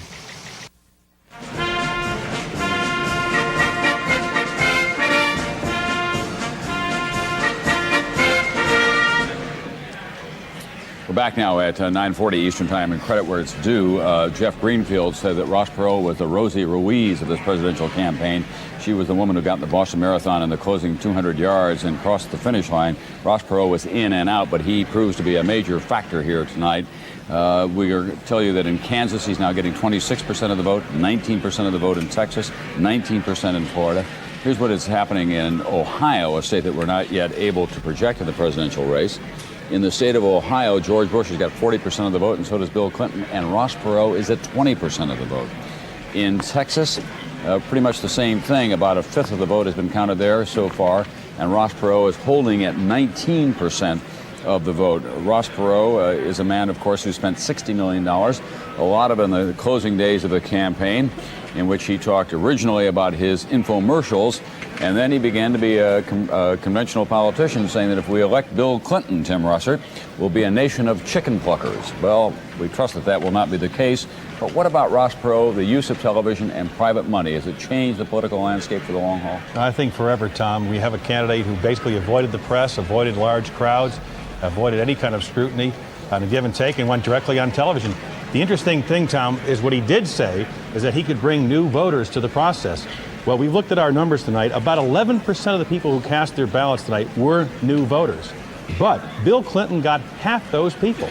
Ross Perot only got 23% of the new voters. And more interesting, and this goes to Jesse Jackson's point with you only a few minutes ago, Tom, about 20% of the voters, 1 in 5, were minority, which obviously Jesse Jackson's going to take full credit for. Tom? Thank you very much, Tim Russert. Well, at the Bush campaign headquarters in Houston, they're saying tonight that one of their big mistakes was to attack Ross Perot early. They believe that Ross Perot may have cost them the presidency. Very early on, when Ross Perot was just flirting with the idea of running for president, one of the president's aides said to me, listen, we do not want to have a conservative billionaire in this race. That's our constituency. And then he thought more carefully about it and said, well, our constituency goes beyond conservative billionaires, of course. We want to go now to Washington University in St. Louis, which was the site of the first presidential debate. They have good reason to be enthused and excited. It's a fine little university in St. Louis, and they got a lot of well-deserved attention. Bob Dotson is there. Bob? Hi, Tom. How are you? Fine.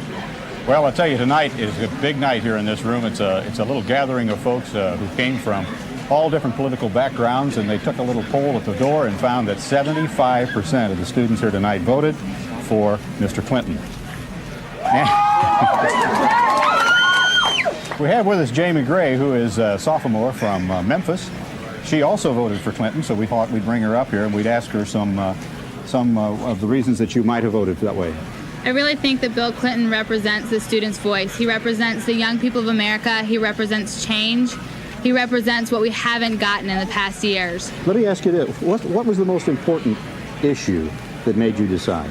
I really think that it's change. America has not But more than change now. You were talking to me about the different kinds of issues that the young people here were concerned about. One thing that I think that is very important is pro-choice. I think that every woman should have her right to choose, and I think that a lot of people are really standing behind that this year. I don't think that it matters if you're anti-abortion or pro-abortion. I think that it matters what every person chooses for themselves. You didn't come by your decision quickly. No, I didn't. I really took some time to think about it and to decide what I thought was best for America and what I thought was best for me personally. And I really think that Bill Clinton represents that. You're 19 years old. Yes. It was your first election. Yes. Were you served well by the process? I think so. I think that it was a very good opportunity. It made me feel good that I was serving America and that I was representing other people with the same views that I have that are younger and who couldn't go out to vote. You know, Tom, when the debates were held here, only 62% of the student body was for Mr. Clinton. It did go up to 75%. And they had an interesting way that they decided to do this. They took a poll over here where they were serving food. If you were for Clinton, you asked for a chocolate chip cookie. If you were for Mr. Bush, you asked for broccoli. There's a lot of broccoli on that table tonight. I got to promise you that maybe they just like chocolate chip cookies. have a much more scientific analysis in our exit polls. The choice between broccoli and chocolate chip cookies. However you feel about ideology, I think a lot of folks in the country would come down on the side of President Bush on that one. Katie Kirk, do we think that young people will be coming back into mainstream politics now as a result of the excitement generated by this race? Well, there's a good chance, Tom, that that could happen. In fact, many analysts say that young people haven't been targeted as aggressively by the Democrats since George McGovern in 1972. Obviously, Bill Clinton and Al Gore made the most of this. They both appeared on MTV. Bill Clinton, as you remember, was on Arsenio Hall playing the saxophone. All of this seemed to appeal to young voters. Of course, George Bush said he didn't want to appear on MTV. He wasn't a mod MTV kind of guy, and he said it was for teeny boppers. But even George Bush and Ross Perot this weekend showed up on MTV, and I think that it probably helped Bill Clinton and Al Gore a great deal. We talked a few moments ago about that one in Dallas who was in labor and stopped to cast her ballot and then went on to the hospital. This just in? She in fact, yes, in fact, they have had a baby boy, Lex Michael. The baby was born at the Margaret Perot Women and Children's Building at Presbyterian Hospital, but they voted for George Bush. We'll be back after this.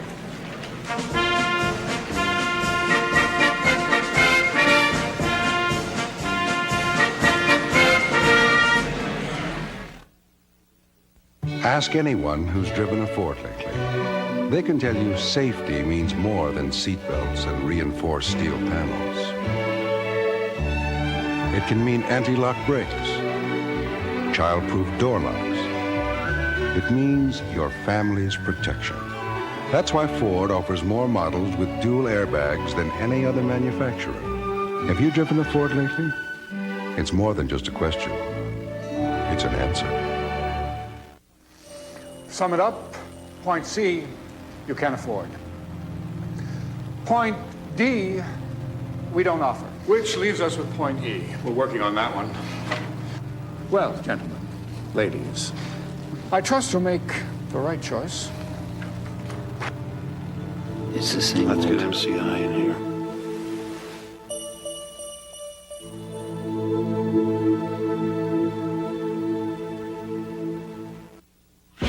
Want to run all your software fast?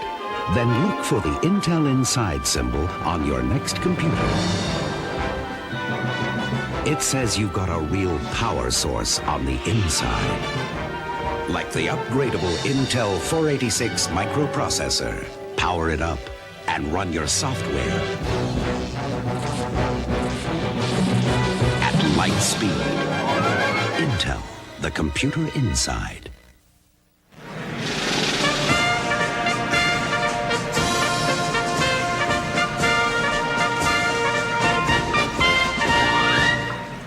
We're back. Bill Clinton is very close in the electoral vote, but he's still not there. 238 electoral votes. John Chancellor, you've been doing a little calculation over there. Well, there are 254 electoral votes that are still undecided, and Bush needs 224 of them to go to 270, the magic number. That's 90% of all electoral votes still out there the president would have to get in order to win, and that is the measure of his situation right now. And if that would happen, that would be a historic night in an altogether different sense than what we've been talking about. Isn't that the truth? Tom, we don't have any further projections on the Senate side just yet, although we suspect, it's 9:48 here in the East right now, we suspect that once we turn the clock past 10 o'clock, we will be able to project winners on the Senate side in Nevada and Iowa. Let's give you a look at how the Senate breaks down right now. We had told you earlier on that the margin was 57-43 Democrats when the night started. At this point, the Democrats hold an advantage of 20. It's 52-32 with 16 yet to be determined. 5 of those to be defended by Democrats, 11 by Republicans. Senator Warren Rudman of New Hampshire, outgoing Senator Warren Rudman of New Hampshire, is standing by with us. WBZ in Boston. Senator, welcome back. The number that we had looked at a little bit earlier was 60 for the Democrats. Twofold question. Number one, is it reachable? Number two, if they get it, how much difference will it make? Well, of course it's reachable. I just cannot, guess where it's going to come out, but it's certainly within the realm of possibility. So that's up for you experts to project. Let me simply say, if they reach 60, then we truly will have a total end to any deadlock or gridlock in government, because at that point, there is no chance whatsoever for Republicans in the Senate to block any legislation they feel is not in the national interest. And of course, under the House rules, the House Democrats will control it totally. So essentially, if the Democrats can get their act together and decide what they think is best for the country, that's what the country will get. And the Republicans will truly, for the first time in many years, be a minority party. I hope that doesn't happen, but it well might tonight. seems the country has well decided that it had enough of divided government and it was easier to change the manager than it was the team. Do you really expect we're going to see a break in the gridlock that had been in Washington, been the order of the day for the past 12 years? I think you will on a number of issues, but I have serious reservations where you will have any break in the gridlock over the serious issue of the deficit. I mean, after all, the kinds of votes that have to be cast are difficult ones, and whether or not people in Congress today, be they new or old, are willing to cast those votes, I'm just not sure. Earlier, you had Senator Bill Cohen on, and he was talking about a tough vote earlier this year in which only 28 votes were cast in the Senate. Now, the question is, will this new Congress be willing to cast votes? The more significant question is, will President-elect Clinton, if that's what happens, be willing to say to the Congress, we must get the deficit under control, if not in the short run, in the medium term? If he doesn't, then it seems to me we'll be back in gridlock over economic issues. I have no doubt that the social agenda the Democrats wish to pass will probably become law. The serious question is whether the economic agenda that is needed for the country will also become law. Only time will tell. And are you of the school that says if he is going to give that harsh medicine to the American public, it's going to happen in the first 100 days or not happen at all? I would say no, and let me simply tell you why. I think it should happen in the first 100 days. After all, Ross Perot may have been the wrong messenger, but he had a rather interesting and I think correct message. If President-elect Clinton, if that's where we're headed tonight, if he cannot get it done in the first 100 days and faces a midterm economic crisis, which the global financial markets could set upon him, he might be forced to deal that medicine out in a third or a fourth year of his term. So this is going to be a fascinating 4 years. All right. Senator Rudman, thank you. Thank you. John Chancellor. Well, 60 Democrats in the Senate sounds nice, but you can't get 60 Democrats to agree on anything. If you'd had 60 Democrats on the Titanic, they wouldn't have agreed on whether to get off or not. Thank you. That's okay. Katie? Well, Brian, as we said before, abortion really hasn't dominated the political landscape this year as it has in years past. But abortion rights advocates seem to be the clear winners tonight. We've already seen a strong pro-choice measure that passed in Maryland this evening. Now, voters have rejected an initiative in Arizona that would have prohibited abortion except in life-threatening cases. The measure was opposed by 2/3 of the voters.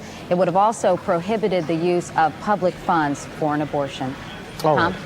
All right, it's not quite enough to get him to where he wants to get to tonight, but it's an important state. Louisiana goes into the Bill Clinton column, 9 electoral votes, home of James Carville. We'll be back with more after this.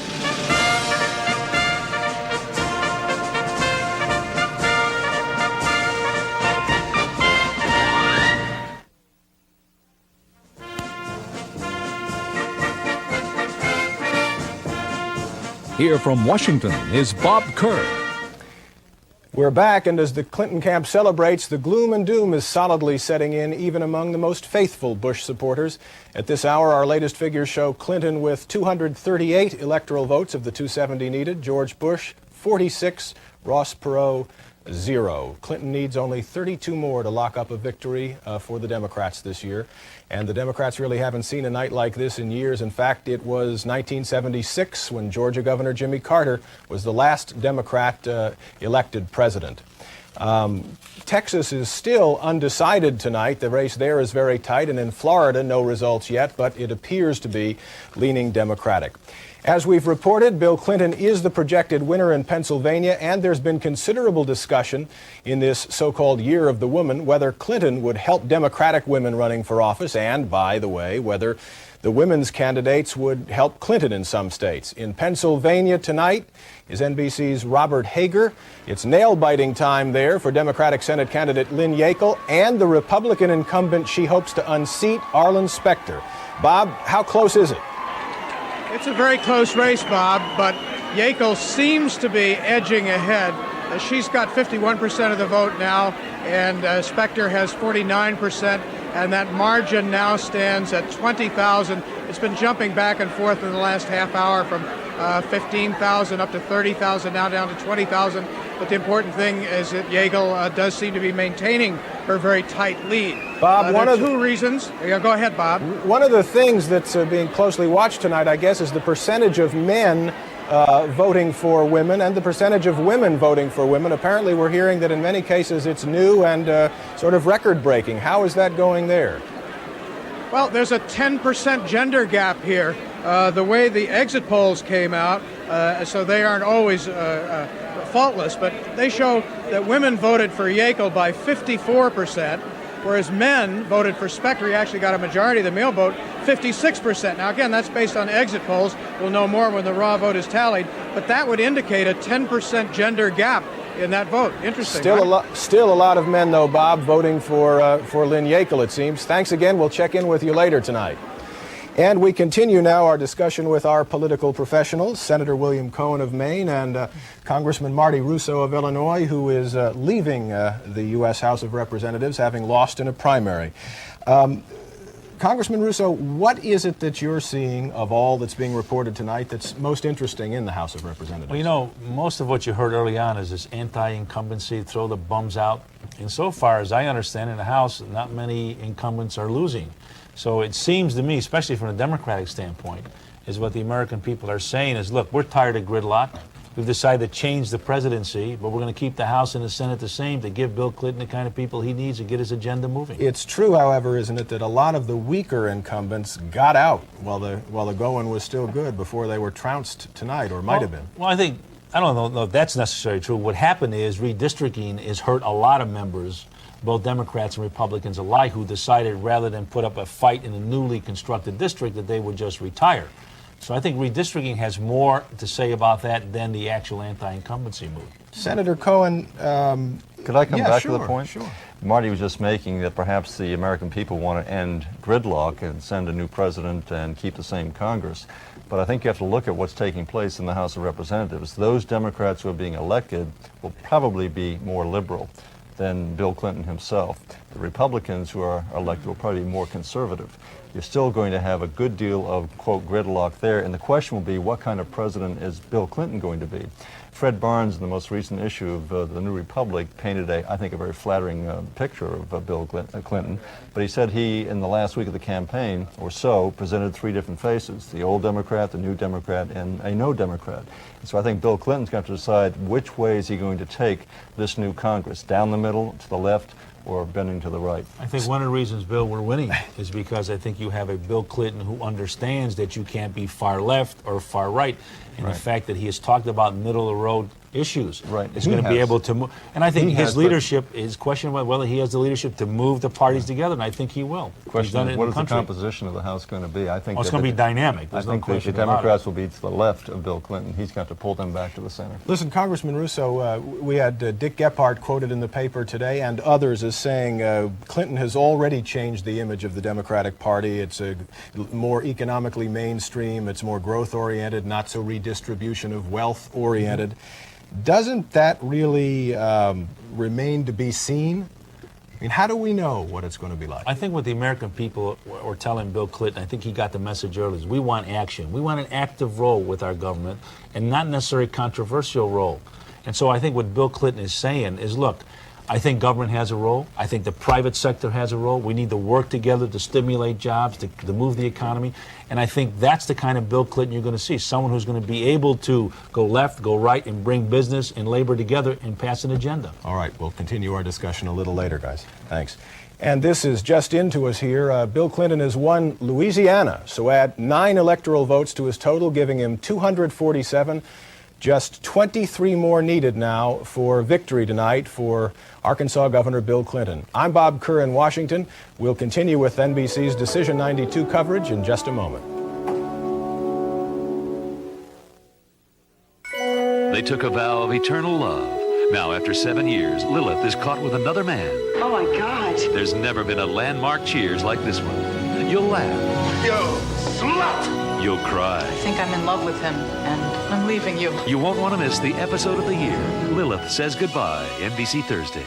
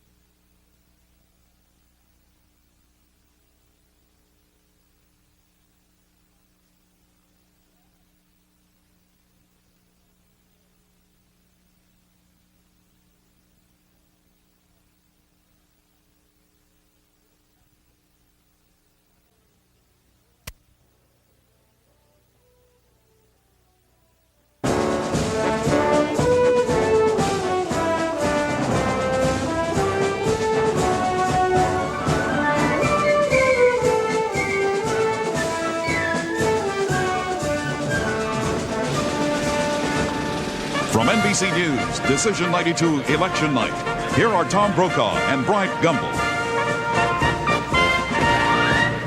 Good evening once again. As you can see from the map behind us, this is turning out to be a very big night for Bill Clinton from the tiny state of Arkansas, which was so often derided during the course of this campaign. At one point, the president said it's just a tiny state between Texas and Oklahoma. And it turns out that it's a state alongside Texas and Oklahoma, not between them. And those are folks tonight in the Arkansas capital of Little Rock, which was very big now on the American political map. Bill Clinton is just moments away from an electoral victory. And that's a small town where the governor, who has been in office for 5 terms, goes for a jog in the morning and knows the folks along the street. And as he said very effectively during the course of one of the debates, you know, when somebody gets laid off in Arkansas, I'm likely to know their name or to know the town where the factory has been shut down. Polls that are closing now at this hour, 10 o'clock, as we move across the West. Idaho, Iowa, Montana, Nevada, and Utah, even though we continue to make projections and the electoral vote continues to count up, and that you get the electoral vote in your state by adding up the senators and the representatives, we do want to remind you again that the polls are open, especially in the Pacific time zone in many of the mountain states, and you should exercise your right to vote. Bill Clinton now is the winner in another state that has been solidly Democratic in recent years, and that's the state of Iowa. Iowa has dropped in unemployment in recent years, but Bill Clinton gets the 7 electoral votes from the state of Iowa. George Bush now picks up a couple of states out west that he had counted on to be safe states. They turned out to be that indeed. 5 electoral votes from Utah, and also next door from the state of Idaho. 4 electoral votes there for George Bush. So we'll color in those states for you now. We've got Iowa in there. Let's put in Utah and Idaho. Blue for George Bush. Not as many as he would like. He's going to be surrounded before this night is over by a lot more red states than blue states, although we still have big ones to call in Texas, as you can see, and down south. So the electoral total now, 254 for Bill Clinton, 55 for George Bush. So far, none for Ross Perot. Here is the national count of the vote. We're approaching 30% now. 4-point lead for Bill Clinton. Ross Perot is holding strong in the 16-17 range. It may even percolate up a little higher than that. And if it does, he's gotten his money's worth. He danced with his daughters yesterday, had a big rally around the country, spent his money, had a good time, and certainly became a fixture in American folklore, if not in the presidential race. One of the things that we've learned earlier, were told earlier this year by many of the Republican operatives and some independent observers, was that because Clinton did not serve in uniform during the Vietnam War, that if that was used properly against him, that would turn all the Southern males, who were a very patriotic bunch, these experts said, against him. And so people began to pay a good bit of attention to that. I've been looking at the rough figures that we have in Georgia, which is a state where patriotism among young males is not unknown. Clinton and Bush were running about even as far as males are concerned. In Maryland, Clinton was slightly ahead. In Kentucky and Virginia, it was fairly close. And even in states that went for the president, South Carolina and Indiana, there was no big difference in the male vote. So my guess is that because Clinton didn't wear the uniform, it is not hurting him in the figures we have tonight. John, along the same lines, one interesting note from the Gulf War. Remember when some senators voted against it and it was thought it would come back to haunt them? Well, the numbers tonight are showing that 9 incumbents who voted against the Gulf War all won, as did 1 congressman who voted against the Gulf War and won an open seat, Byron Dorgan, for the Senate. So that's 10 of 10. When we were down at the convention in Houston, the Republican convention, we took a poll, Tom, you remember? 57% of the Republican delegates said that they would not apply the word victory to the end of the war in the Gulf. It's just sort of gone off the national radar screen. Saddam Hussein is still alive. There's still many questions about our dealings with Saddam Hussein and with Iraq before the war began. And bigger picture, it seems to me, that as we change the political landscape of this country tonight, will change a lot of assumptions. World War II versus Vietnam, having served in uniform versus not having served in uniform. Tom, let me jump in here, if I could, with a couple of more Senate projections, because we have two more to add to our list, both incumbents in Iowa. Charles Grassley, Republican, going back for a third term, managed to turn back the challenge of Jean Lloyd Jones, who was inspired, another of those inspired by the Clarence Thomas hearings, challenged the incumbent in Iowa, but came up a loser, as did Demar Dahl, losing to Harry Reid in Nevada. Reid, freshman senator in '86, wins fairly easily. Dahl was nicknamed the Marlboro Man in that state, but evidently voters found his campaign wasn't smoking quite enough, and so Harry Reid goes back to Washington. Let us tell you about some other Senate races that bear watching as this evening moves along. In Pennsylvania, this one is very close, as you can see, splitting right down the middle between Lynn Yackel and Arlen Specter. We expect this one to go on into the night before we can declare a winner. In Missouri, surprisingly, Kit Bond in trouble, getting a strong challenge from St. Louis Councilwoman Jerry Rothman Surratt. Senator Bond having some problem there with her. And in New Hampshire, we can tell you that Judd Gregg, the governor, is having considerable problems with a retired professor, a corporate executive, John Rao. That one right now is breaking 50-48 for Rao with 22% of the vote in. That's another one in which the draft status had considerable problems because Gregg avoided the draft. He got out with acne, bad knees, and sleepwalking, was not helped by the fact that his father was governor. Well, I think that what happened is that it crossed party lines this time. They were able to point at Dan Quayle and Dick Cheney, who served so effectively as the Secretary of Defense as student deferments during Vietnam. So it neutralized that issue, I think, to some degree. Let's go to Washington right now, where Senator George Mitchell, the majority leader, is standing by in the Capitol. Senator, thank you for being with us. Thank you, Brian. What's your take on the way things are breaking tonight? It's going great. That's the definition of understatement. Thank you very much. Don't be so expansive. Does the prospect, Senator, does the prospect of one government, legislative and executive branch, frighten you in any way? Because now suddenly the Democratic Party is going to have to come up with some answers. We welcome the challenge and the responsibility. I think that Governor Clinton has said all along he thinks we have to change the economic policy of this country. I expect he will hit the ground running with an aggressive program, and we in the Congress look forward to working with him to enact it. What is your expectation for those first 100 days? Assuming the votes continue to go Bill Clinton's way, are we going to see many of the Bush vetoes repackaged and sent back up to the White House? I think the highest priority is economic growth, to get the economy moving again, health care reform, and dealing with the deficit.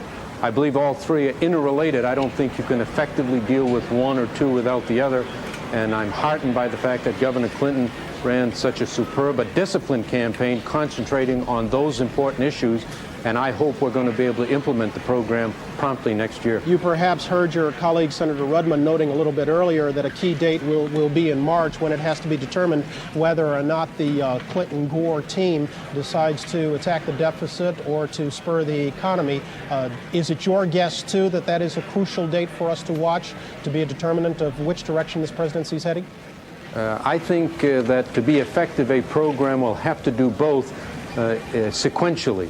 I don't think you're going to be able to have the kind of stimulus that people are talking about without also dealing with the deficit over the period of a business cycle. I think that's what Governor Clinton will do because it's what he's said he's going to do, and we in the Congress look forward to working with him. I think it's a tremendous night for not just for Bill Clinton personally or for the Democratic Party, but for the American people and the American economy. All right, Senator George Mitchell, thanks so very much. We'll be talking this evening. Thank you. Much appreciated. We're going to come on back in just a little bit, continue with our election coverage of Decision 92 right after these messages.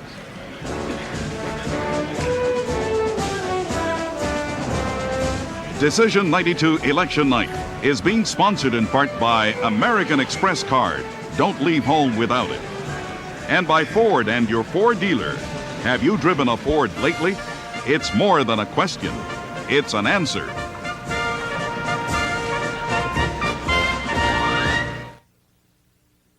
Ask anyone who's driven a Ford lately.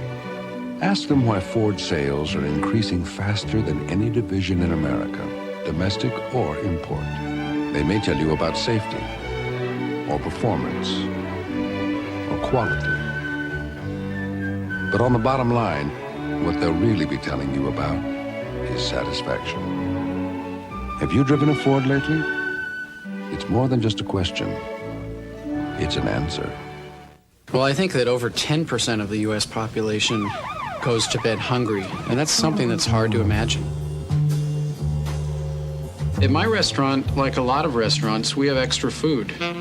Most restaurateurs don't necessarily know what to do with that food, though.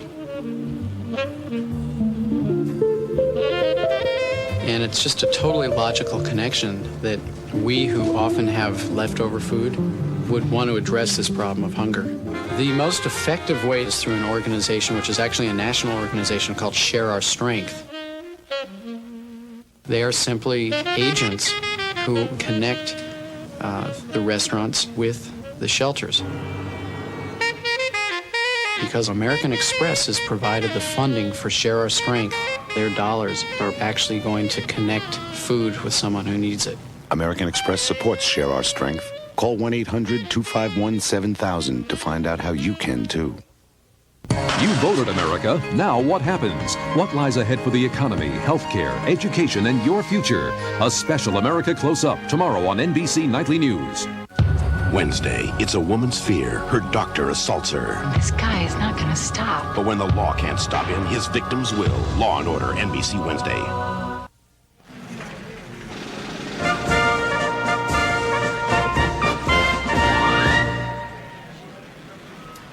It's just that close for Bill Clinton now, 10 minutes past 10 o'clock here in the East, about 11 minutes past 10 o'clock. He's very close in the electoral vote. We want to show that to you now. 254 electoral votes for Bill Clinton. He requires, as you can see, only 270. George Bush is at 55. Ross Perot is yet to win one.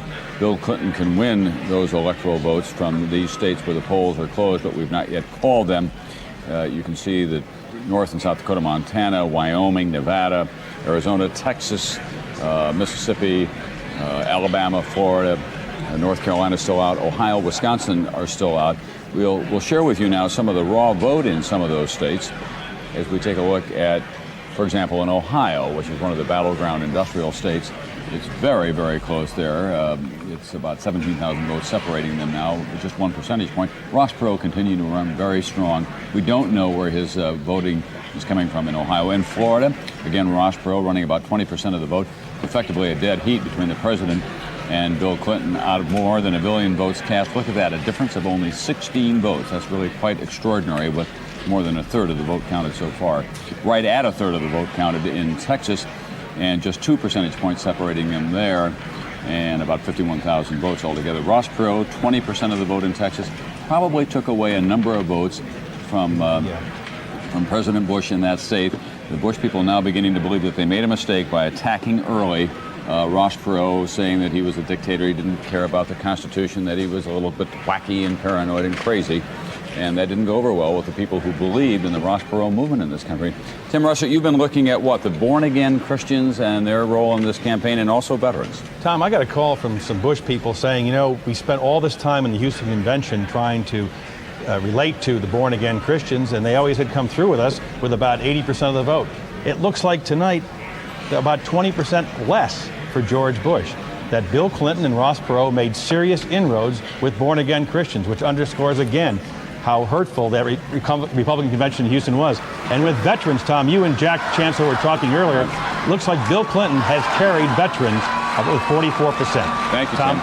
We're going to go now to Dallas, where we can see down there in the throng, he's not very tall, but he carries a lot of weight in presidential politics. Ross Perot, the man who said in one of the memorable lines of this campaign, "I'm all ears," and drew a huge laugh across the country. He's there with his wife, Margot. He's described her as world-class, top drawer. One of his favorite descriptions.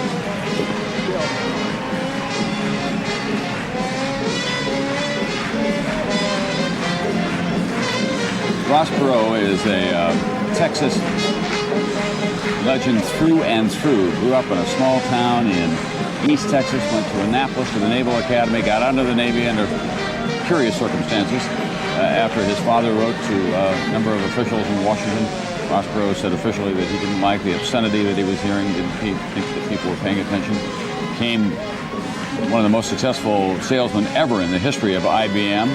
IBM did not like his idea. He took it with some money that he borrowed from Margot that she'd saved while she was teaching, and built himself a fortune now over $3 billion altogether. He's taken on Iran, General Motors, and now conventional presidential politics in this country. So whatever else you think about him, he is a guy who likes to grab the country and shake it in one fashion or another. And Brian Gumbel, he really did change the face of Texas schoolboy athletics as well. Yes, he did, indeed, by saying they had to meet certain standards in order to compete on the playing field. The interesting thing, Tom, is not only his past, but his future. Just how big an irritant does Ross Perot choose to become after January 20th? That's one to which there's any guess. I was interested earlier when you asked Lisa Myers, is it his intention to continue to finance the group United Would Stand? She really didn't have an answer. We know his pockets are deep. They are not limitless.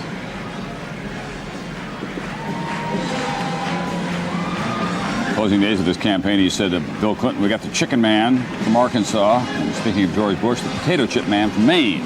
So the president didn't know the difference between a potato chip and a microchip. His final television commercial, memorable for its title alone, Chicken Feathers, Deep Voodoo, and the American Dream. Well, the Boston Globe today said that the race this year was divided up among there was a wimp, a wonk, and a wacko. Well, he took Patsy Cline's song Crazy and said, that's my new theme song, when he had his big rally yesterday. A lot of people are thinking right now, I should be so crazy. Hi, Lisa. What's going on down there? Well, as you can see, everyone's rather thrilled to see the boss, as they call him here. I just spoke with Mr. Perot's son, Ross Jr., who said his father is feeling terrific tonight, that he feels on balance all the agony he went through was well worth it, that we should not expect him tonight to declare he will be a candidate in the future, but that his father is a man who likes to keep his options open and he will not rule out anything. Lisa, they're now introducing him. What is he going to do here? He had said that he was going to win all 50 states and they're going to win in a landslide. That was a big surprise. No one believed that, but I don't think anyone really believed that he would do as well as he is doing tonight. It looks like he's going to finish possibly in the high teens, maybe as high as 20%. Certainly in some key states, he has been the determining factor. What do we expect from him here at the stage? Or should we just play by conventional rules and wait and find out? Well, I don't think that we can play by conventional rules with Ross Perot. If we've learned one thing, it's that even when he's being conventional, he is unconventional. I think that we can expect him to thank the volunteers. He says he loves the volunteers, and we have every reason to believe that that's the case. I think he will talk about his love of country. I think he will take credit for focusing more attention on the budget deficit. And I think he will take credit for bringing millions of Americans who were turned off from politics back into the process. And he will urge them to stay involved now and to make their feelings known to the new president. I'm Ross, you're the boss, he likes to say. Let's hear what he has to say right here.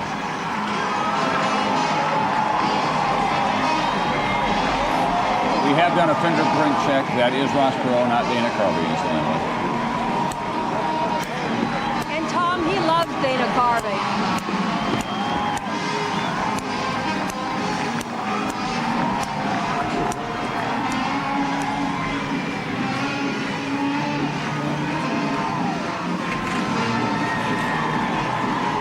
Well, he should. I mean, Dana Carvey, I think that they come from the same gene pool. It's the most dead-on political imitation we have seen in this country in a long, long time. I saw Dana Carvey the other day, and he said, my business, God only gives us a Ross Perot once in our lifetime. But Perot joked at one point, Tom, that he had called Dana Carvey and suggested that Carvey campaign on one side of the Mississippi and he'd take the other, but in the end he decided that Dana Carvey was too expensive for his pocketbook. There's a reason that Ross Perot still has his billions of dollars. Well, there were those inexplicable moments as well, in fairness. The terrorist roaming across his lawn, never verified. The dirty tricks, never verified. He is a man who turned off a lot of his volunteers by running credit checks on them. I'm a little surprised to hear that. And then he, not just disappointed, he outraged a lot of them when he dropped out in July in the midst of the Democratic convention. I think even some of his supporters, Tom, would say that maybe Ross Perot is not quite the right man to be president, but he certainly has brought a great deal to this campaign. We want to remind the NBC affiliates along the line that if Ross Perot begins to speak here, he's very likely to spill over into some of your time. We're doing a little station network business here, folks, on your time, but we've got to let them know that because we don't want to turn away from Ross Perot, and he has been such an important ingredient in an electrifying presence in the course of this presidential campaign.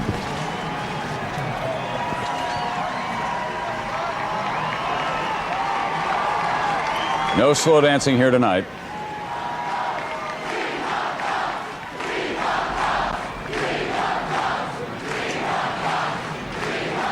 Thank you.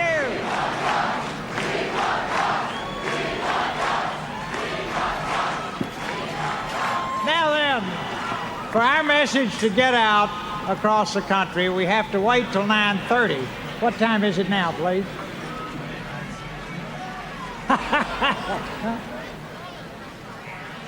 We got about 5 minutes. Now then, Ed, these are the people that did it all.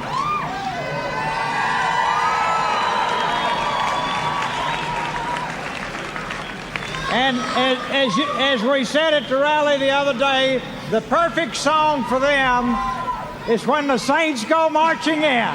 Let's go. We may not. That's for you. We may not, in fact, hear from him. Why the 9:30 start time, I'm not sure, because in Texas the polls have closed. They closed, an hour and a half ago, as a matter of fact. So closing on my list. No, even in Central Time, nope, don't see any. So we're going to have a little more Ross Perot chivalry type performance here. It's an old Texas tradition. We're going to get 8 minutes of When the Saints Go Marching In? Don't think so. That may be a little rough.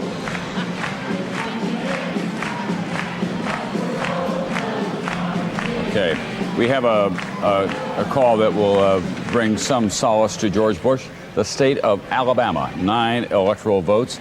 Should have been a safe state for him. He had to wait for much of the evening to get it colored blue in our electoral map. So Alabama in the deep south goes for George Bush. Last went Democratic for Jimmy Carter in 1976.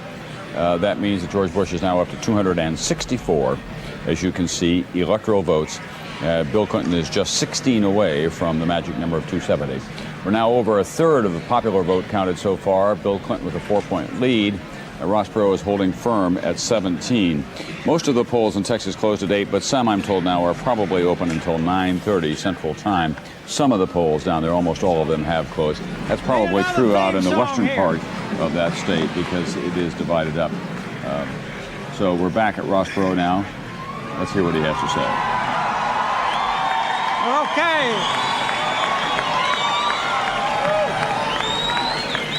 Is this the end or is this just the beginning? Okay. As all of you know, you call the shots, you're the boss, right? Okay. Whatever you want is fine, but now just having said that, Ed, you got to play our campaign theme song, Crazy. Okay? There we go. Crazy.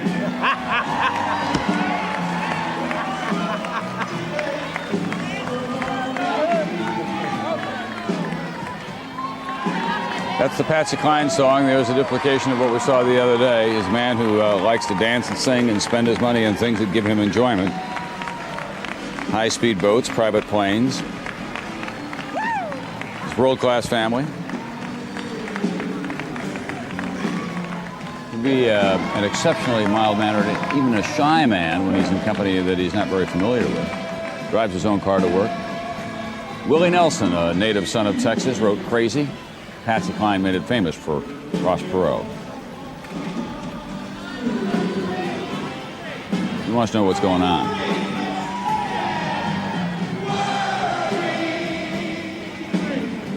Right. Have we yet figured out what's the magic of 9:30? Well, we think some polls may still be open in Texas, and that's probably what it's all about. In the western part of the state, I think that's probably the case, that some polls still are open. His daddy was a Texas cotton broker, and Ross Perot used to watch him trade Texas down on the loading docks, a little town which he grew up, not too far from Arkansas. Perot, however, was pretty tough on Arkansas on the closing day, saying that 1 in 5 jobs were in the poultry industry. Clinton people quickly pointed out that that wasn't the case. 1 in 12 jobs, they said, were in the poultry industry in Arkansas.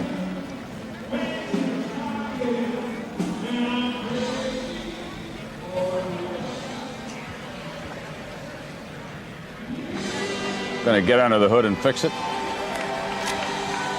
Going to solve the deficit problem without breaking a sweat.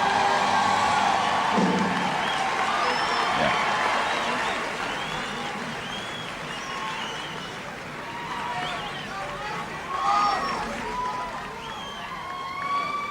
John. Are you more dedicated than ever to putting this country back to work?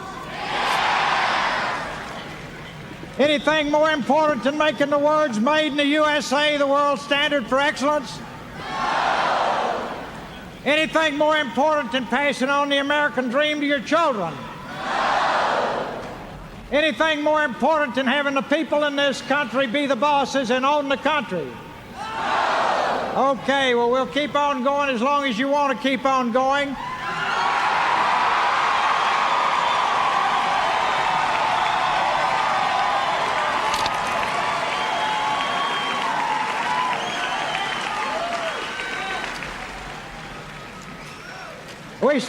I really don't like this, but there's still time to kill. So, Ed, how about way down yonder in New Orleans?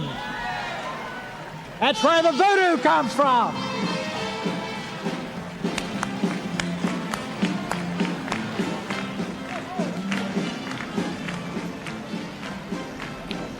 All right. Do we have a... We're watching Ross Perot. We're just taking a look at some of the states around the country that we've not yet called. There are some reports that some of these states are now beginning to come in as we go into the evening, and some of the Senate races as well. Tom, we're continuing to look to the Senate race between Alphonse D'Amato and Robert Abrams, one of the nastier of the campaign, but that one is still on our ledgers a little too close to call, but there's something like 65% of the vote already tabulated. And in the early polling, D'Amato was doing quite well.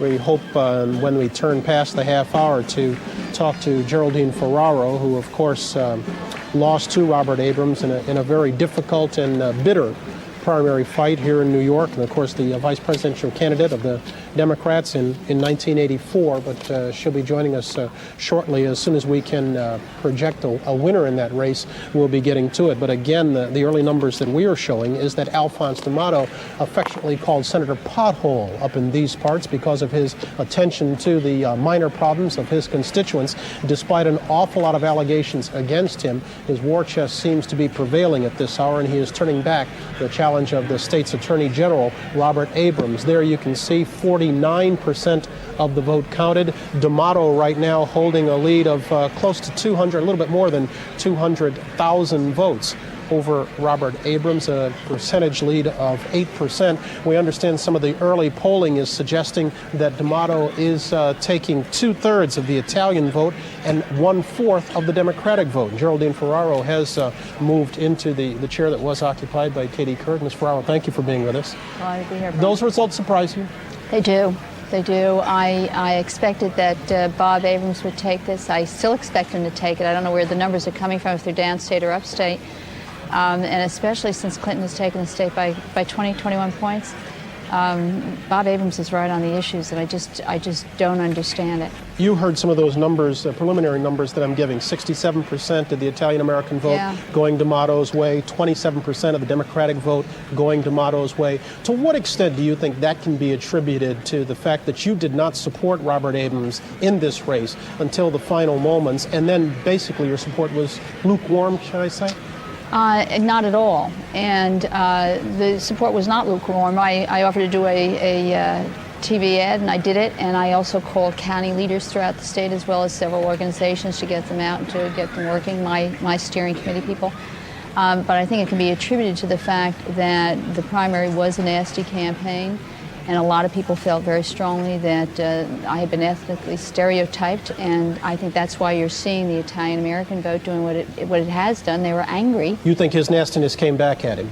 I think the nastiness of the primary campaign came back. It wasn't only Bob Abrams. It was what had happened with Liz Holtzman, and it just spilled over. And then it was continued, unfortunately, in the general election between both parties. And I think that people have just walked away from this race. I'm surprised by those numbers. I just find them absolutely mind-boggling. Another side effect is that Robert Abrams basically expended his war chest in his effort to defeat you and Liz Holtzman, and had to basically stop campaigning right after the primary in order to rebuild it. Money was a major factor, it seems. Well, what has to happen in any of these campaigns, Brian, when you're in a primary, you should expect to win, and you should be prepared for winning and moving on and having money sufficient to do that. Okay, Geraldine Ferraro, thank you. Let me ask you a quick question. Would you be interested in serving in a Clinton administration? I would love to serve this country. I can't believe that we're doing so well even nationally. It's just going extremely well, and I'm delighted by it. All right, we want to go now to Ross Perot. He's arrived at 9:30 Central Time, and he's going to talk. To listen to the people.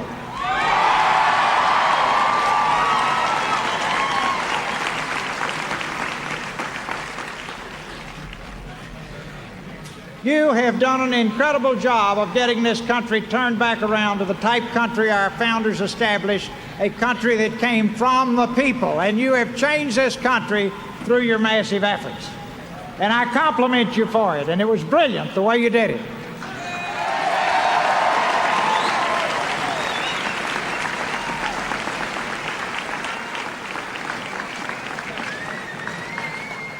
As I've said on a number of occasions, my role in life is that of the grain of sand to the oyster.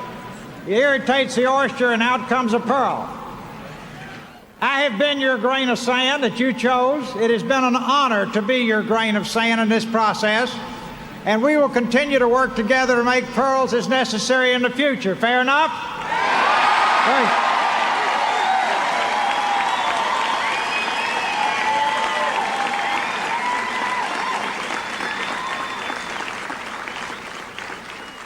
The American people have spoken.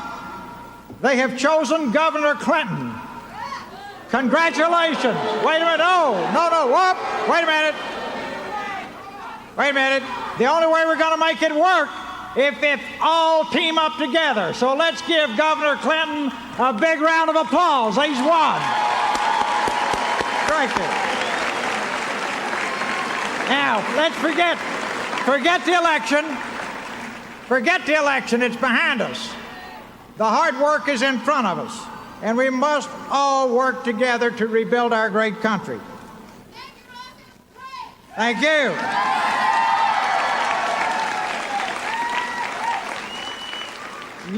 You, the American people, are the greatest people on the face of the earth. And if we will just put our differences aside and team up together, we can rebuild our job base. We can eliminate the deficit. We can eliminate the debt. And most importantly, we can pass on the American dream to our children, right?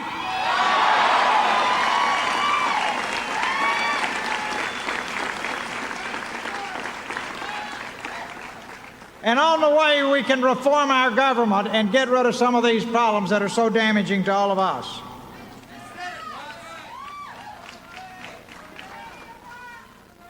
Now, to the millions of volunteers who asked me to serve as your candidate, as long as I live, one of the happiest memories of my life will be the memory of working with you. That memory will never dim. It's the nicest honor I will ever receive in my life. Thank you very much.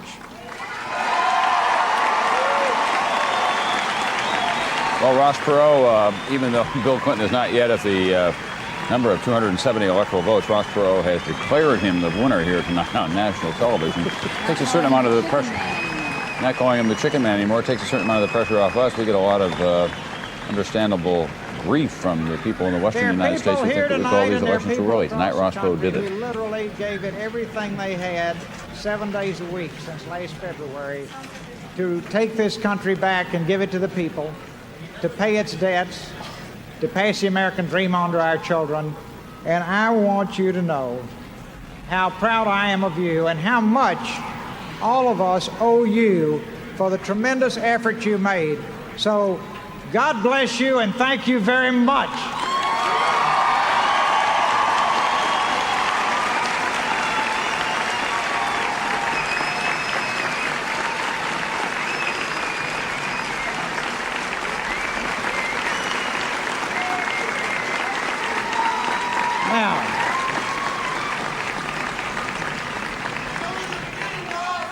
No, it's just the beginning, but the next step is we need to take all of our energy and harness it and try. See, time is not our friend. Time is our enemy.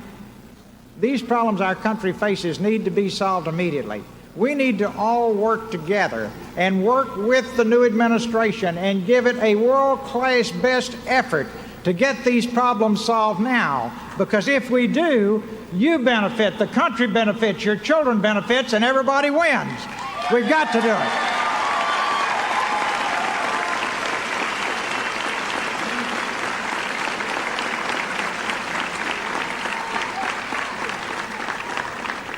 Spend about 10 minutes getting over being frustrated that your candidate didn't win.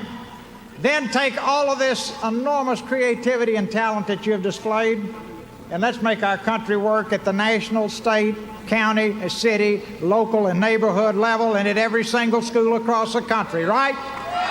Absolutely.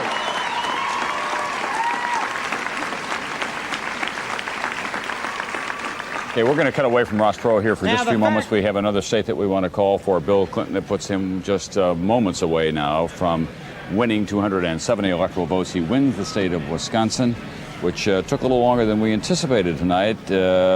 It went Democratic in 76 and 88, so we color Wisconsin red now, solidly in the Midwest. He's just 5 electoral votes away from winning. Bill Clinton, the 2 Dakotas could do that, form a combination of Montana, and then, of course, we still have California to come in with its big 54 electoral votes. So he's home free. 40% of the vote has been counted so far. Bill Clinton now with a 5-point lead. Ross Perot with 17 points and a lot more to say. Here he is. Is it good for our country, right? Is it good for the country? If it gets through that filter, then we'll back it hard and we'll use all the enormous ability that you have to get things done for the benefit of our people and our country. Now, the main thing is don't lose your enthusiasm, don't lose your idealism, don't lose your great love for this country, and please don't feel, gee, I'm powerless again. As long as we're together nationwide, you have enormous voice in this country. So we will stay together, and you will be a force for good for our country and our children.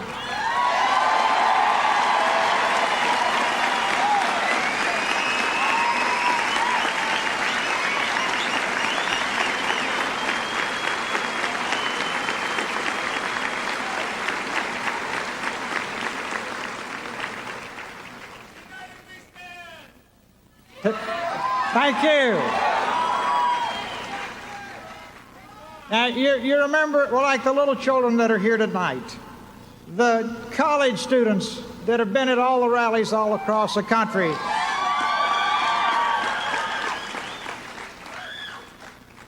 When you look at them, you're looking at tomorrow.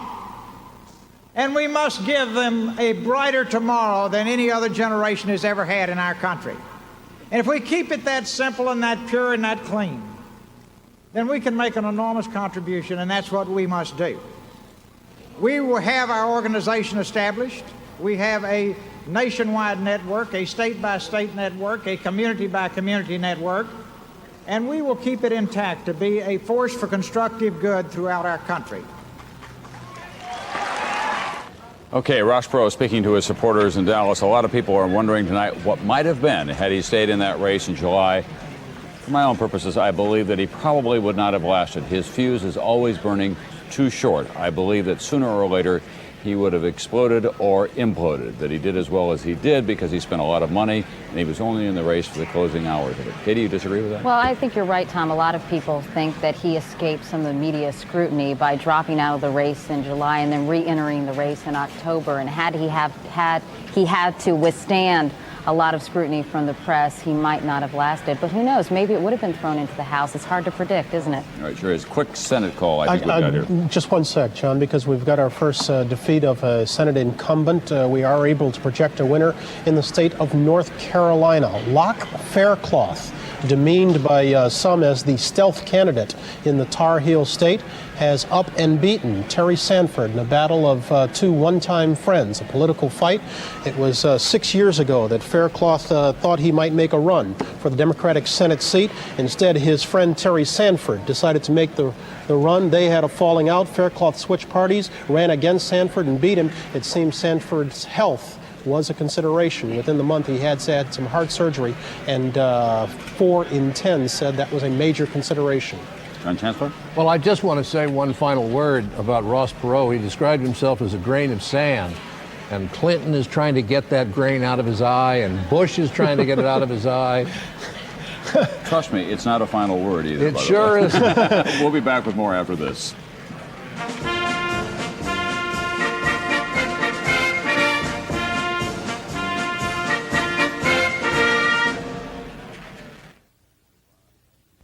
If your business relies on 800 service, you may think of your phone line as your lifeline.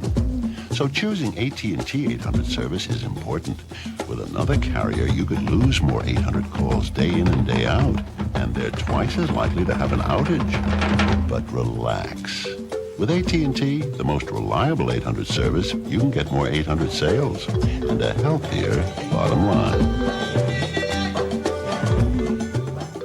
The results are in. In a nationwide survey, Century 21 was rated #1 in all 12 categories, from most professional to best at selling homes. Choose the one voted #1 by a landslide. Century 21.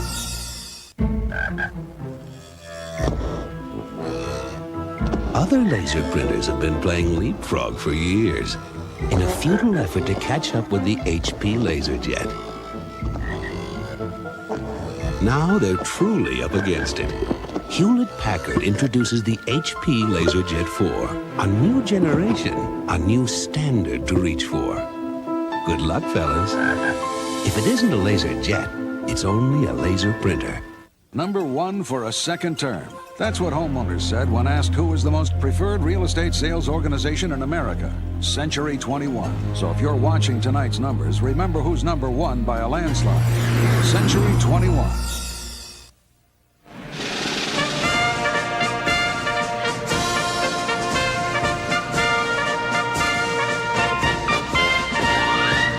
As we broke for commercial, we told you that a Democratic Senate incumbent, Terry Sanford, had lost in North Carolina. Well, that has now been balanced because a Republican Senate incumbent has lost in Wisconsin. Bob Caston, winner of 2 Senate races by a close margin, has been defeated by Russ Feingold, a state senator who ran a very unorthodox campaign, one that actually deployed Elvis Presley on his side for a time. Let it be noted that Caston used the king too, but evidently not enough of him. Feingold has up and beaten Bob Caston, leaving the Democrats right now with a margin of 54 to 34 in the Senate, with 12 yet to be determined. Senator Bob Dole is standing by with us. Earlier, we were able to project him as the winner of Kansas in a fairly easy fight over Gloria Adele. Senator, thank you for being with us. Thank you. Good evening. How bad a night is this for the GOP? Well, we don't know yet. It's not a good night for the GOP, but I think the important thing is you put our votes together with Ross Perot's, we've got a majority of the American people. And as the Republican leader in the Senate, I'll be trying to reflect their views in the coming months, in the coming 2 or 3 years. Is that to say that you think the Perot people basically determined the outcome tonight? Well, I'm not certain. I think the outcome might have been the same, but they're about 17%, probably 18 million voters before it's over, who did not vote for Bill Clinton. You add that to the Bush voters, it's a pretty good majority. And it seems to me they didn't want Clinton to be president, so he doesn't have any mandate. So it's going to be my job as the Republican leader now to make certain that we have an agenda to fight off the new taxes and new spending that Clinton's probably going to offer. How much of a legislative advantage is it going to be for the Democrats to now have the executive branch in their favor also? Oh, they've got a big advantage now. They've got the whole enchilada. They can't say there's gridlock. The American people apparently wanted this kind of change. It's not the change I would have voted for. I'd have voted to change the leadership of Congress, but the American people, given it all to the Democrats, they're going to be responsible. They can't blame Republicans for anything now for the next 2 to 4 years. But we're going to accommodate Governor Clinton when we can, but where we feel he's wrong, we're going to make the best fight that we can. Are you surprised at the numbers he seems to be piling up at this hour? Electoral votes, probably not too surprised, because I've been traveling around the country a lot this past month trying to help some of my colleagues and President Bush, and it seemed a little shaky out there, but in any event, we're going to look ahead, get ready for 1994. This may be an unfair question to ask of a man who only within the hours has won his own Senate fight and returned for another term, but you have done nothing to discourage the idea that you might make a presidential run in '96. Has tonight made you change your considerations in any way? No, I think it's premature. I probably will not be a candidate, but there'll be a lot of interest in the Republican Party. I'm going to have my hands full being the Republican leader, along with Bob Michael, the Republican leader of the House, trying to put the party back together, bringing in the independents, Republican, the pro supporters, and we're still going to be talking about change. That's going to be our agenda for the next 2 years. Okay, it seems that's what the voters want tonight. Senator Bob Dole, thank you very much for being with us, sir. Thank you. Tom? The tug of war begins already for those Perot voters, because they could be a pivotal group in the next couple of years or so. We want to show you what the electoral vote is right now. Bill Clinton is tantalizingly close, just 5 votes away from 270. George Bush is way back with 64. He hopes to crack 100 before the night is out.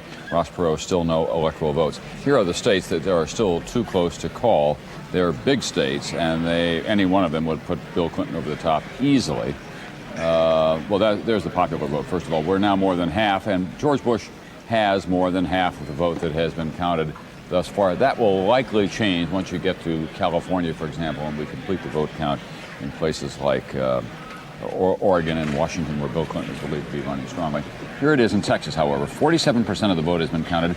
Bill Clinton has a lead of 2 percentage points. If George Bush loses Texas, that means that he loses Texas, Connecticut, and Maine. All 3 of those places have been his home states. In Florida, his own son was the Republican state chairman there. 48% of the vote has been counted. George Bush with just a very narrow lead of 32,000 votes over Bill Clinton. Ross Perot running at the 20% level. In North Carolina, more than 2/3 of the vote has been counted so far.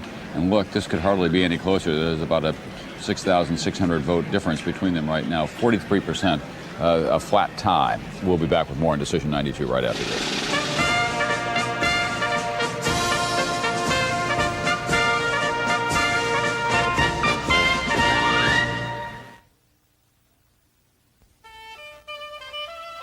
No one has to tell you that doing business today is more challenging than ever.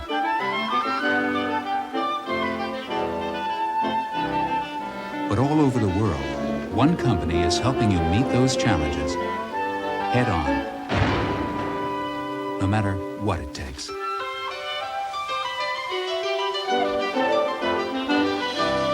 New challenges, new thinking.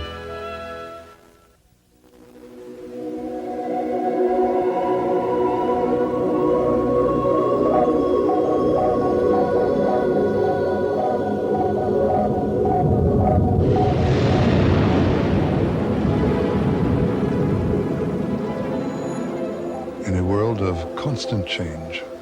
There is one certainty: the financial strength of the Prudential, rock solid in securities, insurance, and real estate.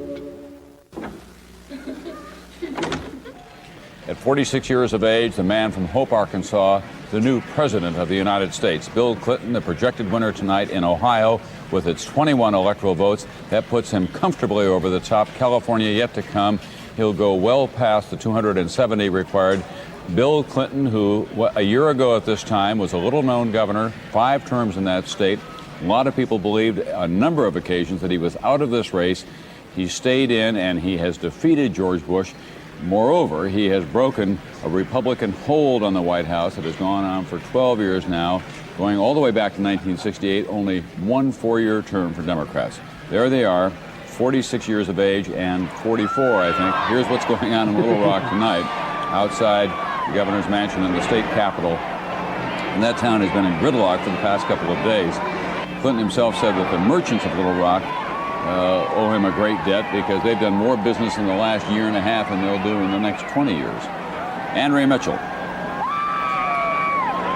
Noteworthy that Ohio put Bill Clinton over the top because he spent so much time there on his bus trips. With me is an early supporter, Governor David Walters of Oklahoma, the incoming head of the National Governors Association, and someone who, Governor, lined up the other Democratic governors for Bill Clinton back in August, more than a year ago. What do you think his first steps will be? Well, obviously he has to assemble his cabinet and a great staff and begin the terrific work of taking on this incredible job. But immediately after that, then he has to attack health care and education and jobs. I think health care is going to be one of the biggest challenges early on. He made all of the other governors' hearts sore by saying he's going to pass something in 100 days. And so we hope to help him. Now, do you think he's going to be calling upon other governors and former governors to fill his cabinet? Give me some names, some people you think he might tap. Well, I think we will see some other governors.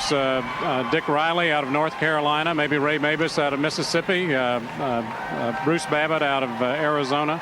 I think there are a lot of good former governors and maybe some current governors. Former senators recently announced retiring senators, Tim Wirth out of Colorado and others. Dave McCurdy in our own state and the United States Congress would I think, do well in defense. There's just a lot of good talent. It's kind of like not having harvested a crop for 12 years. There's a lot of great talent in the Democratic Party, and they're anxious and eager to go to work on these national problems. One of the things that's so striking about this election is that you have two men of the South, the Southern ticket, capturing the North, recreating the coalition, the old coalition. Well, it's because they used good Southern values to become the party of ideas. What's carried this party for the Democrats in this election is good, strong ideas. No longer can you tag us with tax and spend. We've got great ideas on education and health care. Thanks very much, Governor Thank David you. Walters, Oklahoma. Back to Tom. Thank you, Andrea Mitchell. There's the ticket, the youngest president and vice president in American history, probably, 46 and 44 years of age. John Kennedy at 43 was the youngest president. He would be 75 years old now. One of the highlights of Bill Clinton's young life was when he met John Kennedy in the Rose Garden at Boys Nation. Some of the other names that have been cropping up, by the way, for a new Clinton cabinet: Marian Wright Edelman may go to Health and Human Services. Vernon Jordan would like to be the Attorney General, we're told. We'll also be hearing about Tom Kean, a Republican, for Education Secretary. Warren Christopher from California. You know, Tom, Bill Clinton has not worked overly hard to correct the misimpression, if some had it, that he was trying to duplicate the aura that John F. Kennedy created in this country back in 1960. Certainly he has the groundwork for it. When you consider the turnout today and the number of young people getting involved in the process, the energy would seem to be on his side. And say what you will of Bill Clinton, you have to give him very high marks on two counts. Number one, for resiliency. You noted the problems that he had to overcome. And number two, for discipline, that in the face of whatever was hurled against him, he stood by his message of change and he stayed with it, and it served him well. A year ago at this time, John Chancellor, he said to me, you know, a lot of people forget that I've run in 19 different campaigns. That's going to serve me well in the course of the next year. But he's promised change. He's promised jobs. That's not going to be such an easy promise to deliver on. No, but what I think we are going to get is a different outlook. George Bush is 68 years old. This guy was born, this new president-elect of ours, was born in 1946.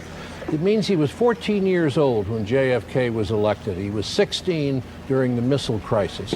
He was of draft age, as we know so well this year, during Vietnam. He was 23 years old when man walked on the moon. I think that we do have a new generation. Both of Gore and Clinton are younger people. They'll bring younger people in. You won't see that many old ones. And I do think that you will get out of that mix of younger people and a new look at the world, things we cannot imagine tonight. And the thing, Katie, that we're looking at here is the possibility. We don't know yet. We don't want to get ahead of ourselves, but this team could be in office right up to the millennium, to the year 2000. That's right, the first real baby boomer ticket, Tom. And I think it'll be really interesting to see just who Bill Clinton surrounds himself with, because sometimes that's even more telling than the person himself. Of course, Jimmy Carter was criticized for some of the people he surrounded himself with. Ronald Reagan was an excellent delegator. So I'm going to be very interested in seeing the names that pop up. And there's some 8,600 policy jobs and supporting jobs in Washington. So those resumes are going to be flying if they haven't been already. It's not just the names involved, but it's somewhat the temperament too. If we look to the last two Democratic presidents, for example, and we wonder what kind of a man Bill Clinton will be in his dealings with the legislative branch, John Chancellor, will he be more like Jimmy Carter, whose relationship with Congress was at best acrimonious, or will he be more like LBJ, who it was said knew every congressman from eyeball to toe? Yeah, but LBJ's failure as a president was that he was a parliamentarian and not a national leader. That's why you can't be one and the other. I think that this guy, Clinton, is going to be much more like Kennedy, who didn't have an easy time with the Congress, but was effective, and he had Lyndon Johnson helping him. John, yesterday Bill Clinton told me that he's going to continue this whole business of town meetings and the use of the electronic technology that is available to him to get a sense of where the country is going and what is going on.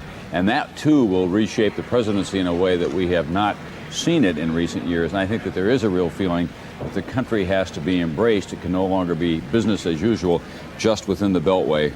That's the circle of interstate highways, of course, and other roads that circle Washington. But isn't that a result of this year's talkathons? I mean, on your program, you two were talking to these people. They were on Donahue. They were on a number of other things, MTV, as you said earlier. And I think that the idea of communicating directly with people is now something that's going to be with us for a while, and Clinton told you that yesterday. Yeah, we want to hear from...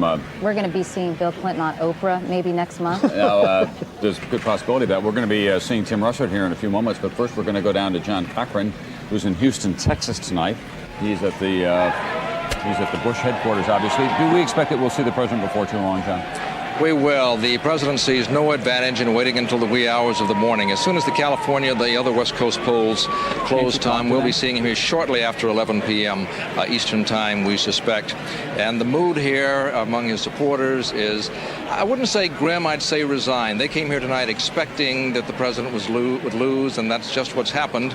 Bob Mosbacher, one of his high campaign officials, has been with the president this evening. He said the president is being very strong. He said there are a lot of dry eyes over there at the president's suite at the Houstonian Hotel because the president is setting the tone, setting the mood, the president being strong. Now, in spite of all this, I will tell you, Mr. Mosbacher himself was on a little bit of a short fuse. I invited him to watch Ross Perot on our NBC monitor here when Perot was making his gracious statement earlier. Mosbacher told me, I don't need to watch that guy, and left rather abruptly, Tom. Thank you very much, John Cochran. Well, it runs deep between Texans, after all, especially Texans with a lot of money. From Buffalo, New York, Tim Russert, moderator of Meet the Press, our political analyst. As you think about Bill Clinton and the years ahead in Washington, the town in which you preside as the Washington bureau chief for NBC News, what are going to be the big stories, do you think?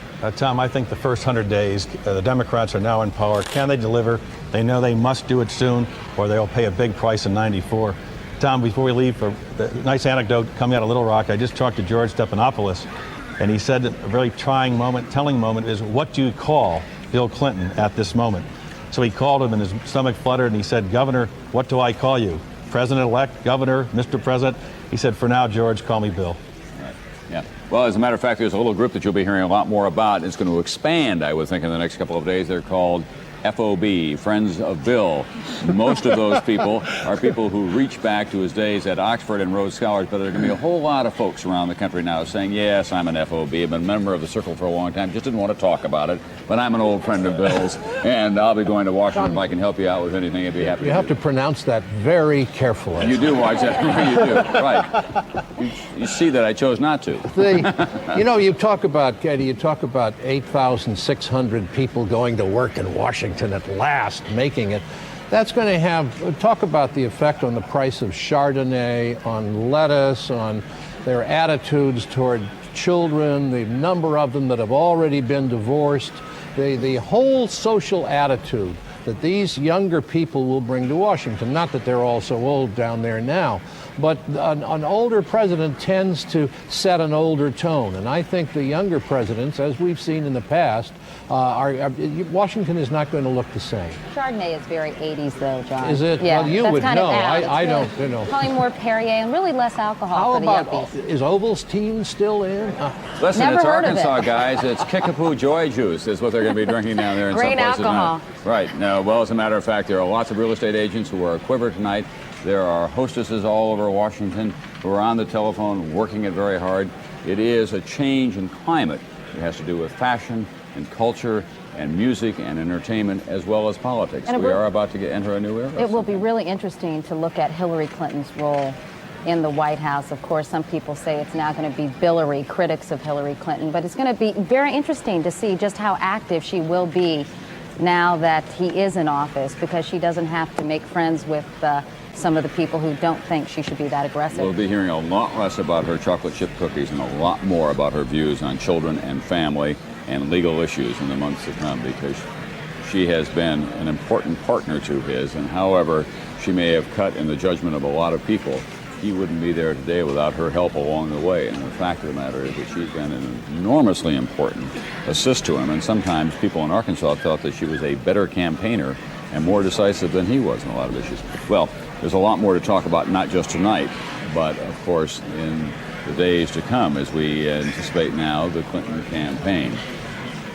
You were about to say? No. I was going to interrupt you, but I see we're closing down shop for another half hour, so it'll hold. Okay. I know that it will between us, always. Between us, That's right. No doubt about it. Okay. We'll be back with more Indecision 92 right after this.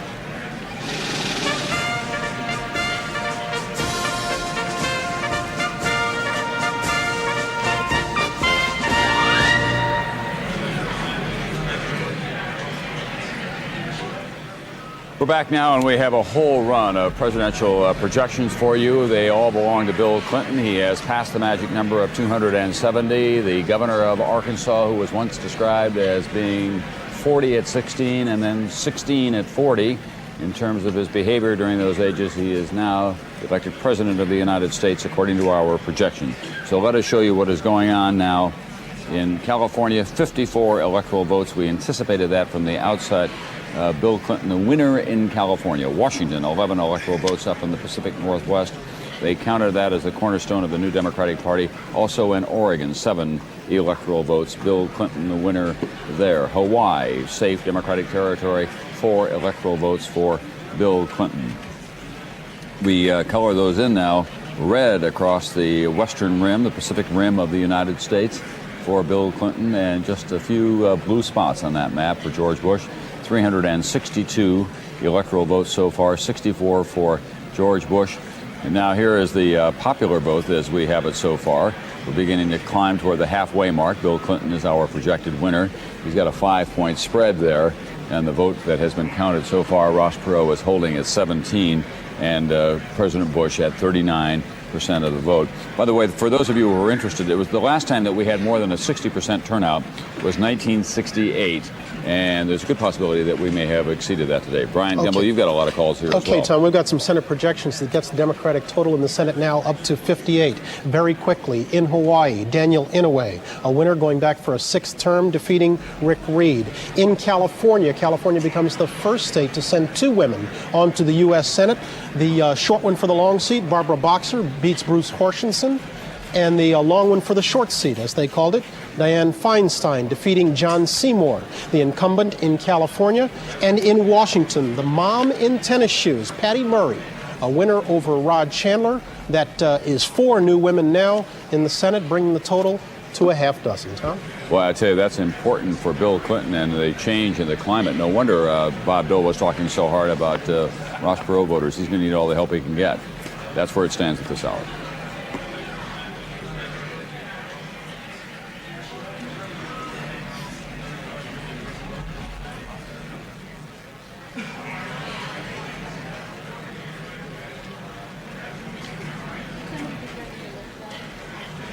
In 1980, we had a sea change in American politics when Ronald Reagan swept in from the West and knocked out a lot of the old lines of the liberal establishment in the United States Senate.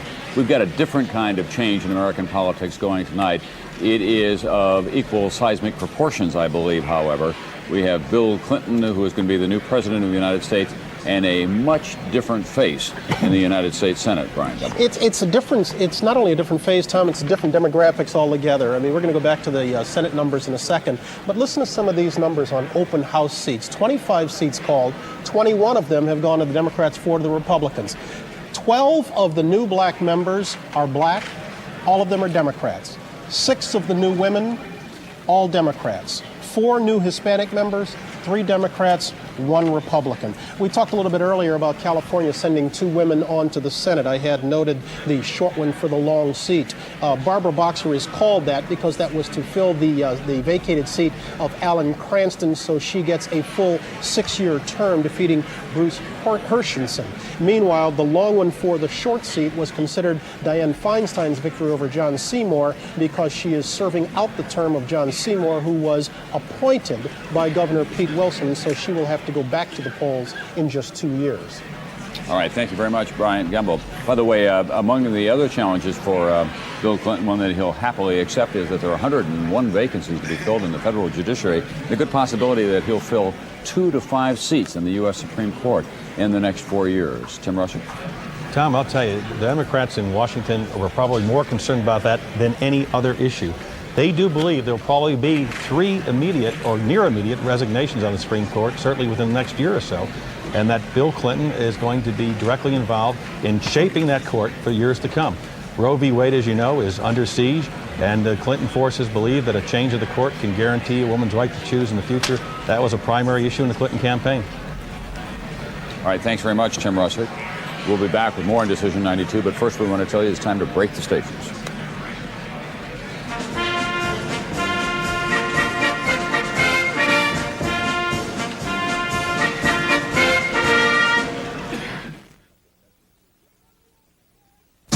Sunday, a demented dream. We're going to Washington! An organization's ultimate challenge. How do we get on that plane? A never-before-told story based on the actual case. Drop the gun. A madman's going to crash a plane into the White House. Move it! No! Maximum action, maximum excitement, maximum security. Secret Service the movie, NBC Sunday.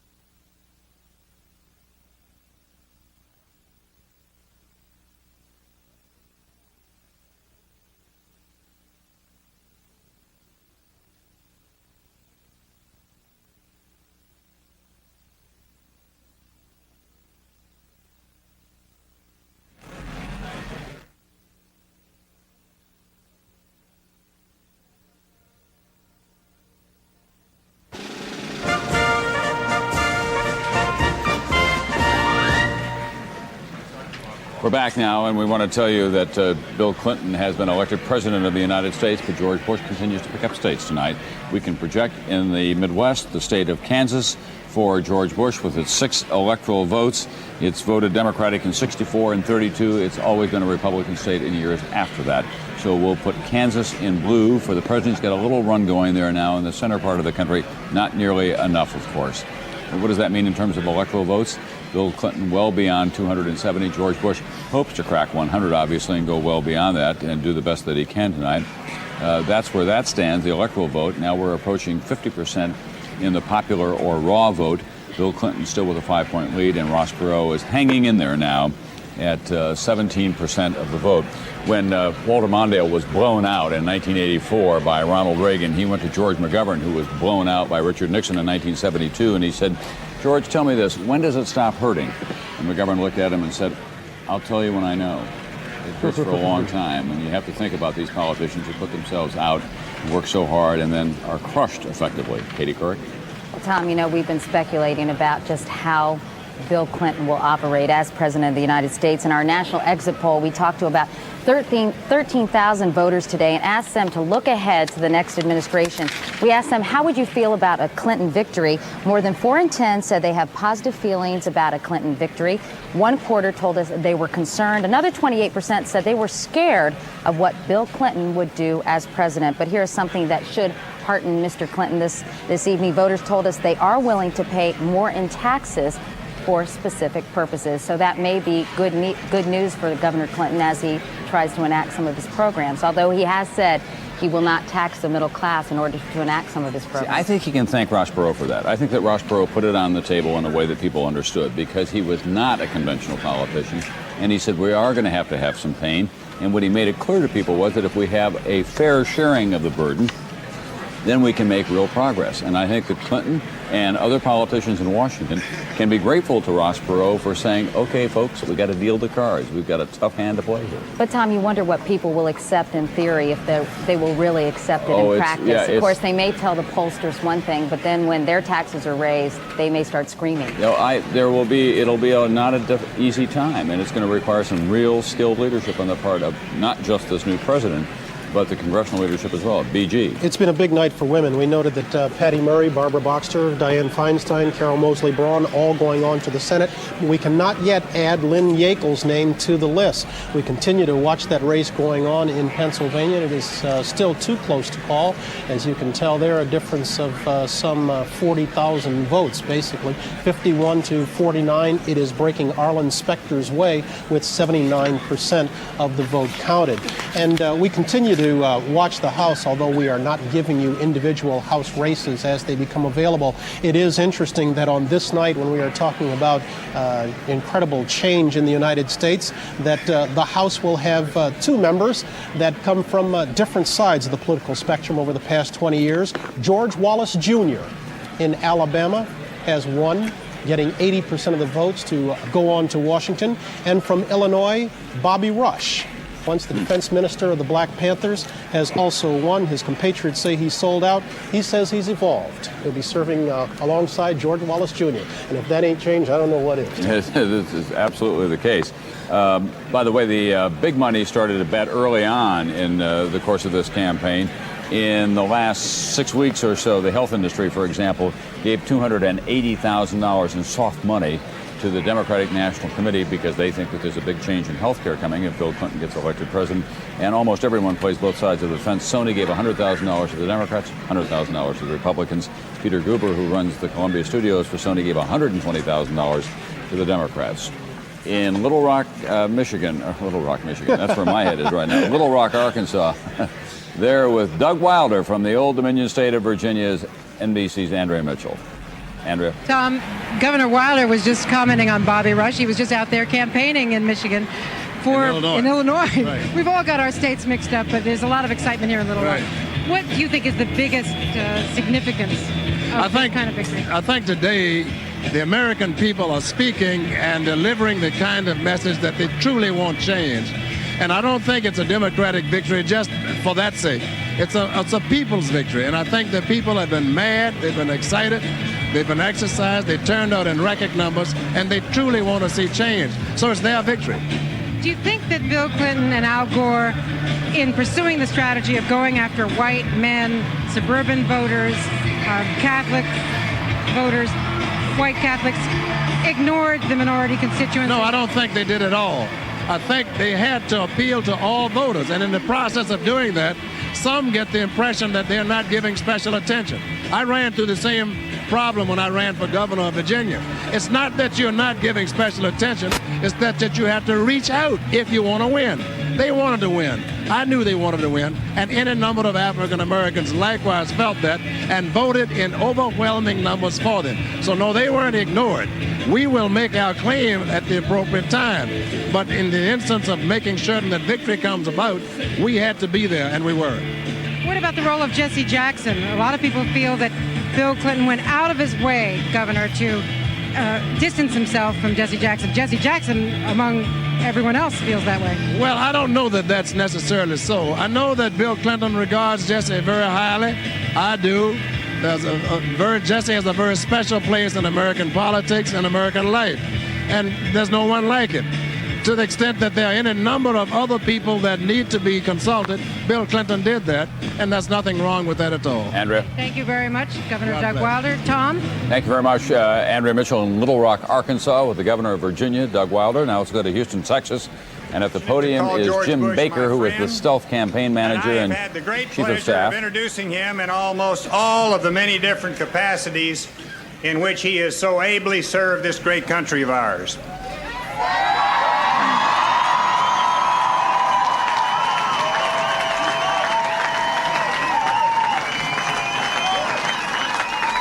And for nearly 4 years now, I have had the privilege of introducing him as the President of the United States.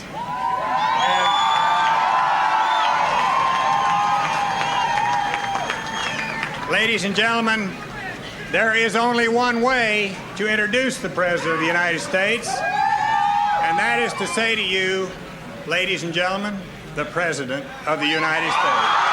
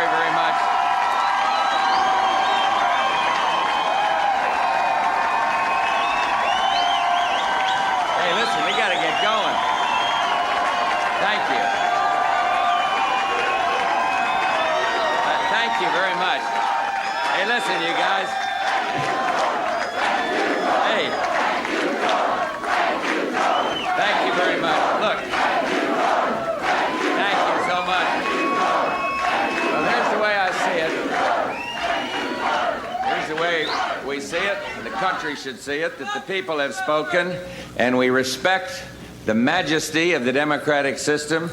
I just called Governor Clinton over in Little Rock and offered my congratulations. He did run a strong campaign. I wish him well in the White House, and I want the country to know that our entire administration will work closely with his team to ensure the smooth transition of power. There is important work to be done, and America must always come first. So we will get behind this new president and wish him well. And to all who voted for us, voted for me, here, especially here, but all across the country, thank you for your support. And we have fought the good fight, and we've kept the faith, and I believe I have upheld the honor of the presidency of the United States.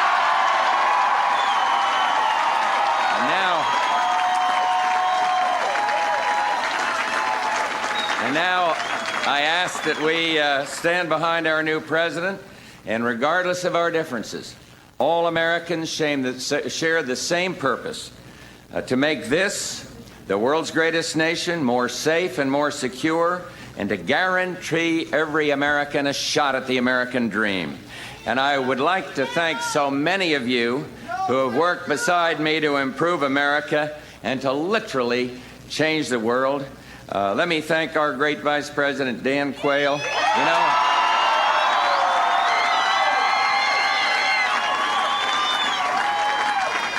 in the face of a tremendous pounding, he stood for what he believes in, and he will always have my profound gratitude and certainly my respect. And I would like to salute so many that did special work. Rich Bond up at the RNC, Bob Teeter, who ran the campaign, Bob Mossbacher, our entire campaign team, and they've run a valiant effort in a very, very difficult year. And I also want to salute the members of the cabinet, all of whom have served this nation with honor, with integrity, and with great distinction. And I would like to single out two leaders who represent the ideals of the ideal in public service.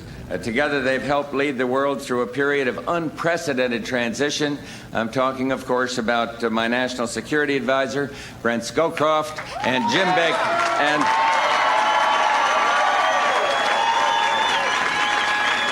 and my good friend and fellow Texan, our Secretary of State, Jim Baker.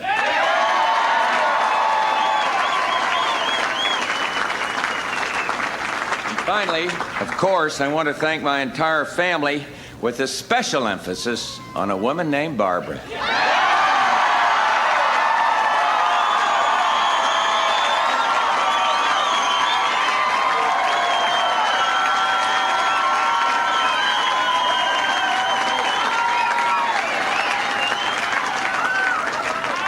She has inspired this entire nation, and I think the country will always be grateful.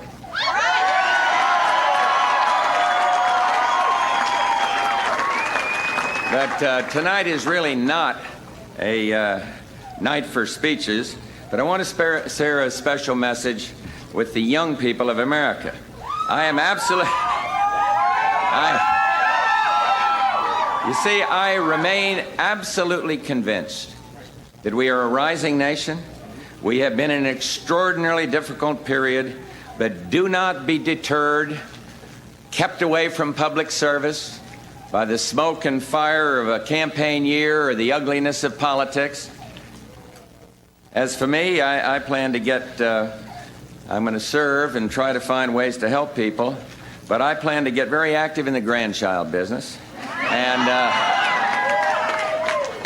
and in finding ways to help others.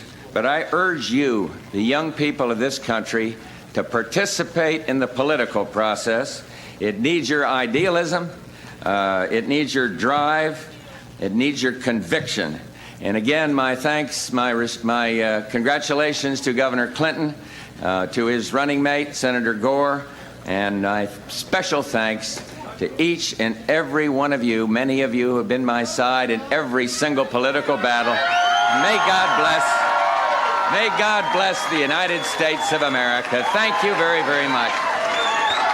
George Bush, you so much. 68 years of age, his patrician manners showing him and serving him well tonight. A man who's served about half of his public life, his adult life in public office. Been a member of Congress. He was the UN ambassador. He ran the CIA. He was the United States representative in China.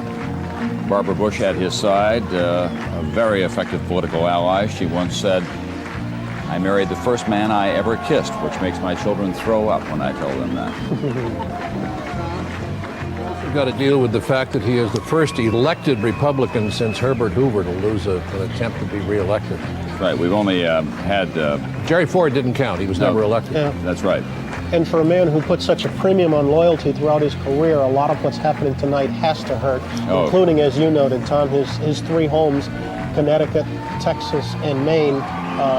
The last two going against him. Texas remains to be seen. Right. Is it in Kennebunkport? Well, he said, That's the only home he owns. He said he was. They've said repeatedly that they were going to go back to Texas. Now, my guess is that will be up for play because he really is a man of New England. He was raised in Connecticut. He loves the sea. He loves the old family home at Walker's Point. But Tom, an interesting note: he did renew his hunting license this morning in Texas. Texas, right. So he may be planning to do some of that. The only one who really doesn't have a complete fallback position in all of these is Dan Quayle. The president has a pension. Clinton is still a governor. Gore is still a senator. If he'd lost, he would have been fine. I don't think I have to tell you about Ross Perot. He'll be okay. Admiral Stockdale has a pension, right. and the vice president doesn't. He's the least well off of all these. One hesitates to say bozos. Here's the question. Here's a question for a lot of people. What's going to happen to Jim Baker after all of this? Ed Rollins said on Jim Baker recently, 4 years ago, the gun was loaded and pointed at Michael Dukakis. Baker walked in, pulled the trigger, and dumped the gun on Lee Atwater, and Bush went on to win. Didn't work out quite that way this time. We'll be back with more on Decision 92 right after this.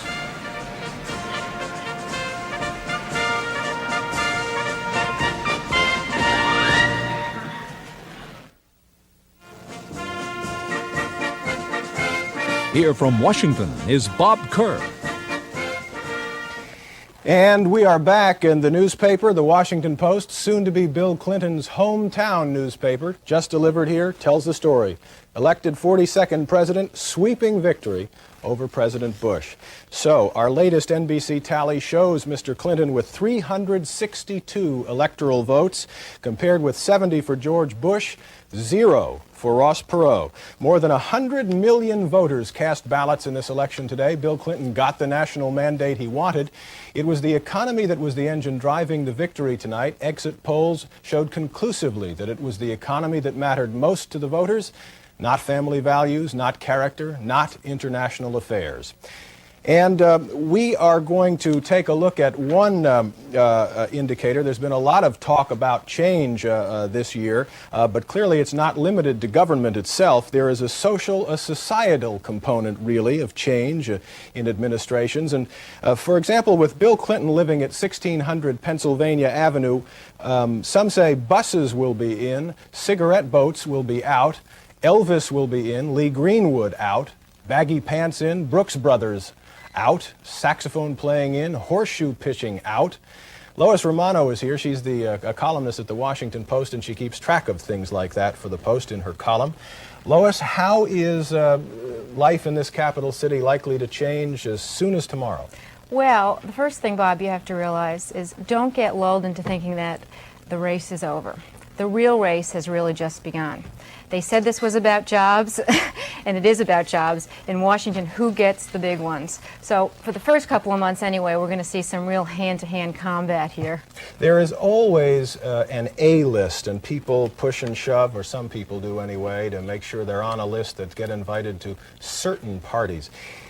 How do you see the A-list changing? Oh, completely. Absolutely. The top of the A-list will now be the entire Clinton cabinet, Clinton friends in Hollywood, Clinton's friends from Arkansas, and the Bush people. A couple of them will be token A-listers, like Jim Baker might stay on it. What about, you said Clinton's friends from Arkansas and people who come in, but what about people who are already here, people who expect to be on it? Well, some of those people are institutional. I mean, in Georgetown, we have the cave dwellers, like Pamela Harriman, and of course, she worked very hard for Clinton Gore. And those people will stay on it. I mean, there's a core group. But, you know, for theater openings and for major galas and for private hot parties, all Clinton people. Is there likely to be a Clinton look as opposed to, if there was one, a Bush look?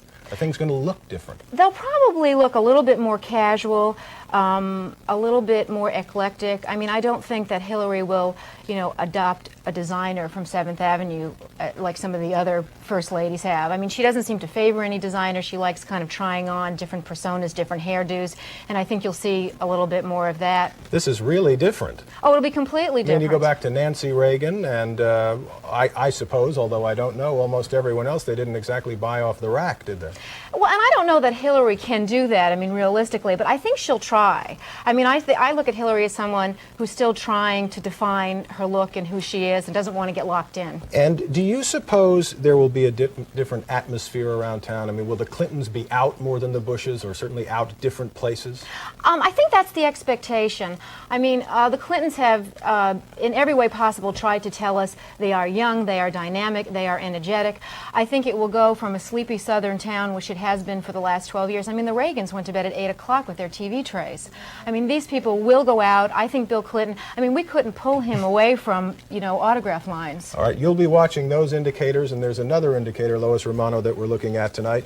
One watched by many people in this city is hotel reservations, and as it turns out, whether dictated by prudence or optimism, more Democrats than Republicans have been booking rooms along the Inauguration Day parade route. For some time now, Clinton supporters have been booking blocks of as many as 50 rooms at some hotels, even though some reservation deposits are not refundable. One local hotel is offering 4 nights, listen to this, in the presidential suite, a chauffeur-driven Bentley, a personal valet, daily doses of caviar and champagne, plus 1 gourmet dinner for 12. The tab for all that, $23,000. Fear not, though, if you want to be here for the inauguration and your tastes and means are more modest, there are plenty of vacancies among the 88,000 hotel rooms here in the Washington area. NBC News Decision 92 coverage continues now from New York.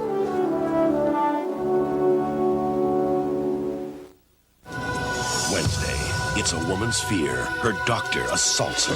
This guy is not going to stop. And the case hits close to home when his latest victim is a police co-worker. He knew exactly what he was doing. But when the law can't stop him, Your Honor, his victims will. A powerful new Law and Order on NBC Wednesday.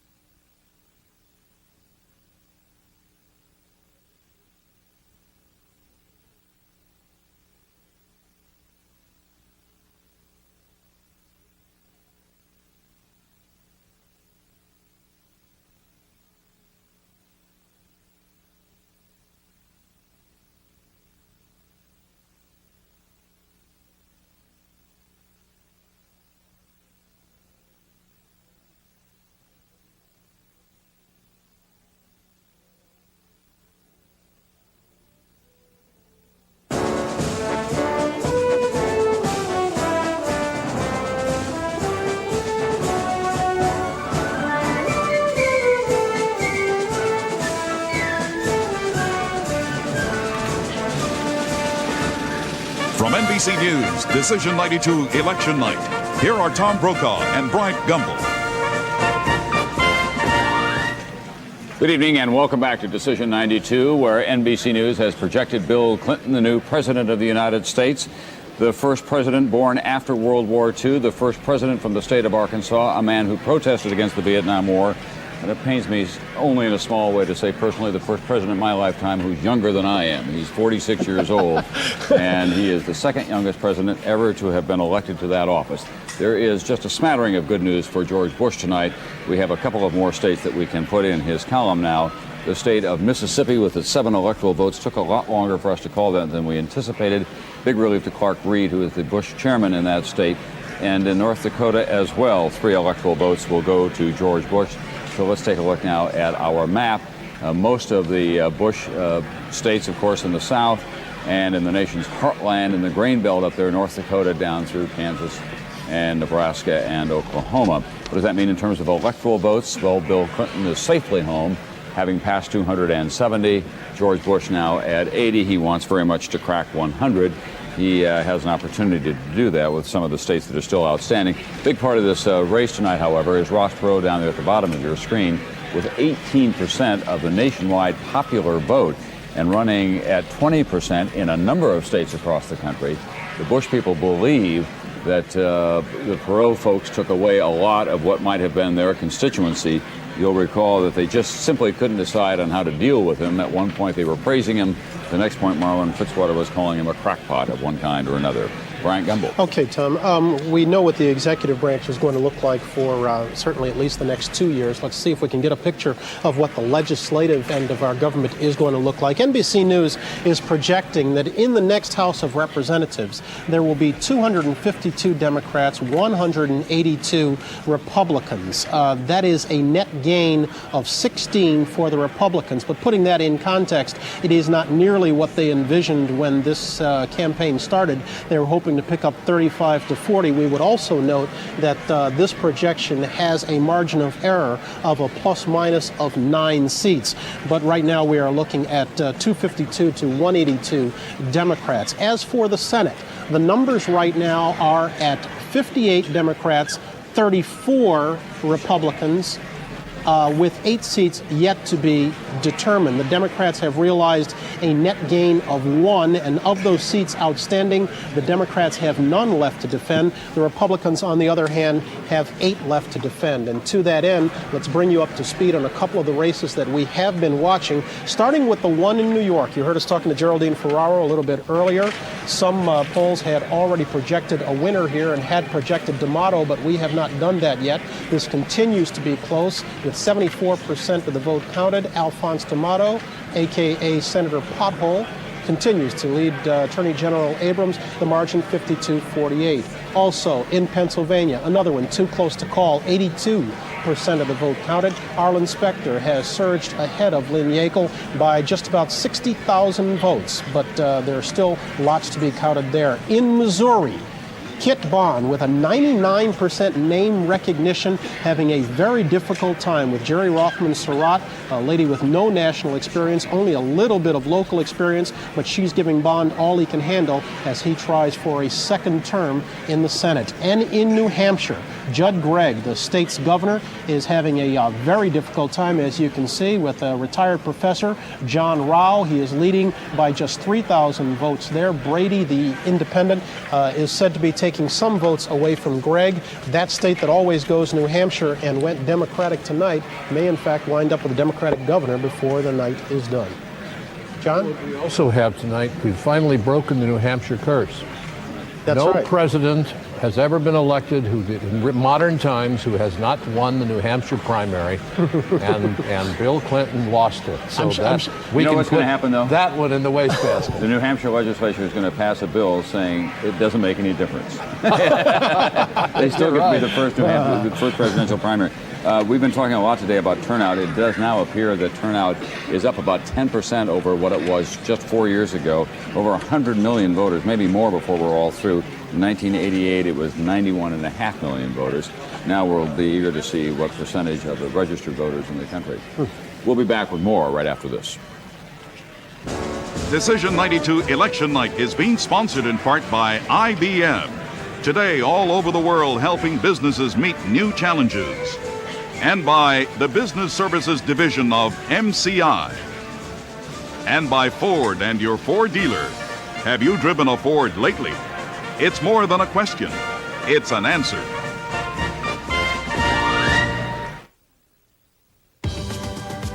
Comfort in a four-wheel drive. Amazing. I got a big crew and I need a lot of space. It makes me feel tall. It's tough but refined. Kind of like me. It's got it all. Why do more people find themselves in a Ford Explorer than any other vehicle in its class? For as many reasons as there are explorers. Finders keepers. Find yourself in an Explorer. Have you driven a Ford lately?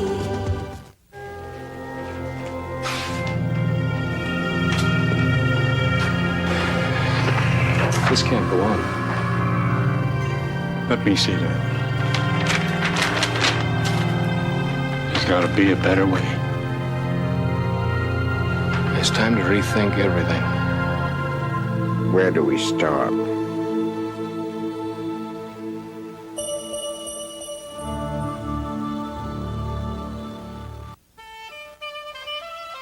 No one has to tell you that doing business today is more challenging than ever.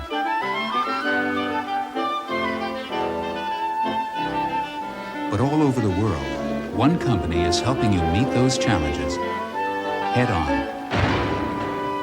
no matter what it takes.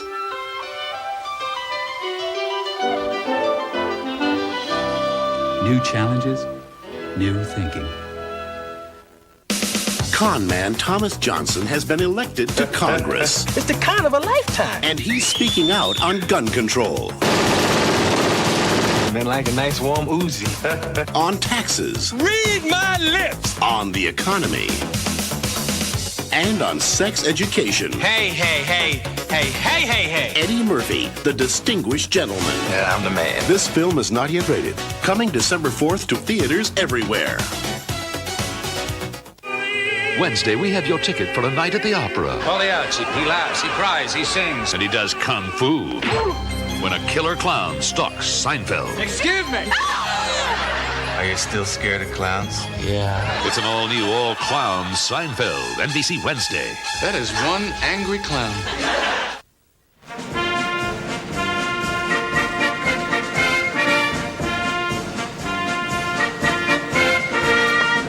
On an otherwise dismal night for Republicans, some heartening news is coming in their way as we approach midnight on this election night. We have two projections for you in the U.S. Senate, both of them going the way of the GOP. In Pennsylvania, Arlen Specter has won a very difficult and bitter fight against Lynn Yackel, overcoming her objections to his prosecutorial manner that he took in the Clarence Thomas hearings against Anita Hill. She almost won with that issue, but Arlen Specter in the end prevailed to be sent back to the U.S. Senate from Pennsylvania. And in Missouri, Kit Bond, for the second time now, has defeated a woman to gain a seat in the U.S. Senate. He beat Harriet Woods 6 years ago. This time he beat Jerry Rothman Surratt. And so the count in the U.S. Senate now goes to 58 Democrats, 36 Republicans, and there are, 6 to be decided. Tom? Right, we still have some very close races out there in the big states. We're going to show you with the popular vote now as it has been counted so far in Texas, Florida, and North Carolina. In Texas, 63% of the vote, approaching two-thirds. Now, George Bush very much will want to win Texas, of course. That is the state that he claims as his home state. He's got a 3 percentage point lead over Bill Clinton, as you can see there, about 114,000 vote difference between the two. Ross Perot running very strong in Texas, probably taking votes away from the president in that state. Down in Florida, where senior citizens were going pretty big for Clinton, according to our earlier analysis. We're again approaching two-thirds of the vote and a 2-point lead for the president there. In North Carolina, we've now exceeded 80% of the vote counted so far. It's a flat tie. Boy, it just doesn't get any closer than that. That's just about 2,000 votes and, well, almost 3,000 votes between the two of them. Ross Perot running at 14% in North Carolina, so that will serve him very well as well. The newspaper of record in America, the New York Times, it's out on the streets, and this is the headline. Clinton wins decisive margin in voter poll across the nation after 12 years of GOP rule, taking off the television consortium of exit polls. They've had something to say about exit polls over the years, so we thought we would just point out that they use it for their headline. Mike Jensen, you... No bitterness there. No, it's not bitterness. Just, all's fair in love and war. No, it's all fair as love. Those are my pals, after all. Listen, down in Little Rock, the sign said, "It's the economy, stupid." And it seems to me that there might now be a new sign that said, "What now, big shot?" I mean, what do you do about the economy now that you've got the presidency? Tom, Bill Clinton has about 30 seconds to celebrate, and then he's got to deal with some very, very difficult problems. Probably the most problematical is the fact that there are 17 million Americans who are either unemployed or working part-time and would like to be fully employed. The government is spending almost $1 billion a day more than it takes in. I have with me Robert Hormats from Wall Street, who has been both in Washington and is one of those sharp-eyed Wall Streeters who has a sense of what needs to be done in all this.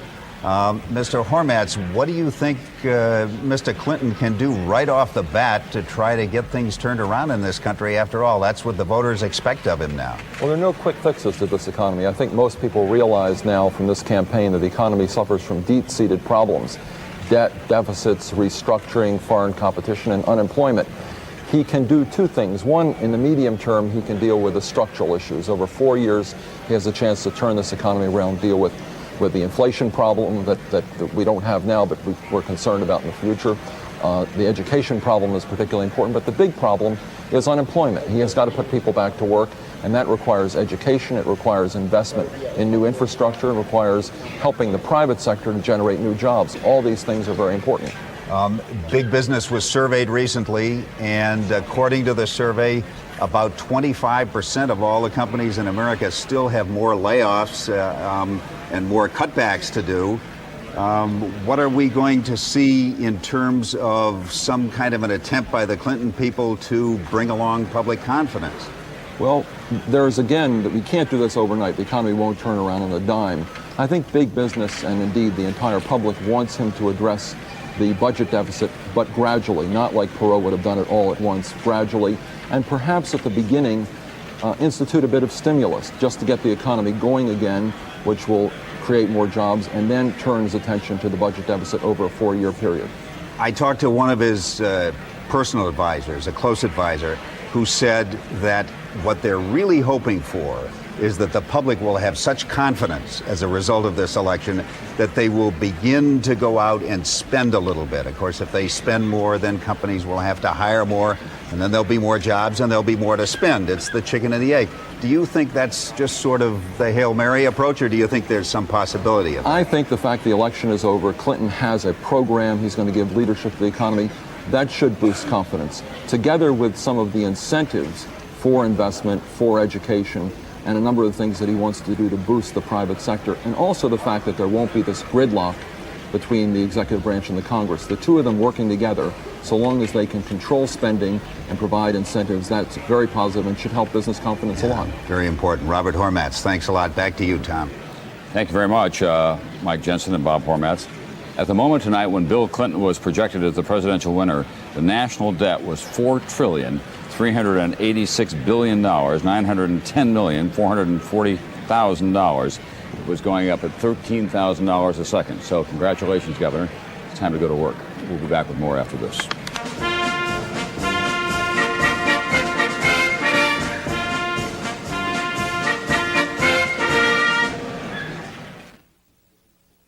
Ask anyone who's driven a Ford lately. They can tell you safety means more than seatbelts and reinforced steel panels. It can mean anti-lock brakes, child-proof door locks. It means your family's protection. That's why Ford offers more models with dual airbags than any other manufacturer. Have you driven a Ford lately? It's more than just a question. It's an answer. Nothing you've ever seen can prepare you for what's coming.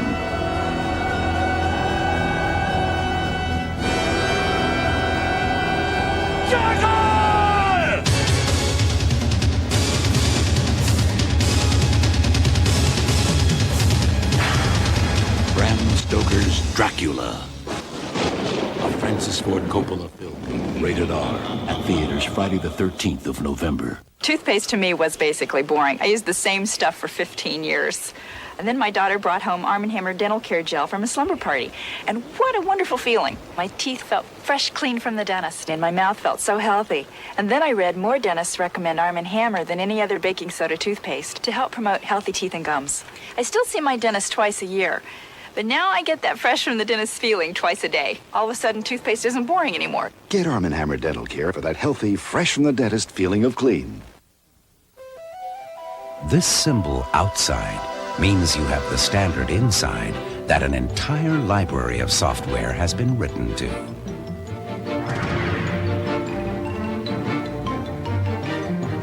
The Intel microprocessor.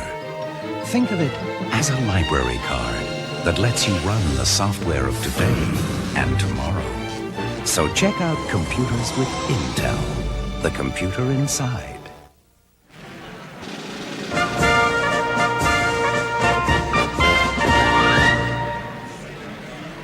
We're back in Decision 92. I suppose no one has taken more abuse in the last 4 years as a national political figure than Vice President Dan Quayle. Tonight in Indiana, he gave his concession speech, and it was very gracious indeed about Bill Clinton.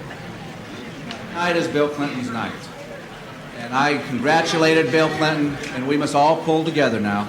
He is going to be the President of the United States for the next 4 years. He deserves our congratulations. He ran a good campaign. He ran a tough campaign. If he runs the country as well as he ran his campaign, we'll be all right.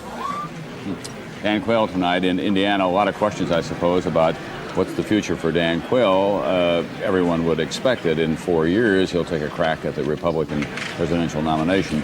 What vehicle he'll use between now and then to achieve that, we cannot say. A lot of people thought that he had a better sense of who he was politically than the president did in the last year or so. I think any opinion would have to, any objective opinion would have to say that Dan Quayle did an awful lot of positive image building in this campaign as opposed to the man who was a laughingstock 4 years ago. Just how well suited he is now to go on out and challenge those of the Republican right for that mantle there remains to be seen. Mr. Buchanan's going back to work in our medium, but there are others out there, and you've talked to one of them a little earlier tonight, Pat Robertson. There are still some others too. He's got quite a long list. Yeah, there's a lot of... I mean, you've got Quayle, Baker, Kemp, Cheney, maybe Dole, Bill Bennett, possibly Colin Powell, the general, although I don't believe that, Pat Robertson, my cousin Charlie. I mean, and this party is... steady work for Charlie yet? No, we're still...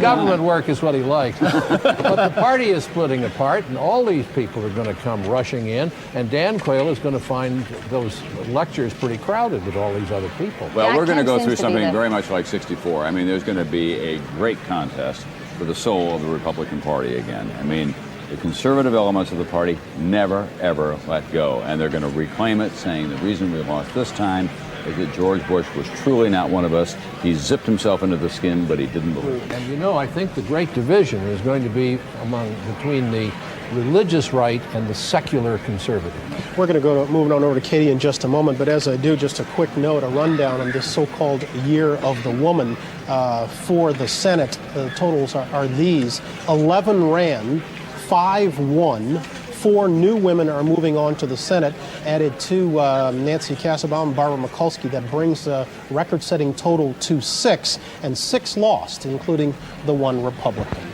Okay, let's talk about term limits. That's right, Brian. This is something that may ultimately affect everyone on Capitol Hill, male and female. That is term limits. They've been voted on in 14 states, and so far 11 states have passed by overwhelming margins term limits on members of the Senate and the House of Representatives. Some of those states are Ohio, Florida, Arizona, Missouri, Michigan, Nebraska, California, South Dakota, and Wyoming, Oregon, and Arkansas.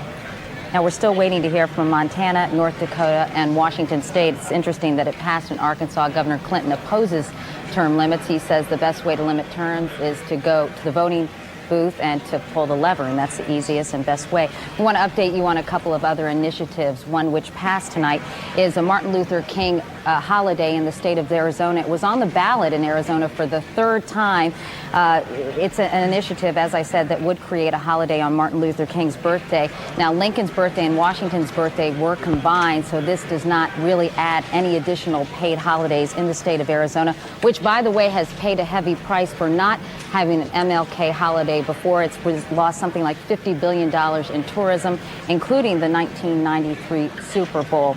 And also, we want to tell you about what's happened in the District of Columbia in terms of the death penalty. Roughly by a 2-to-1 margin, voters in D.C. have rejected a congressional attempt to reinstate the death penalty in the nation's capital, which has not been used since 1957. District residents are still very sensitive to the fact that they don't have home rule, and Senator Richard Shelby of Alabama introduced this legislation after one of his aides was shot just a mile from the U.S. Capitol. Katie, I won't ask you to elaborate on this one because I don't think you have this information available, but it would be interesting to find out how that term limit question breaks down along generational lines and whether or not it does. As we're talking about so many new voters coming into the forum and a whole generational change in America, it would be interesting to foresee what the future of term limits is going to be. Something tells me discuss with incumbents transcends all ages and all Perhaps, barriers. not sure. And Russia, they proved that you don't need term limits. They turned George Bush out after one term. They sure did, Tom. And I had an opportunity to talk to a senior Bush advisor and ask them simply what happened. And the response is this was probably more a natural shifting of the sands than anything else. The economy was uphill struggle to overcome. They did think, however, up until Friday night that they were gaining a point or two a night, that the race would have been dead even by tonight without the intervention of the Iran-Contra issue and the indictment of Caspar Weinberger, and that a final gut check today would have tilted towards the president. It wasn't meant to be. The president spoke to Bob Dole on the phone and said exactly that. Bob, this wasn't meant to be. Tom? Well, it's the end of 12 years of Republican rule, and a very strong Republican rule at that. And one of the things that happened, it seems to me, is that the president just simply didn't have the quality of aides and advice and handlers that Ronald Reagan did, say, in the first and second terms. We'll be back with more on Decision 92 right after this.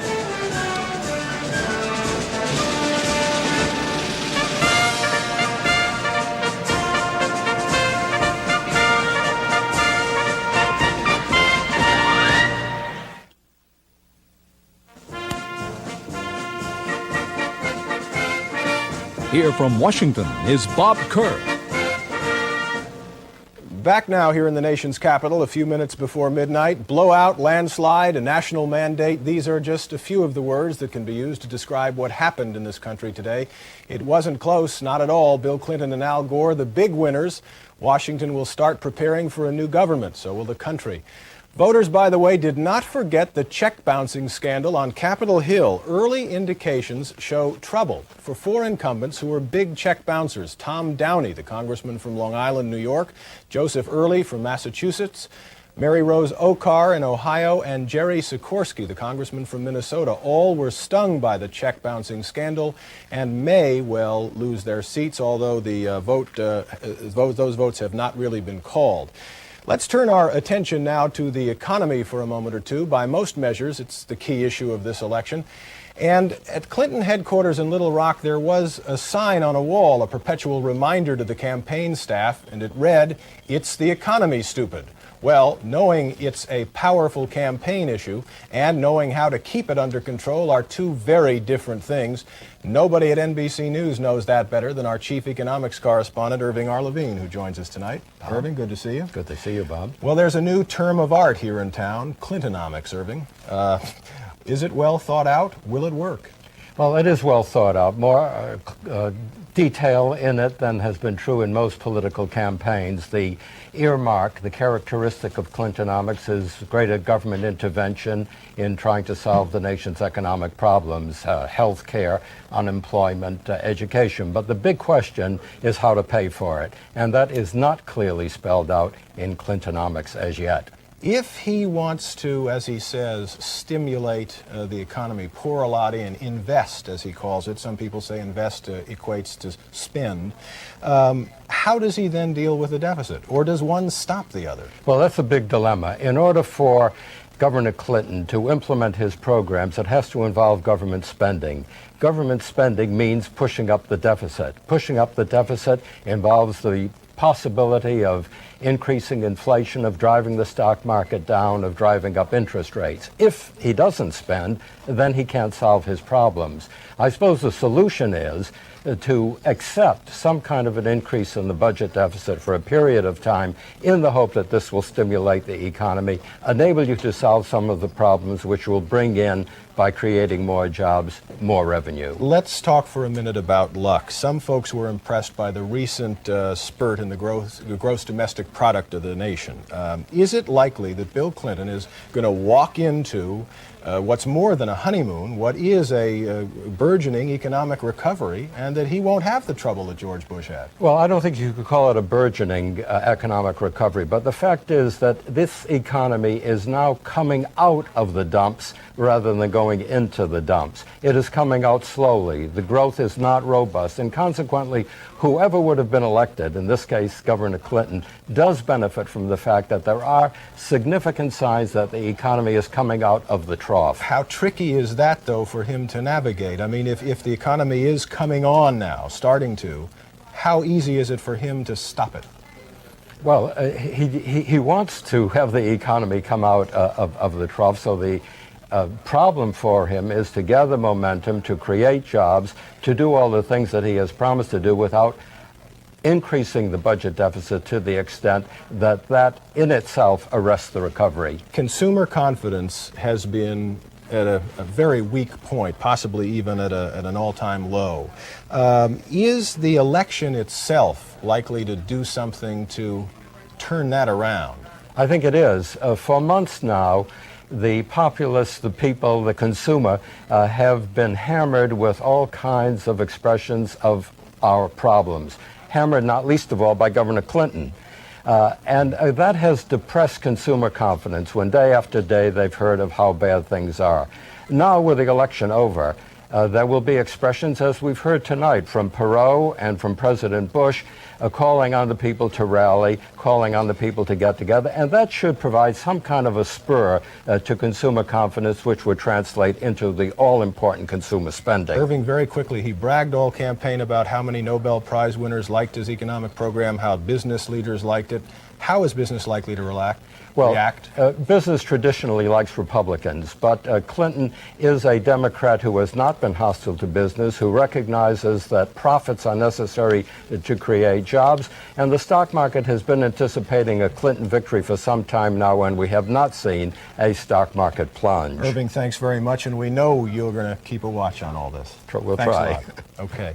All the talk last week that President Bush was coming on strong, moving up in the polls, didn't do much for a group of prominent conservative activists. They went ahead with a meeting last Friday to plan the future. The invitation letter read, "Barring a miracle, Bill Clinton will be elected president." The letter blamed the Bush administration for causing a disaster and others for trying to pin the blame on conservatives. It went on to say the Republican Party is in tatters. What's next? Probably a good measure of backstabbing, bloodletting, recrimination, and finger-pointing that the Democrats have grown so used to following recent elections. I'm Bob Kerr in Washington. NBC News Decision 92 coverage now continues from New York.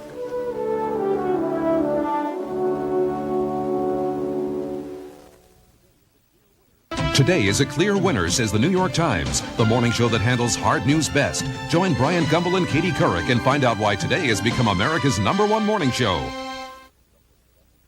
Something's come between Douglas and his bride. Every night, you are in my dreams. Dream of this. All new LA Law, NBC Thursday.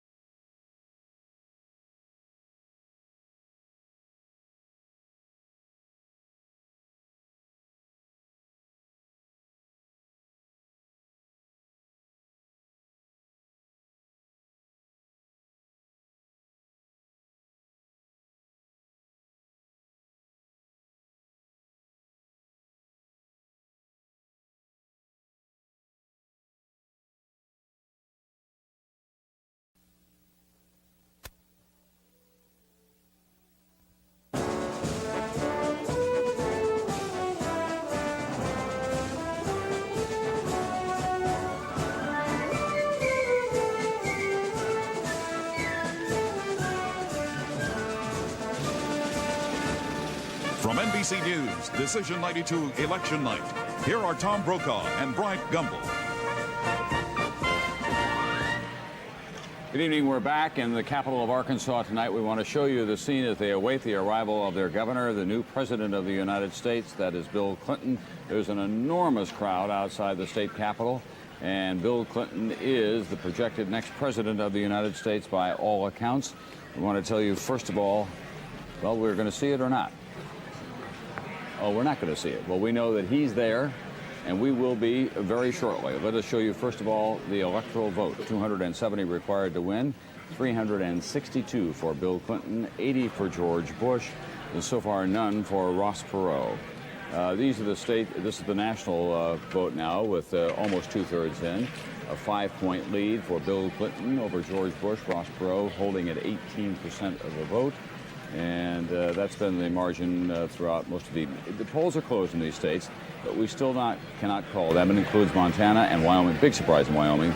Should have been an easy, safe state for George Bush. Look down there in Arizona. Also his home state of Texas. Still can't make a call. North Carolina and Florida. A lot of electoral votes there and a lot of popular votes at stake as well. So that's the situation as we await the presence of Bill Clinton tonight in Little Rock, Arkansas. John Chancellor, we have been concentrating on domestic problems, especially the economy and the challenges before the President of the United States. But as this country has been consumed by those difficulties and this national presidential campaign, in Russia, Boris Yeltsin has major problems. They've got civil war breaking out all across the southern republics. You've got a national emergency about to be declared in Germany. You've got all kinds of economic problems in Tokyo and throughout Western Europe. There's a huge foreign policy agenda in play here as well. I think that, I'm not alone in this, that the trouble in what used to be the Soviet Union may happen before January the 20th. And that will be the last thing that may happen on George Bush's watch, the foreign policy expert. And I'm pretty sure that Bill Clinton would do the constitutional but also the political thing and not get involved in that.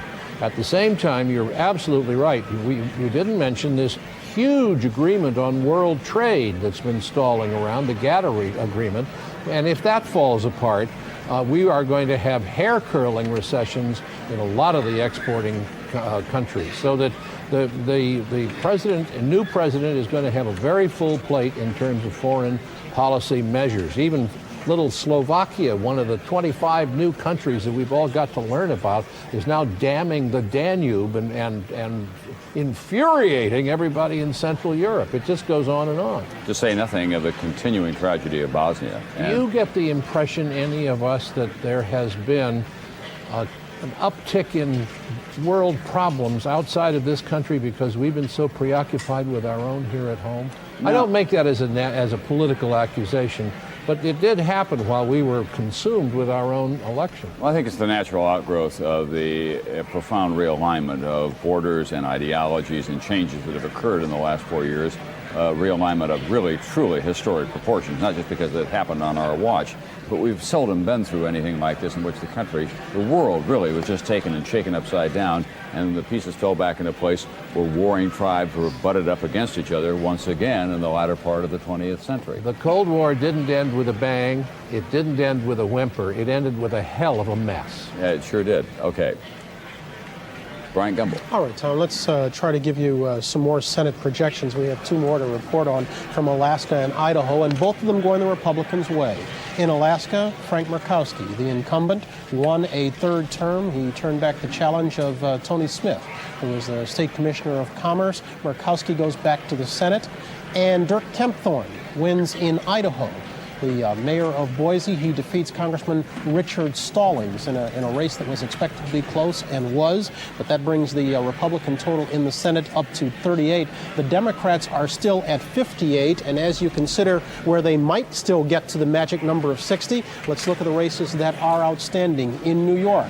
Alphonse D'Amato continues to cling to a very slight lead with 83% of the vote in. This one is still too close to call in his race with Attorney General Robert Abrams. Up in Oregon, a race that is also extremely close. Bob Peckwood trying to turn back Les O'Coin in a race that's been very nasty. Just 23% of the vote counted there. In New Hampshire, one that we've been watching all evening, but is still too close to call, separated now, as you can see, by just 7,000 votes. The governor, Judd Gregg, is trying to defeat John Rao, Professor John Rao, and there is one other race in Utah, that for a vacant seat, Jake Garn's seat. Republican Bob Bennett there is up against Wayne Owens.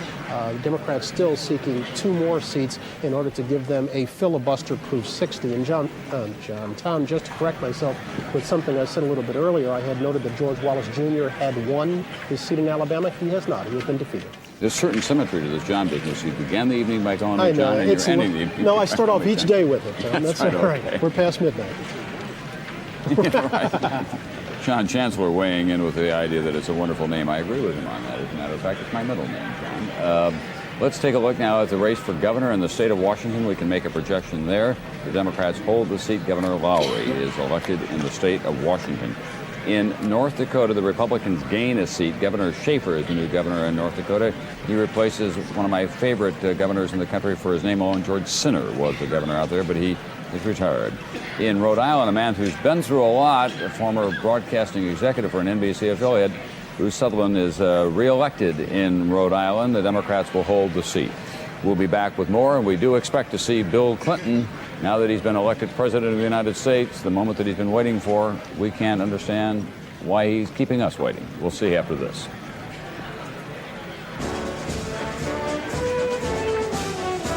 Decision 92 Election Night is being sponsored in part by Ford and your Ford dealer. Have you driven a Ford lately? It's more than a question. It's an answer. And by AT&T 800 service, because every call is a customer. We chose AT&T because our 800 service is our front door. If it shuts down, we shut down. To us, a single 800 call could be worth thousands of dollars. If a customer dials our 800 number and can't get through, it's like telling them to take their business somewhere else.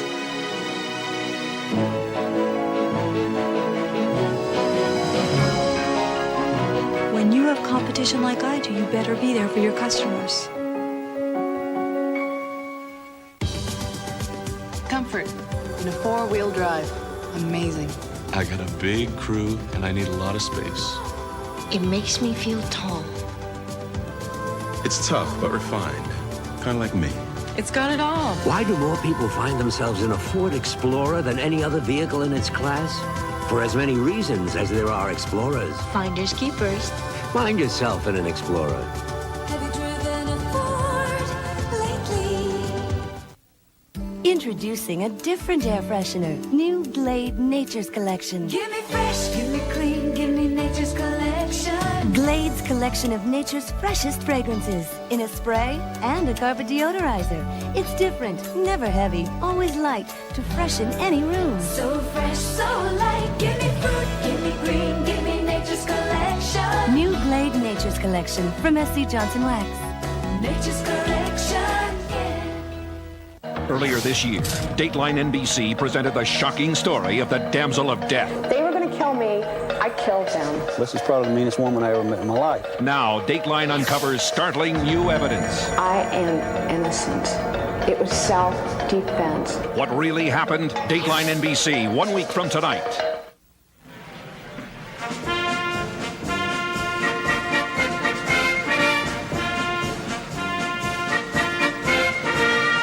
A lot of history being made this evening, some of it in Chicago, where Carol Moseley Braun has become the first African-American woman and the first black Democrat elected to a seat in the U.S. Senate. We should note that Edward Brooke was the senator from Massachusetts, a Republican who served, and that there were 2 Republican blacks before him during the time of Reconstruction, both representing Mississippi. But in modern day, Carol Moseley Braun becomes a one-of-a-kind in the U.S. Senate. Earlier tonight, she gave her victory speech in Chicago. Here's a part of it. And so, in closing, I would like to quote from another Illinoisan, our great 16th President Abraham Lincoln, let us have faith that right makes might, and that in faith, let us to the end dare to do our duty as we understand it. I'm going to work hard to be the very best senator Illinois has ever had. Carol Mosley Braun, the ex-Cook County Recorder of Deeds, now the U.S. Senator from Illinois, and in this Year of the Woman, she was the consummate candidate. But it still remains to be seen just how much impact we wound up having. We had over 100 running. The verdict isn't in yet on what numbers they're going to win. But Feinstein and Boxer are in from California, right? Murray is in from Washington. Murray is in from Washington. Mikulski goes back from Maryland. Nancy Kassenbaum is already there. We had to call Inspector Yackel. We called Specter the winner, but we have a total of 6 women in the U.S. Senate. But it has changed, and it will change even more rapidly in the years to come. The other thing that I believe that will change is that this whole business, even though we still count them up by Republicans and Democrats, there's going to be a whole lot less party loyalty. The big message this time was change and pragmatic attitudes about change. We want to get things done. We don't care whether you're a Republican or a Democrat. That's in part why Ross Perot did so well. We want to call another state for George Bush. He'll be happy to hear this. This is the adopted state of Jim Baker. In a way, he's got a fishing camp out there, in a place that he likes to go to. He may even retire there. In the state of Wyoming, George Bush goes into his column. That's the home state of Dick Cheney as well, and Alan Simpson. And those are our 3 unapologetic Republicans if ever we heard of them. 83 electoral votes now for George Bush as he closes in on 100, but still well short of where he'd like to be tonight. This is the national vote as we approach the 2/3 mark now. A 5-point lead for Bill Clinton. Ross Perot continues to hold at 18 points. It'll take us a couple of days to know exactly where those Perot votes came from. We've got some states that are too close to call that we want to show you right now that are still out there. The big state of Florida, obviously, the home 72% of the vote is in there. The president now has a narrow lead of 2 percentage points, but we still cannot make a determination about who may win this state. There are about 60,000 votes separating. 72% of the vote is in Texas so far. A 3-point lead for the president. At that point earlier, Ann Richards said that she was confident that they were going to carry the state. We'll have to wait and see on that one. 84% of the vote is in North Carolina. Look at that. It couldn't be much closer than that. 3,000 votes separating them, a little less than 3,000 votes. Ross Perot's down there at 14% of the vote. Of those 283,000 Ross Perot votes, you wonder how many of them might have gone to George Bush in a conservative southern state. And then in the state of Montana, where they've got a couple of very spirited races for governor and for the 1 congressional seat now, Bill Clinton is in the lead there with 6,000 vote lead over George Bush, a 4 percentage point lead. Tells you something about the population in Montana. Almost half the vote has been counted, and each of the candidates just 60,000. Andrea Mitchell is at the Clinton rally tonight, which is assembled outside from sea to shining sea in Little Rock, Arkansas. They call it Little Rock, by the way, because there was a little rock in the Arkansas River that was a navigational point. And Andrea Mitchell, that's as much of local trivia as I'm going to give you at this hour. Well, this isn't at all trivial, Tom. This is a crowd of about 40,000 people. They've been listening to patriotic hymns and gospel music. It is absolutely freezing in Little Rock. It was about 65 or 70 degrees at this time last night. It's, I would say, about 25 or 30 degrees. I'm no Willard, but it's awfully cold. And a lot of these folks traveled here without winter clothing. Doesn't seem to bother them at all. They're waiting, obviously, for Bill Clinton, Hillary Clinton, Chelsea, and Al Gore and Tipper Gore and their children. We understand that the 2 families are going to come out and be introduced, and then we will hear first from Bill Clinton, then from Al Gore, and then I would expect we'll see what we've been seeing throughout this campaign. Bill Clinton plunging into this crowd of friends and admirers and shaking as many hands as he can. It's been quite an extraordinary evening for those people here at the old State House in Little Rock. As you can see, the Democratic Party has not only recaptured the... Right. Can I just say there's James Carville right in the middle of it all with the balding head and the red scarf, and just ahead of him is Mandy Grunwald. That won't mean a lot to a lot of folks, but those were the 2 key political strategists who worked for Bill Clinton. James Carville graduated from LSU and had a checkered career as a political consultant, then got Harris-Wofford home in Pennsylvania to the U.S. Senate, and then took on the Clinton campaign and has been the resident genius there. Came up with the slogan, "It's the economy, stupid." inside out still? I don't know. He had to because that's right. He had very little time to eat. That's what he does for superstition's sake, right? Superstition's sake. John Chancellor, I'm not going to check on his clothes, but I can tell you this is a very happy man. For one thing, he won Louisiana for Bill Clinton. And there have been many times when we went back to Louisiana during this campaign, and other campaign strategists said it was nuts to go to Louisiana, but James Carville was right. He has this relationship with Mary Matlin, who is the political director for President Bush, of all things. It really is the stuff of political novels and certainly films about how they maintain their relationship. They're supposed to go to Venice when this is over, and I wondered if that was Venice, Italy, or Venice, California. I mean, that's a fairly odd bunch, couple. They are leaving for Venice, Italy on Thursday morning, says James. And he told me that the one thing he's really sad about today is that Mary is suffering this loss. Well, yes, I'm sure, Andrea. Not that sad. Well, it's a zero-sum game, isn't it, that they've been playing? Listen, Bill Clinton, we were talking about his style earlier. Let's try to give the American people a kind of roadmap to how he may operate. He does love this campaigning business. Andrew, you told me the story that he was working late one night at a crowd, and he came around the corner. There was a knot of men, gathered outside a place, and he went over and started shaking their hands, thinking that they were waiting to see him. Turns out they just left the bar because it closed. That's right. He even went down an alley. This was in Iowa one night, about 1 o'clock in the morning, and he ran down the alley looking for the one guy who had gotten away and hadn't been shaking his hand. Bill Clinton started out in New Hampshire believing that if he could go door to door, retail politics, and shake every hand in America, they'd all vote for him. Ran for student body president, freshman class president first at Georgetown University, and then student body president, a Rhodes Scholar. He has had a passion about politics and about being involved in the political arena since he was in late junior high, and it has come to fruition in a way that perhaps not even he could have imagined as a young man growing up in Hope, Arkansas, the stepson of an alcoholic father, a protector to his mother and his brother, who eventually got into drug difficulties when Bill Clinton was governor, and Clinton had to authorize a state highway patrol sting on his own brother, thinking that was the only way that he could save his life. My guess is, Andrea, that when he gets to Washington, that as he promises, he'll be working that city very hard. He will not be confined to the Oval Office or to the trappings of the presidency. He'll want to get out and press the flesh in ways that we have not seen it done before. I think that's true. Not in the way Jimmy Carter tried to carry his own suit bag and walk up Pennsylvania Avenue, but I think you're going to see bus trips, for instance. Andrea, I know how we can get Bill Clinton to appear. We're going to go to a commercial, and as soon as we do that, he'll probably appear. So we'll be back with more after this.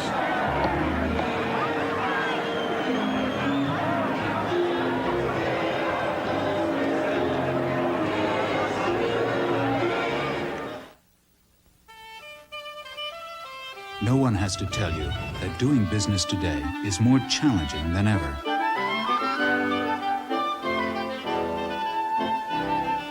But all over the world, one company is helping you meet those challenges head on, no matter what it takes.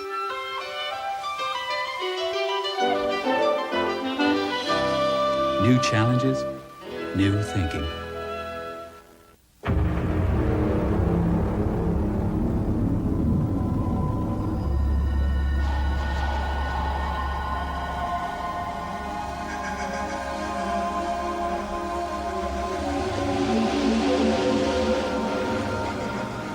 In a world of sweeping changes, there is one certainty. The financial strength of the Prudential, rock solid in securities, insurance, and real estate.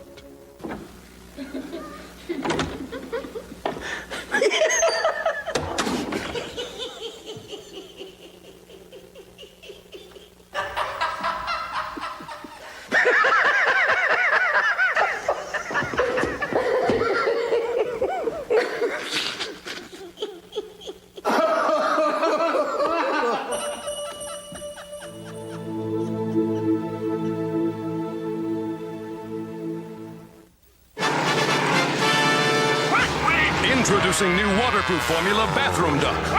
The only multi-surface bathroom cleaner that waterproofs as it cleans to resist dirt buildup. Like water off a duck's back. Watch how dirty water just slides off the side, cleaned with bathroom duck.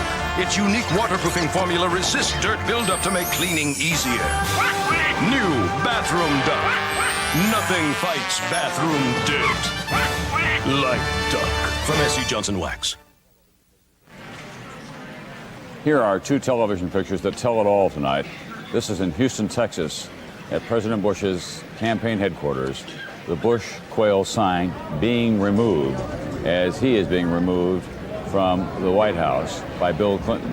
And this is the scene in Little Rock, the capital of Arkansas. The flags festooning the Capitol stage, awaiting the arrival of the governor, his wife, their daughter Chelsea, the new Vice President of the United States, Senator Al Gore of Tennessee, his wife Tipper, and their children. Some 40,000 people there altogether.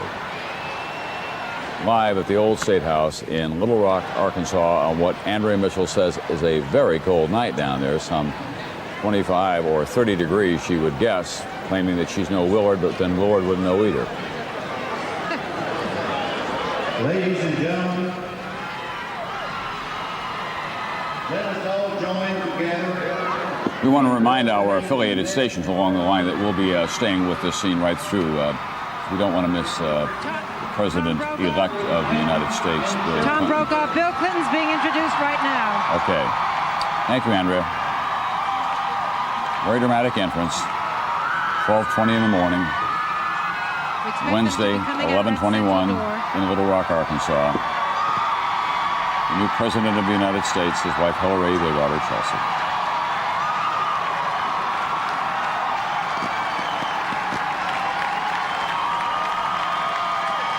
A formidable political marriage.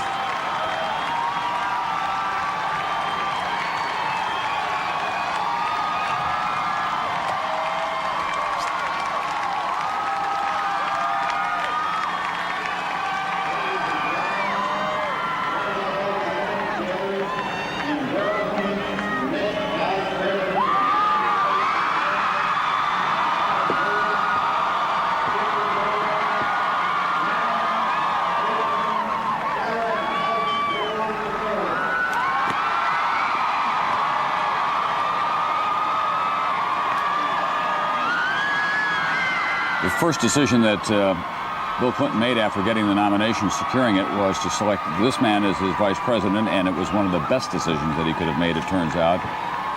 They were more than the sum of their parts. Tipper Gore and Hillary Clinton were a natural team as well. And they introduced a new style to American presidential politics. Two young men who went to the old-fashioned bus and captured the fancy of the country.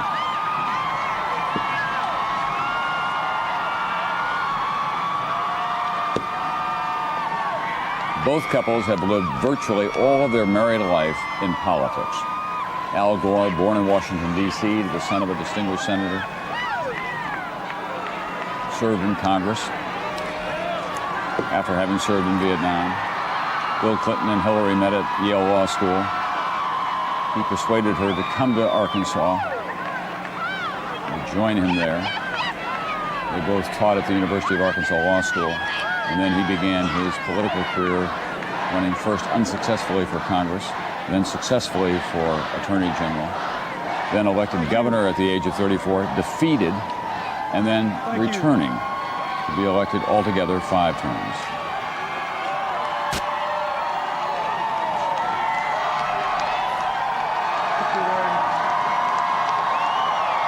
Now in his home state, he stands before them, President-elect of the United States, the 42nd. My fellow Americans,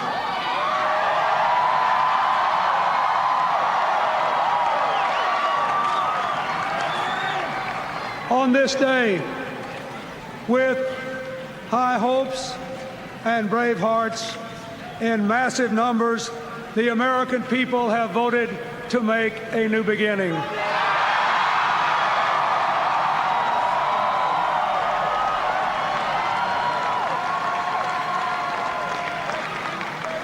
This election is a clarion call for our country to face the challenges of the end of the Cold War and the beginning of the next century. To restore growth to our country and opportunity to our people. To empower our own people so that they can take more responsibility for their own lives. To face problems too long ignored, from AIDS to the environment, to the conversion of our economy from a defense to a domestic economic giant.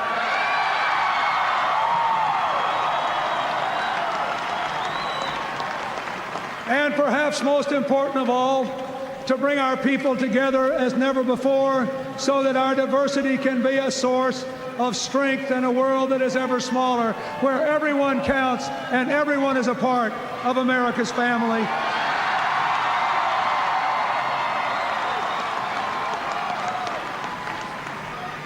I want to begin this night by thanking my family, my wife, without whom I would not be here tonight,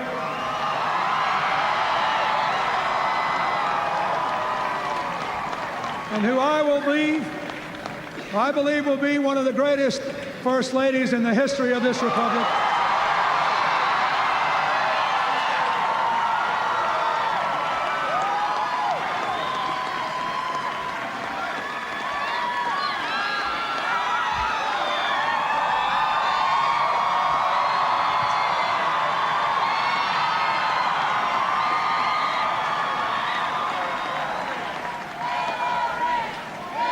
And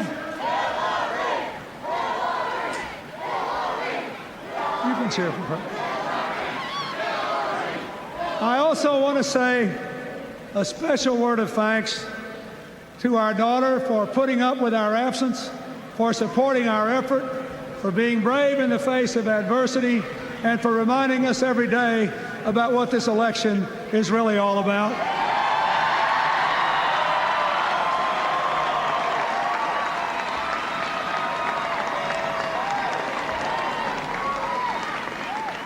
I want to thank my mother, my brother, my stepfather, my mother-in-law and father-in-law, my brothers-in-law, and my sister-in-law who carried this campaign across this country and stuck up for me when others were trying to put it down. I love them and I thank them.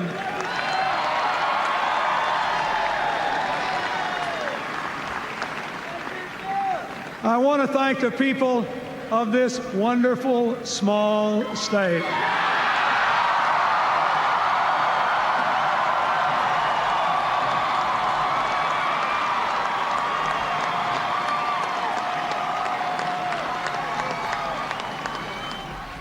Time after time, when this campaign was about to be counted out, the Arkansas travelers exploded out of this state around the country to tell people the truth about what we had done here together, how we had pulled together, what we believed in, and what we could do as a nation. I had the best staff and cabinet you can imagine. They kept this state together, and even when we weren't here, we continued to lead the country in job growth, in keeping taxes and spending down, and in pulling the people of Arkansas together to show what we could do if the nation pulled together and moved forward too.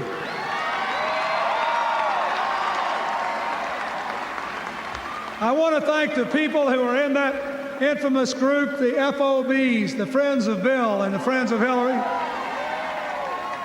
No person who ever sought this office was more aided by the friends of a lifetime, and I will never forget you. I want to thank the people in the new Democratic Party, headed by our chairman, Ron Brown, the new members of Congress, the new blood, the new direction that we are giving. And finally, I want to thank the members of my brilliant, aggressive, unconventional, but always winning campaign staff. They were unbelievable.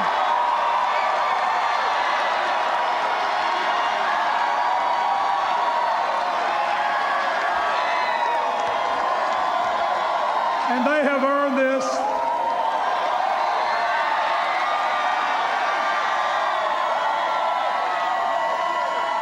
I want to say,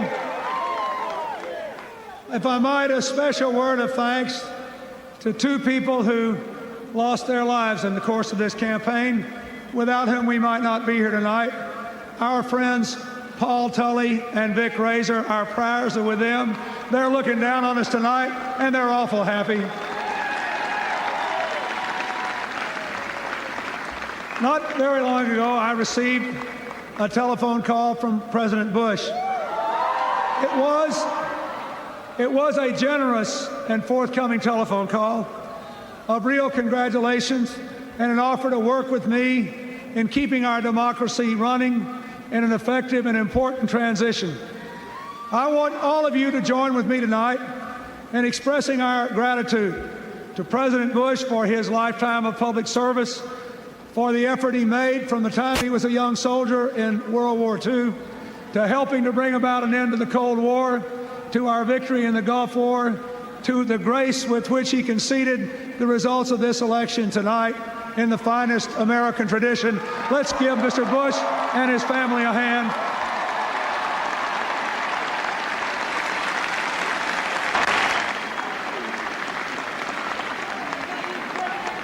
I heard tonight Mr. Perot's remarks and his offer to work with us. I say to you, of all the things that he said, I think perhaps the most important that we understand here in the heartland of Arkansas is the need to reform the political system, to reduce the influence of special interest and give more influence back to the kind of people that are in this crowd tonight, with the tens of thousands, and I will work with him to do that.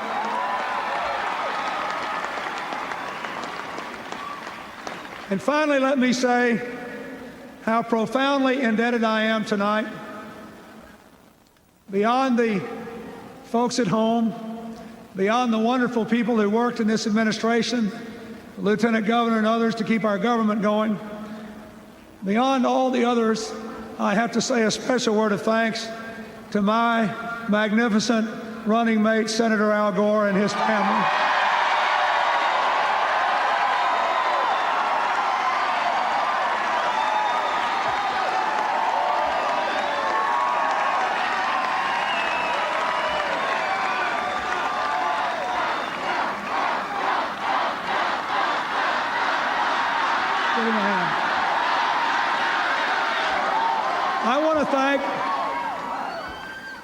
I want to tell you that Al and Tipper, Hillary and I have become friends. I admire them for what they stand for. They're enjoyable to be with. They believe in our country. Al Gore is a man of almost unparalleled combination of intelligence, commitment, compassion, and concern to the people of this country, to our obligation to preserve our environment, to our duty to promote freedom and peace in the world. And together, we're going to do our best to give you a new partnership for a new America.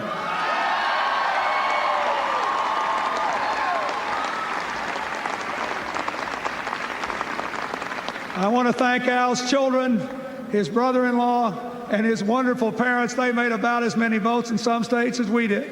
I think we carried every state that Senator and Mrs. Gore campaigned in. Their percentage was the best of all. I want to say that we have established a partnership in this campaign that we will continue into this new administration. For if we have learned anything in the world today, it is that we can accomplish more by teamwork, by working together, by bringing out the best in all the people that we seek. And we will seek the best and most able and most committed people throughout this country to be a part of our team. We will ask the Democrats who believe in our cause to come forward, but we will look too among the ranks of independents and Republicans who are willing to roll up their sleeves, be a part of a new partnership, and get on with the business of dealing with this nation's problems.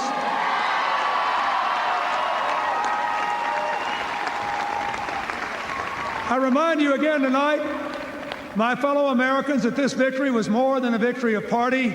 It was a victory for the people who work hard and play by the rules. A victory for the people who feel left out and left behind but want to do better. A victory for the people who are ready to compete and win in the global economy, but who need a government that offers a hand up, not a handout. That is what we offer, and that is what tomorrow we will begin to work to provide to all of you. Today, the steel worker and the stenographer, the teacher and the nurse, had as much power in the mystery of our democracy as the president, the billionaire, and the governor. you all spoke with equal voices for change. And tomorrow we will try to give you that. You can trust us to wake up every day remembering the people we saw in the bus trips, the people we saw in the town meetings, the people we touched at the rallies, the people who had never voted before, the people who hadn't voted in 20 years, the people who'd never voted for a Democrat, the people who had given up hope. All of them together are saying, we want our future back, and I intend to help give it to you.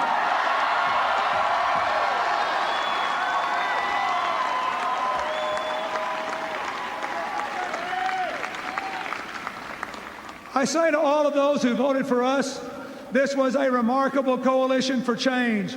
Many of you had to put aside this or that personal ambition to be a part of a broad, deep commitment to change this country. I ask you to keep that commitment as we move from election to governing. We need more than ever for those of you who said, let's put the public interest over personal interest, to keep it right there for 4 years so we can turn this country around. I say to all those who voted for Mr. Bush or Mr. Perot, those who voted for the president, those who voted for Ross Perot, I know you love your country too. I ask you to listen to the voice of your leaders. I ask you to join with us in creating a reunited states, a united country with a new sense of patriotism to face the challenges of this new time. We need your help too, and we will do our best to deserve it.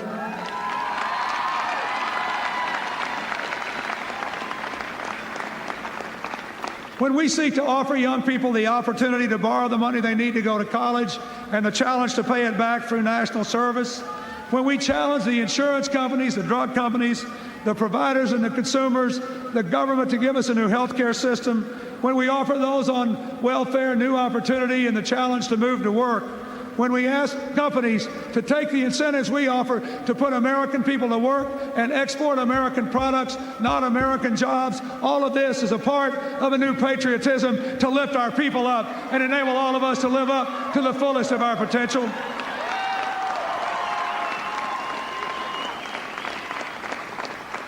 I accept tonight the responsibility that you have given me to be the leader of this, the greatest country in human history.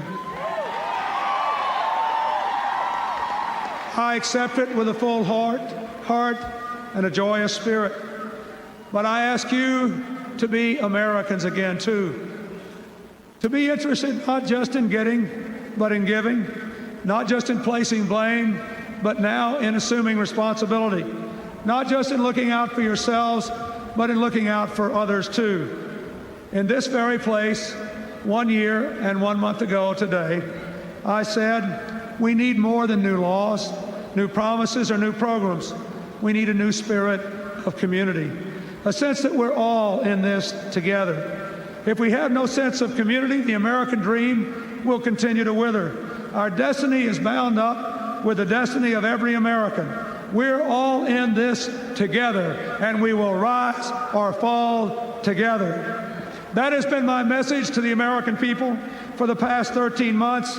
And it will be my message for the next 4 years. Together, we can do it. Together, we can make the country that we love everything it was meant to be. I still believe in a place called hope. God bless America. Thank you all.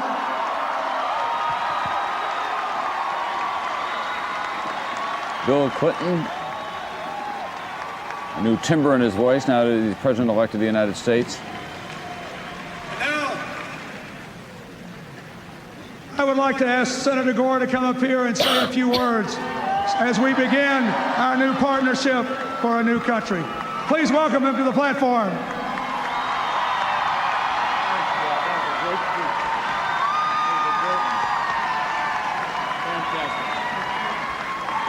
Thank you, President-elect Bill Clinton.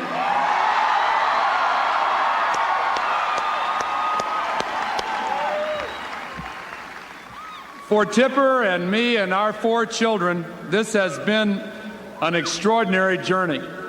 I want to, first of all, thank Bill and Hillary and Chelsea, knowing of all the sacrifices they have made and the hardships they have endured. And I would like to thank the person who is most important in my life, Tipper Gore.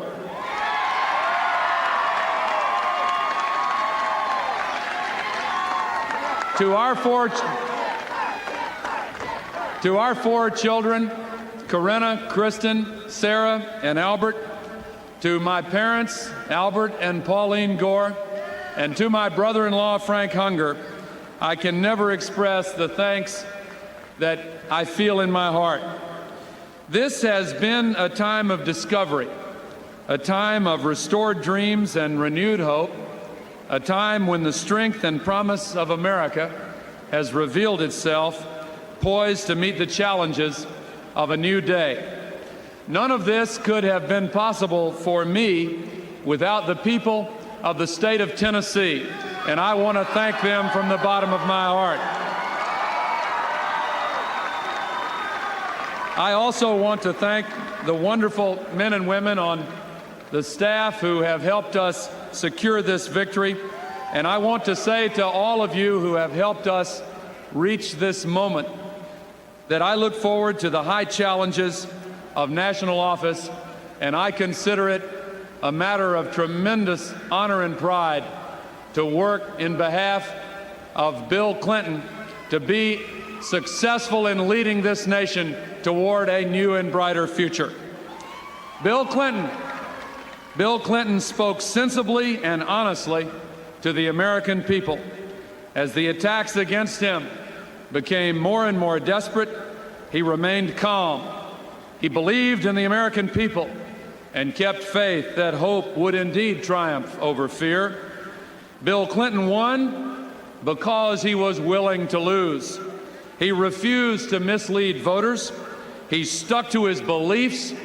He asked for your vote by challenging you to make America better. Where I come from, we have a name for that. It's called character.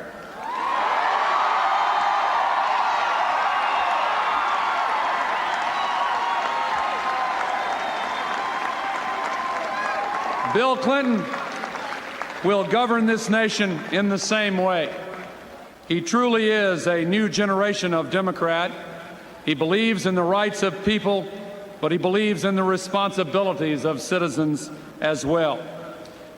Our government's policies must be changed. The promise of America depends upon a commitment that under freedom we will enable the strong to prosper, but we will not abandon those in need of help.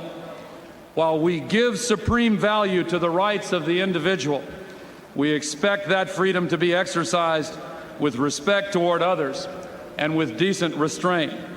We respect the values of community, and among them is our obligation to protect the environment in which we live.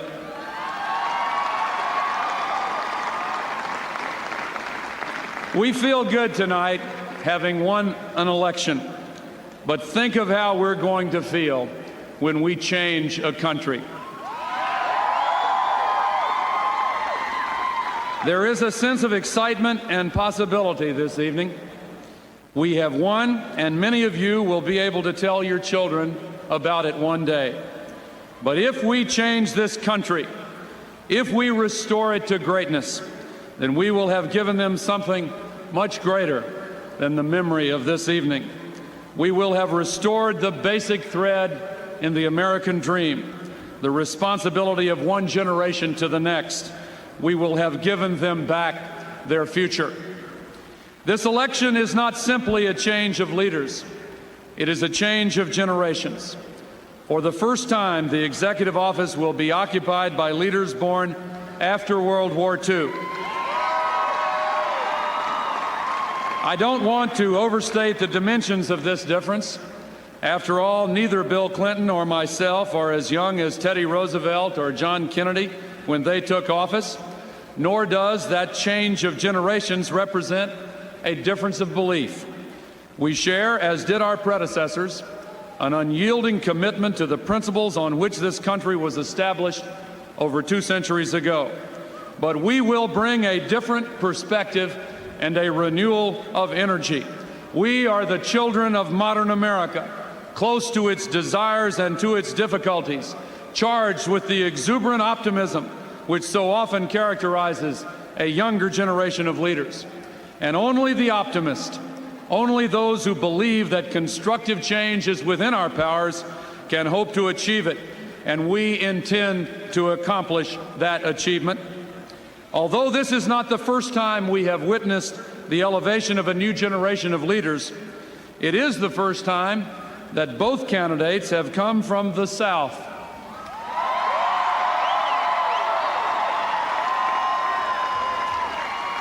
It is symbolically an expression of the reality that sectional wounds of the past are finally and irrevocably healed.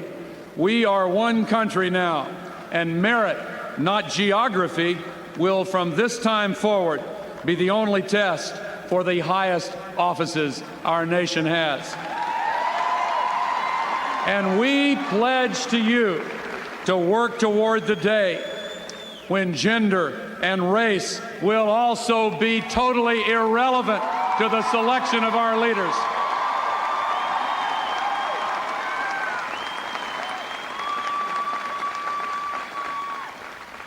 The deeper meaning of this election is our commitment to end the divisions in our nation.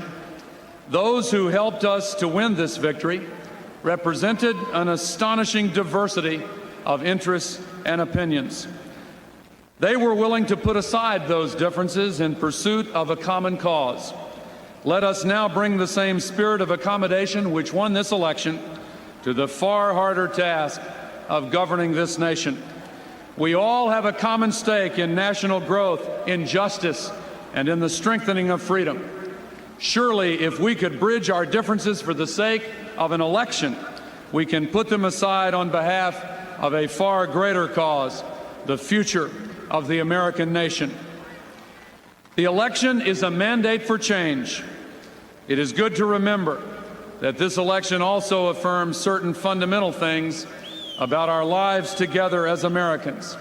We are still participants in a great experiment: the sovereignty of the people to rule themselves, the power to create and to destroy governments of persons elected from among them, and the idea that governments exist in order that citizens may exercise their inherent rights to life, liberty, and the pursuit of happiness. These are still the most radical political ideas ever expressed in the history of nations. And this year, it was, after all, the American people who forced the debate to stay on the issues when others would wander. This year, it was you, the people, who disciplined our politics, our politicians, and everyone else to focus on the things that matter to you. And you have given us a great opportunity to help America move forward, to end the distress of the present, and to renew this nation's voyage toward ever-enlarging opportunity for all our people. And that's the journey we will attempt. Not just Governor Clinton and I, but all of those who supported us, and those multitudes who may have voted for our opponents, but who share our belief in America's great possibilities. And so to all of you I say, welcome aboard the great ship USA. We're about to embark on a new journey together, and it's time for us to go.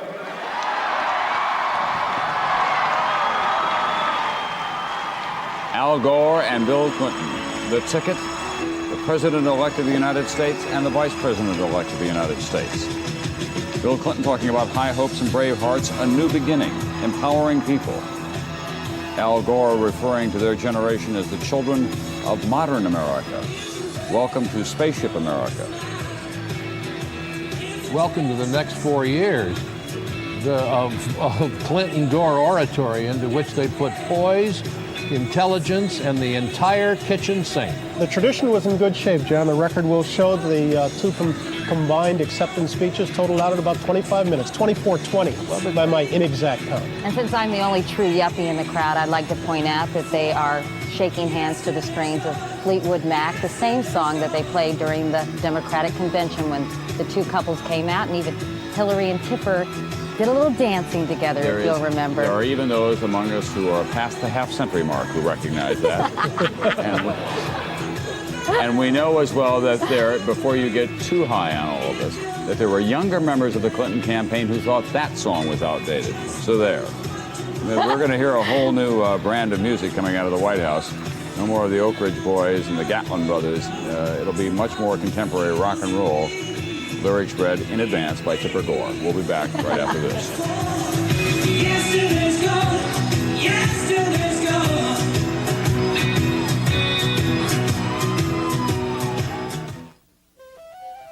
This symbol outside means you have the standard inside that an entire library of software has been written to.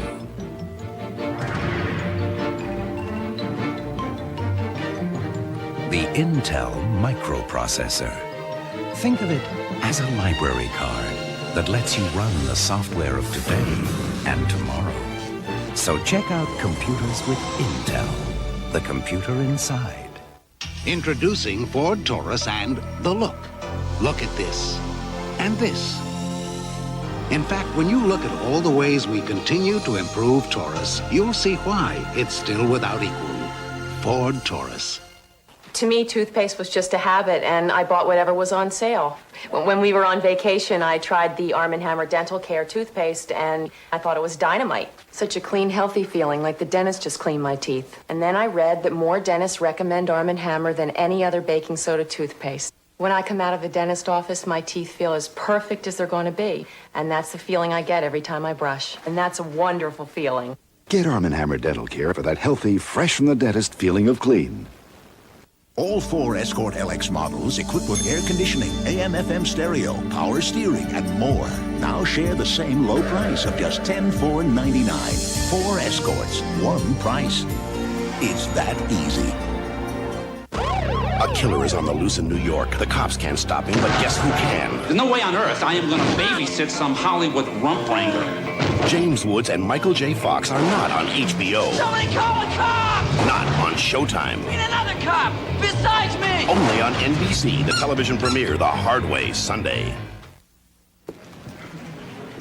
Bill Clinton is the new president of the United States, but George Bush retains his dignity in his adopted home state of Texas. NBC News now projects that Texas, its 32 electoral votes, will go into George Bush's column. He is in Houston tonight. He has said in the past that he would retire there.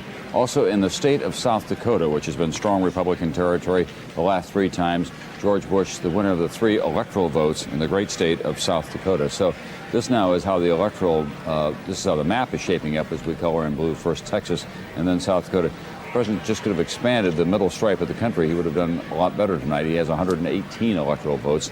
Bill Clinton well past the margin needed for victory with 362. The national vote, now 70% of it has been counted. Bill Clinton with a 5-point spread. Ross Perot holding steady at 18. That's a very impressive showing for him tonight. And if it stays there, it goes a little bit higher. He'll be getting a lot of high marks for all of that. There are a lot of states that are just too close to call, and we'll show you why, beginning in the state of Florida. It was one of the great battleground states. More than 80% of the vote is in. And as you can see, only about 20,000 votes separate George Bush and Bill Clinton 1 percentage point. That's very tight indeed. North Carolina, 91% of the vote is in. It's even closer there. In the percentages, it's a flat tie. And about 2,000 votes, a little more than that, separate the two. In Arizona, 11% of the vote has been counted. Remember, this is the home state of Barry Goldwater, and we've got a race that is too close to call. 4,000 votes separating them there in North Carolina. You've got just some final business on the Senate side, Tom. We can now project a winner in Utah, where Republican Congressman Bob Bennett has defeated Democratic Congressman Wayne Owens. Bennett, a Mormon, a conservative, moves on, filling the seat vacated by retiring Jake Garn. The other 3 Senate races that are still outstanding are still too close to call. In New York, Alphonse D'Amato and Robert Abrams now separated by less than 100,000 votes, with 3% still outstanding. In Oregon, Bob Packwood trying to turn back the challenge of Congressman Les O'Coin. That one too close to call, with 1/3 of the vote counted. And in New Hampshire, this is one that's been going on since we came on the air. The governor, Judd Gregg, still trying to prevail against Professor John Rao, but he has yet to do so. 64% of the vote counted. We still have 3 races outstanding. Democratic senator is now at 58, Republicans at 39. Tom? Katie Kirk, some thoughts? Tom, before we sign off, just wanted to tell you a very controversial measure in Oregon which would have declared homosexuality, quote, wrong, abnormal, and perverse, and would have made discrimination against groups because of their sexual orientation legal, has been voted down in the state of Oregon. And John Chancellor, as you look back on this evening. Today's vote was for a bit more government, not big government, but a little bit more. And I think that'll be very important as this administration develops. And not liberalism, activism. And the fact is that we cannot overlook the 20% of the vote that went for Ross Perot almost from coast to coast, 18 to 20%. It's going to be a big factor and a big bargaining chip as they do business across the country. Well, we have a new era before America. 2 baby boomers, 2 gentlemen from the South, highly educated and determined to change this country in the way they spelled out for the past 11 months or so. That's our election coverage on Decision 92. Katie and Bryant will be back tomorrow, and we'll have a lot of work ahead of us as we cover this new passage in American history, 1992.